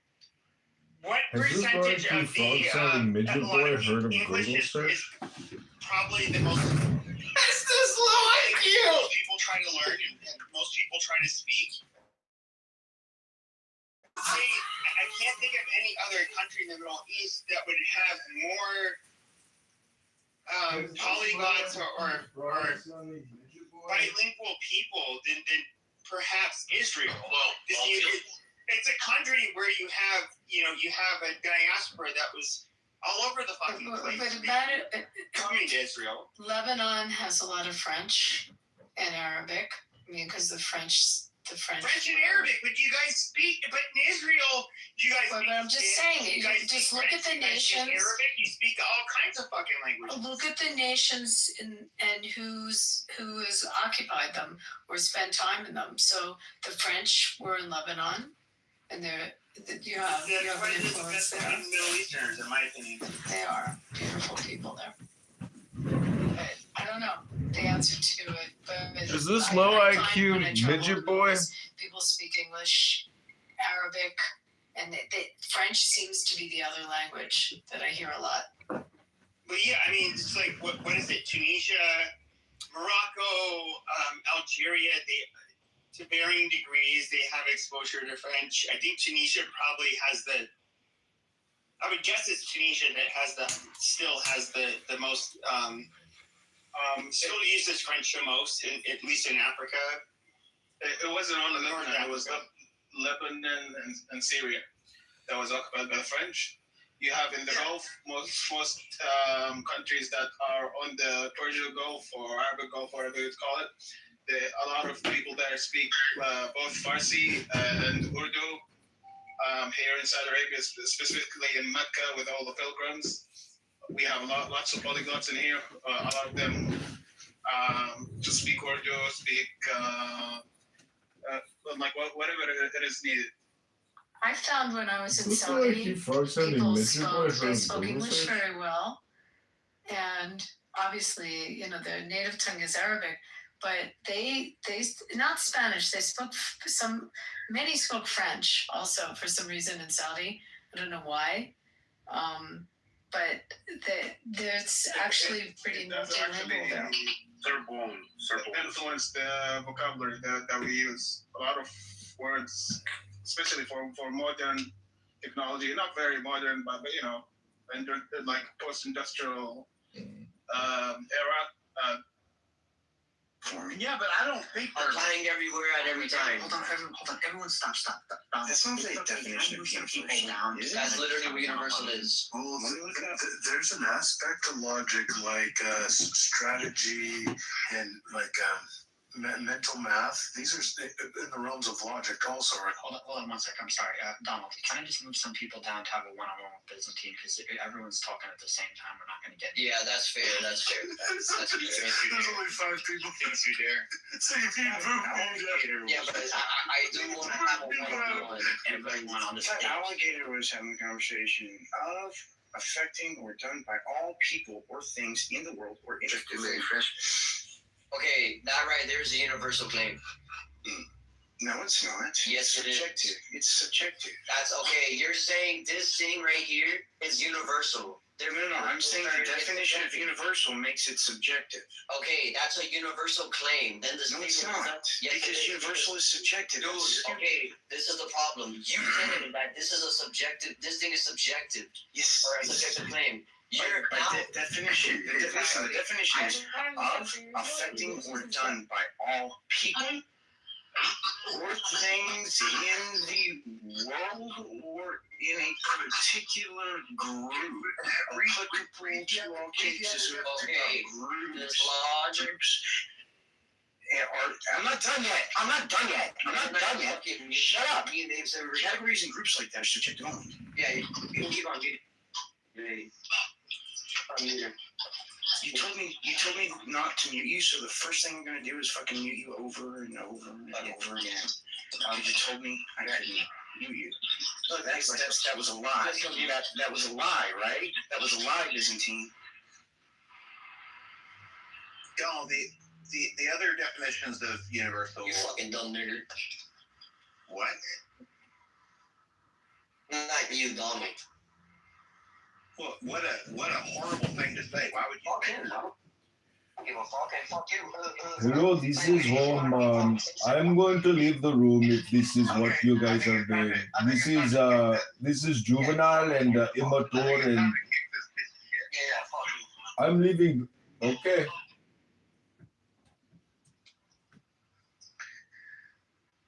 So, I'm sorry for my opposition to you guys on that argument, but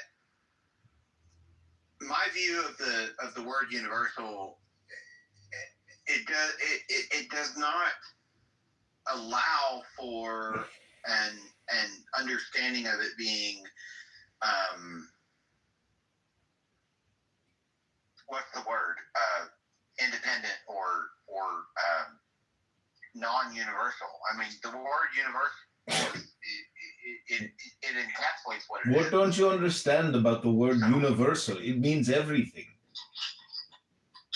Yeah, no, that's what I'm saying.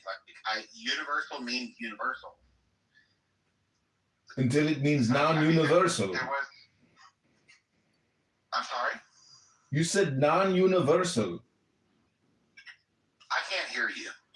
Did you said non-universal.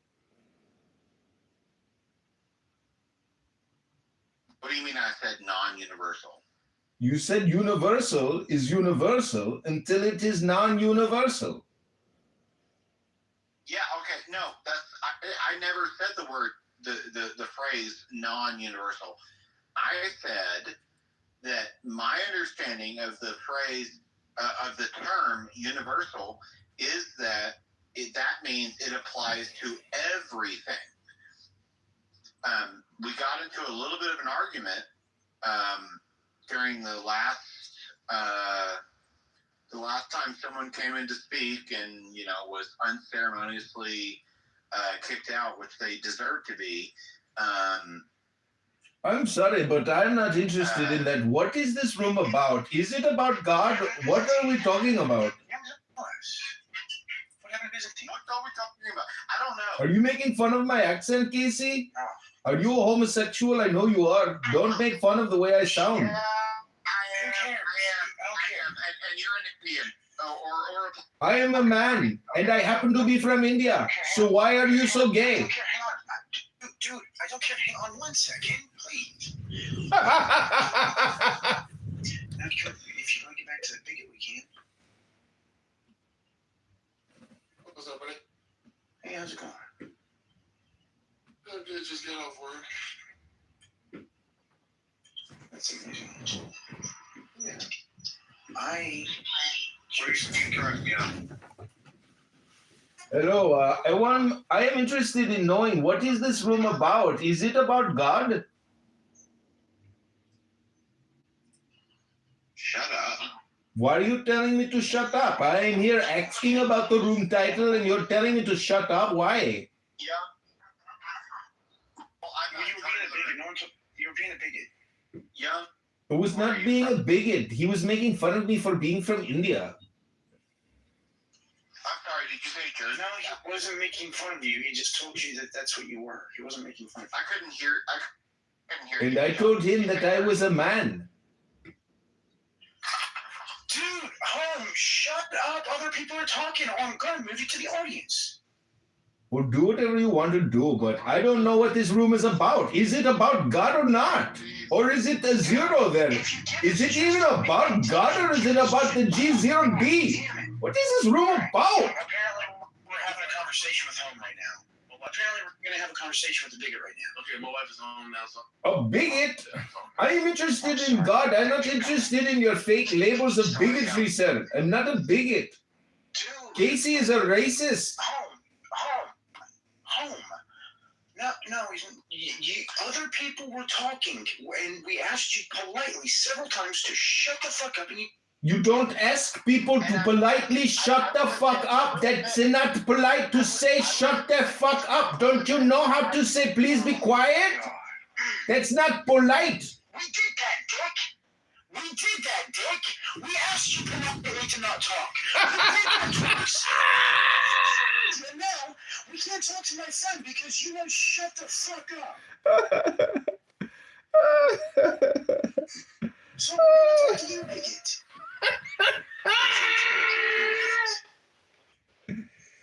And now you won't talk, bigot.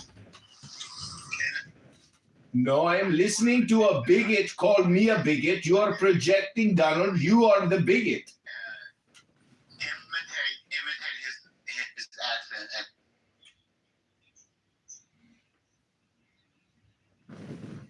Well, thank you, Casey. That was nice of you to apologize to the bigot. I'm not a bigot. You are a bigot. And Casey is gay and he's racist, just like you, Donald. And I thought this room was about higher level consciousness, things, and intelligence like God. Unlike you screaming at people using profanity, you are just a disgusting human being. Shame on you and shame on Abe for even listening to this as another co-moderator. And Casey is pathetic. Everyone here should leave and go have the best day of their life. This room is pathetic. Go to a room with patented walls. If you can't handle like people speaking their minds, then just go to a room with padded walls. Like go somewhere else. Like good lord. Go to the forest and be alone forever. Welcome Sanjeev to the room. Feel free to come on stage. Daniel Nero, thank you for coming on stage. Get offline and go out into the woods and experience reality for a second. Yeah, this is called projection 101. You're talking to yourself. You're talking to yourself. Take your own advice. Take your own advice. Take your own advice, sir. Take your own advice. Take your own advice, sir. Take your own advice, sir. Take your own advice, sir. Take your own advice, sir. Take your own advice. Take your own advice. That is called projection. That is called projection alert. You take your own advice now. I am complete. I'm not broadcasting, so I don't care. No, but you know what I mean? Yeah. A few minutes ago, there was no one else on stage talking, so I just let the bigot go. But if other people want to talk, I'll be happy to move the bigot to the audience.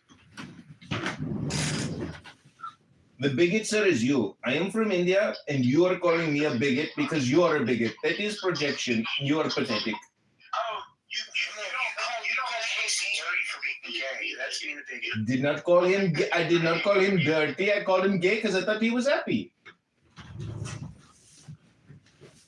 You said you called him dirty. Well, I was in a room yesterday, and you said you were bi-curious. Casey, is that what I was in your room listening yesterday. You said you were bisexual and bi-curious, Donald, and Casey was a homosexual. You talked about it yesterday in your room. That's it. For me, this is just day number 2. I am figuring out what's this room about. You said you're bi-curious, and Casey said he was gay. You sound like a bigot. Well, put the link in the chat to where it says that I am a bigot. Otherwise, it is just like your opinion, sir. It is just like your opinion, sir, that I'm a bigot. Put the link in the chat. Let me see the evidence. You're ridiculous. I mean, is right now, the things that you're saying right now, if you remember back 5 seconds and what you said, that means you sound like a bigot. You are such a liar. You are such a liar. Donald Trump went on TV today and he made big lies just like you because you're a liar. And Casey is gay. That's a fact. Casey is a homosexual. That is a fact. And you are bi-curious. I heard it yesterday on your show. Here, what is the G0D? I'm curious, so the fuck what? I'm bi-curious, so the fuck what? See, saying it like that makes you sound like a bigot. No, I just thought people would be interested. Since you're an atheist, you don't believe in God, but you believe in sucking dick. Maybe people here want to know you're bi-curious.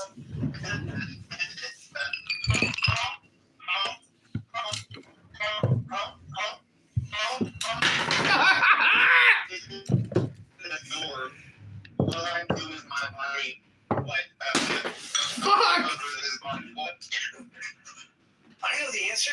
None.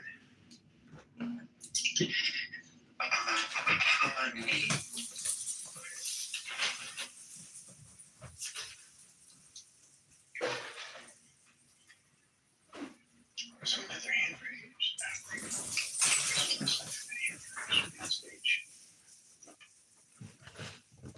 Rico, welcome to the stage. Thank you for coming by. Yeah, what's going on?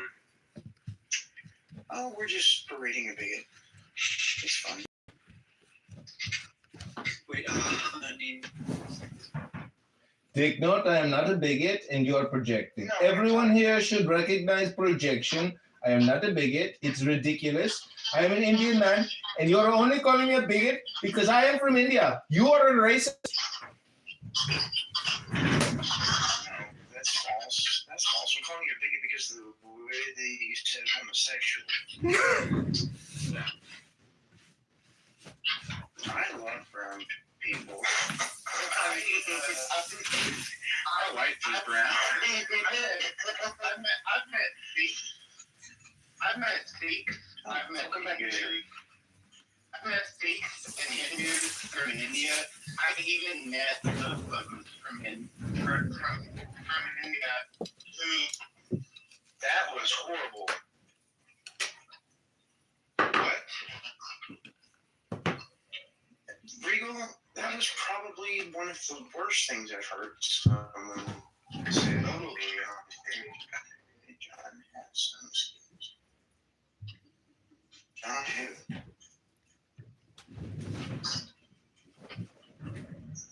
A what? I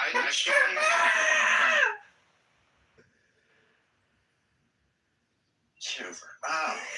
Don't green bean because I'm only gonna hit one person. You're just gonna kick people. Regal. Because what the fuck? Who do you want to kick? No. Let's have a serious conversation about God. Why are you wasting time? Every second, we only have 2.5 billion seconds in our lifetimes, and I don't want to keep paying my lifetime seconds for this bullshit. You broke up. No one heard you. I'm saying, what is the G0D? What is the G0D? Oh, are you fucking John Kiddo? No. My name is Home and I came here for second day. I live in Hyderabad. I'm from India. I'm a software developer. I work for Google as a contractor. And I am very interested in what you're talking about because I have noticed in Vedanta philosophy that the 0 and the 1, the binary, mathematics prove this as a God. So I was wondering if I could convince you that God exists mathematically. That's so stupid. You think the existence of God is based in binary? Don't use that word. Home, did you get your alligator? This Did you looks get like high school a diploma? stock account. No, I came here to talk about mathematics. You are unprofessional. Is everyone here unprofessional? Does anyone here actually have You know, that's the frustration. It's like I'm a former military wife, so our thing was no news is good news, right? Like just let the boys get their shit done. But I had someone come in the room. I don't want to say the person's name, and they were like, "Oh, well, I ran this through intimate threat. Was it imminent threat through Grok and AI and and she's like, oh well, I passed it and I could not find a single thing, like none of the AI engines where it was the imminent threat. And then she says all these things, and I was like, and I got off mic. I said, well, Bima, your whole premise is wrong because there's intelligence that you're not going to find on AI. You literally are not, they purposely don't make sure that stuff does not get out. What are you talking? She's like, oh, she didn't even think about it, but she still took such ownership of it. And I'm like, how do you not even think that? Because that's how my brain thinks. That's my understanding of the military, but a lot of civilians don't have that understanding of the military. And like, I have that patience with it, but she really thought that she was going to be able to validate and prove her point that Trump was wrong and this was not imminent threat because she ran it through 5 different AI models. I actually said to her, could you take a thesaurus and look at all the different words for imminent and try to figure out like all the different possibilities of what this could be, because she was so hung up on that word. And just didn't understand it. But isn't it? It's almost like an entitlement because we live in a society where we think we have a right to know everything. Well, it's access to information constantly. Yeah. I just got a question for strategists that they think they know everything about, what Trump is doing. They know him so well, and it's like you have no idea how much the United States military understands foreign affairs, foreign warfare. And these people are saying that, and again, these are Democrats saying this more so than anything. These lefticals, these different types of idiots that have been elected by other idiots. That's the best way to put it like this. And they want us to trust them. They don't even know what a woman is. And they want us to trust them with the military prowess of the United States Armed Forces. And that, again, they should be in charge. This is just, and the bad part about it too, is that most people don't realize they want Trump, and this is the issue I have with MAGA Inc. Okay, they want Trump to solve every fucking problem. Shut your mouth, Juby. He doesn't solve their problem, basically with their urgency. And I'm just like that. That comes. I guess it comes with the territory, but I've never seen so many people want one man to solve all the problems right now. Well, they don't have a solution either. That's the issue. I've never seen that before. It's like, damn, the man is not even 2 years in. He's not even 2 years in. He's like 14 months in. And they're saying he's like, people forget so much he's done to really try to right the wrongs of the previous generation. But guess, Mr. NKK, I'm from India, and I think that there goes the Nobel Peace Prize. I mean, he's killed 100,000 Iranians in warfare. Excuse me. He's saying we killed 100,000 Iranians. Is that what you're saying? Yes, I am from India, part of the Maharishi International Peace Movement. I don't know who you're talking about, Leo. The point is, Donald Trump has killed one. I know who John Kitover is. What's this? John Kitover. I want to hear what you're saying. Please stop interrupting me. Please stop interrupting me and be professional. Please stop interrupting me and I will speak. He's pretending, mister. Please stop interrupting me and be professional. He's not really Indian. I want to say that I believe in peace. Please stop interrupting me. His other profile is Cappuccino, a light-skinned black woman. Cappuccino? Yes. No, I am part of the peace movement. The interesting part is that you'll probably agree with a lot of what he says. Well, you got some fuck up pictures just there, so you can't do it. So, Abby, what I was going to ask you is this like a modern phenomenon with Israeli men and being like super metro? Okay, then. Or is that like, is it like influenced by like French culture is my question. I don't know. I really don't know. I truthfully, I like the soldiers and I like them in uniform and I especially like the pilots. So, but I was listening to like Static and Ben L, and I was like, oh, these guys are gay or something. Then I looked them up, and I was like, oh, they have wives. I'm like, and kids and shit. I'm like, they're like wearing pink outfits and shit. And I was like, that's not typical. It's a pretty macho society, pretty much. So wait, just going back to this that you were saying, to take it back to Trump. It's incredible to me that exactly that situation that you illustrated. How do you win? Do people think that we won wars by sharing it with the? Did we do newsreels to the U.S. public back in the 40s during World War II and tell them all of our moves that we were doing in Europe and every decision by a general? I mean, where did this come from? You know, gang warfare is even smarter than that. They don't say, hey, guys, we're going to come to your neighborhood and shoot you up next week. I mean, this is how fucking dumb they are. The part that bothers me, the part that bothered me earlier was when it was, and there's zero disrespect, and I wish you were in here so you could hear this, but hey, listen, there is no verifiable report, so I'm not going to believe it. Okay, but we had verifiable reports of intelligence before, and then later on it was, that wasn't accurate. So you should have believed it, and then so those presidents should have believed it. But we did not have verifiable fact. So currently, using that same logic, they do not have a missile that can go 25 hours. I was trying to make that point.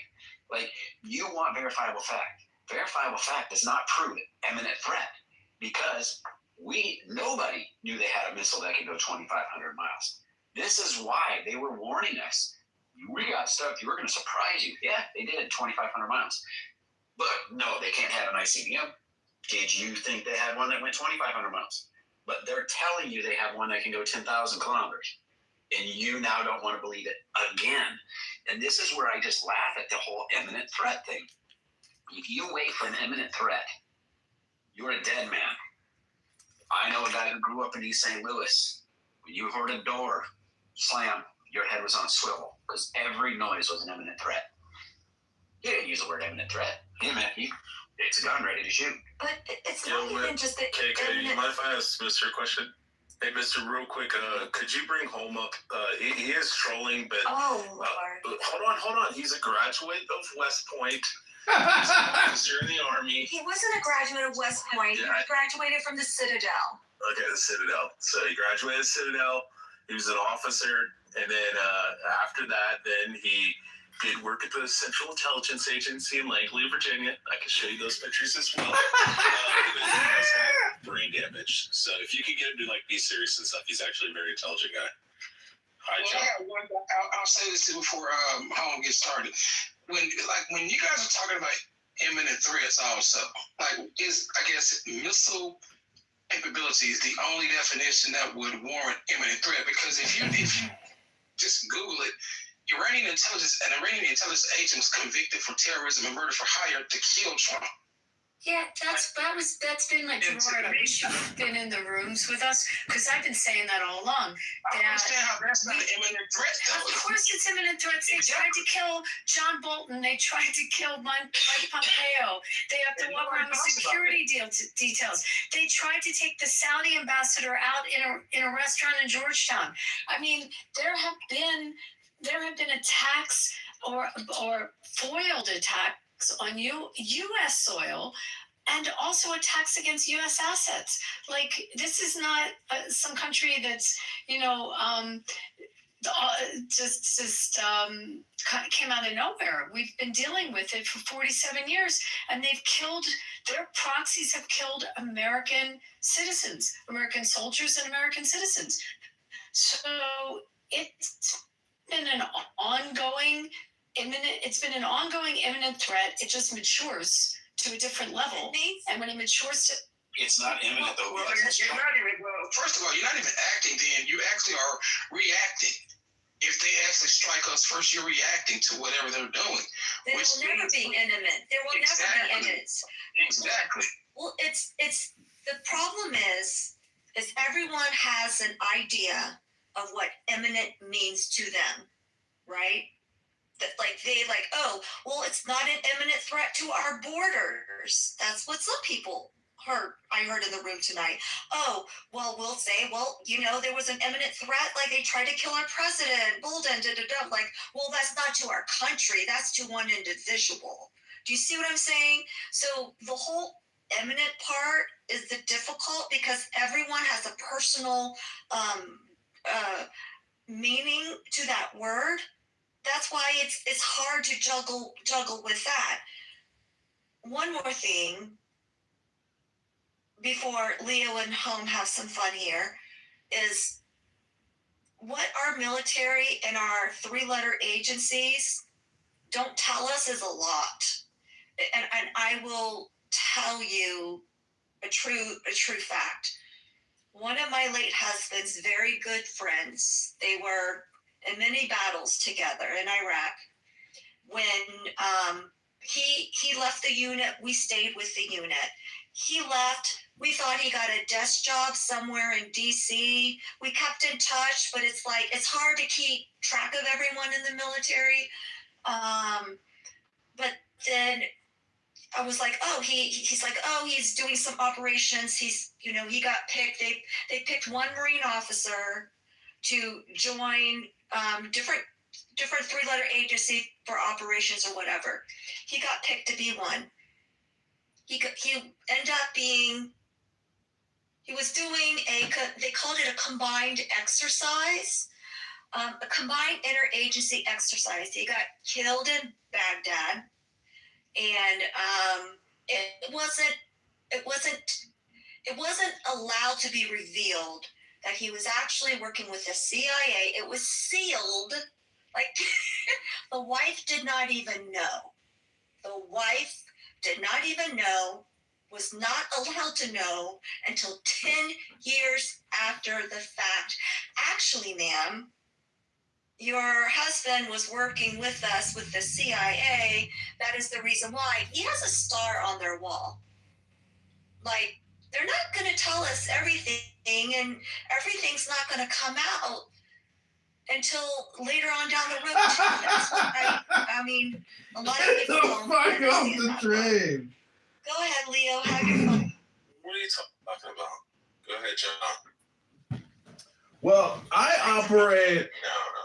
operate from the perspective that there's not a speck of dust out of place in the whole universe. Who's the handsome guy in my PTR? That's Major General Grinnells, of course, a Vietnam general. So, and John Kitover, Major. I will note. I was a major in that picture. I got promoted to regimental staff as a major from a private. So you can go from the bottom of the barrel to the top of the regiment if you know how to communicate. I got the job as the public affairs officer at the college because the other guy had to go to flight school, and they put a notice in an email. I said, hey, I'll be the public affairs officer. But I made a joke about the women at the college. I said, if we tried to auction you off in a date auction, we wouldn't raise enough to buy a Snickers bar. So the point is, there's not a speck of dust out of place in the whole universe. But what I'm trying to think is, the Palestinian leadership and the Iranian leadership and the Hezbollah leadership, and also Bashar Assad, those are 4 major regime changes. What were they not thinking? What were they not seeing? What the fuck were they predicting? Because obviously they didn't predict their demise. So how the fuck did they not reverse engineer their defeats? That's what is, to me, is like the interesting aspect of warfare is, why didn't they see it coming? And in my opinion, it's because Trump is the master of mercurial hypnosis. We are so conditioned to Donald Trump with his red tie, his golden hair, his mannerisms, what he says. We are all mesmerized by this great magnetizer. So all I'm trying to say is, communication moves mountains. And if you've never seen a mountain move, well, apparently you're just not listening to our great president. And it's destiny. This man, as somebody said earlier, for 30, 40 years, he's been talking about Iran. This is nothing new for him. He's been thinking about all these world affair issues, and he's been living through them, and he's rectifying a lot of wrongs and rights. But now that he's taken out Iran and cleaned up after Barack Hussein Obama, the trans lover, maybe it's time we arrest Barack Hussein Obama. Maybe it's time we arrest his wife or husband, Michelle Obama, CIA agents who on their own Wikipedia page, their first job out of college was working for Business Intelligence Information, a CIA economic think tank. These people were born and bred in the same way that Trump was born and bred for destiny. I go back to my original point, and I'll finish. There is not a speck of dust out of place in the entire universe. Hello?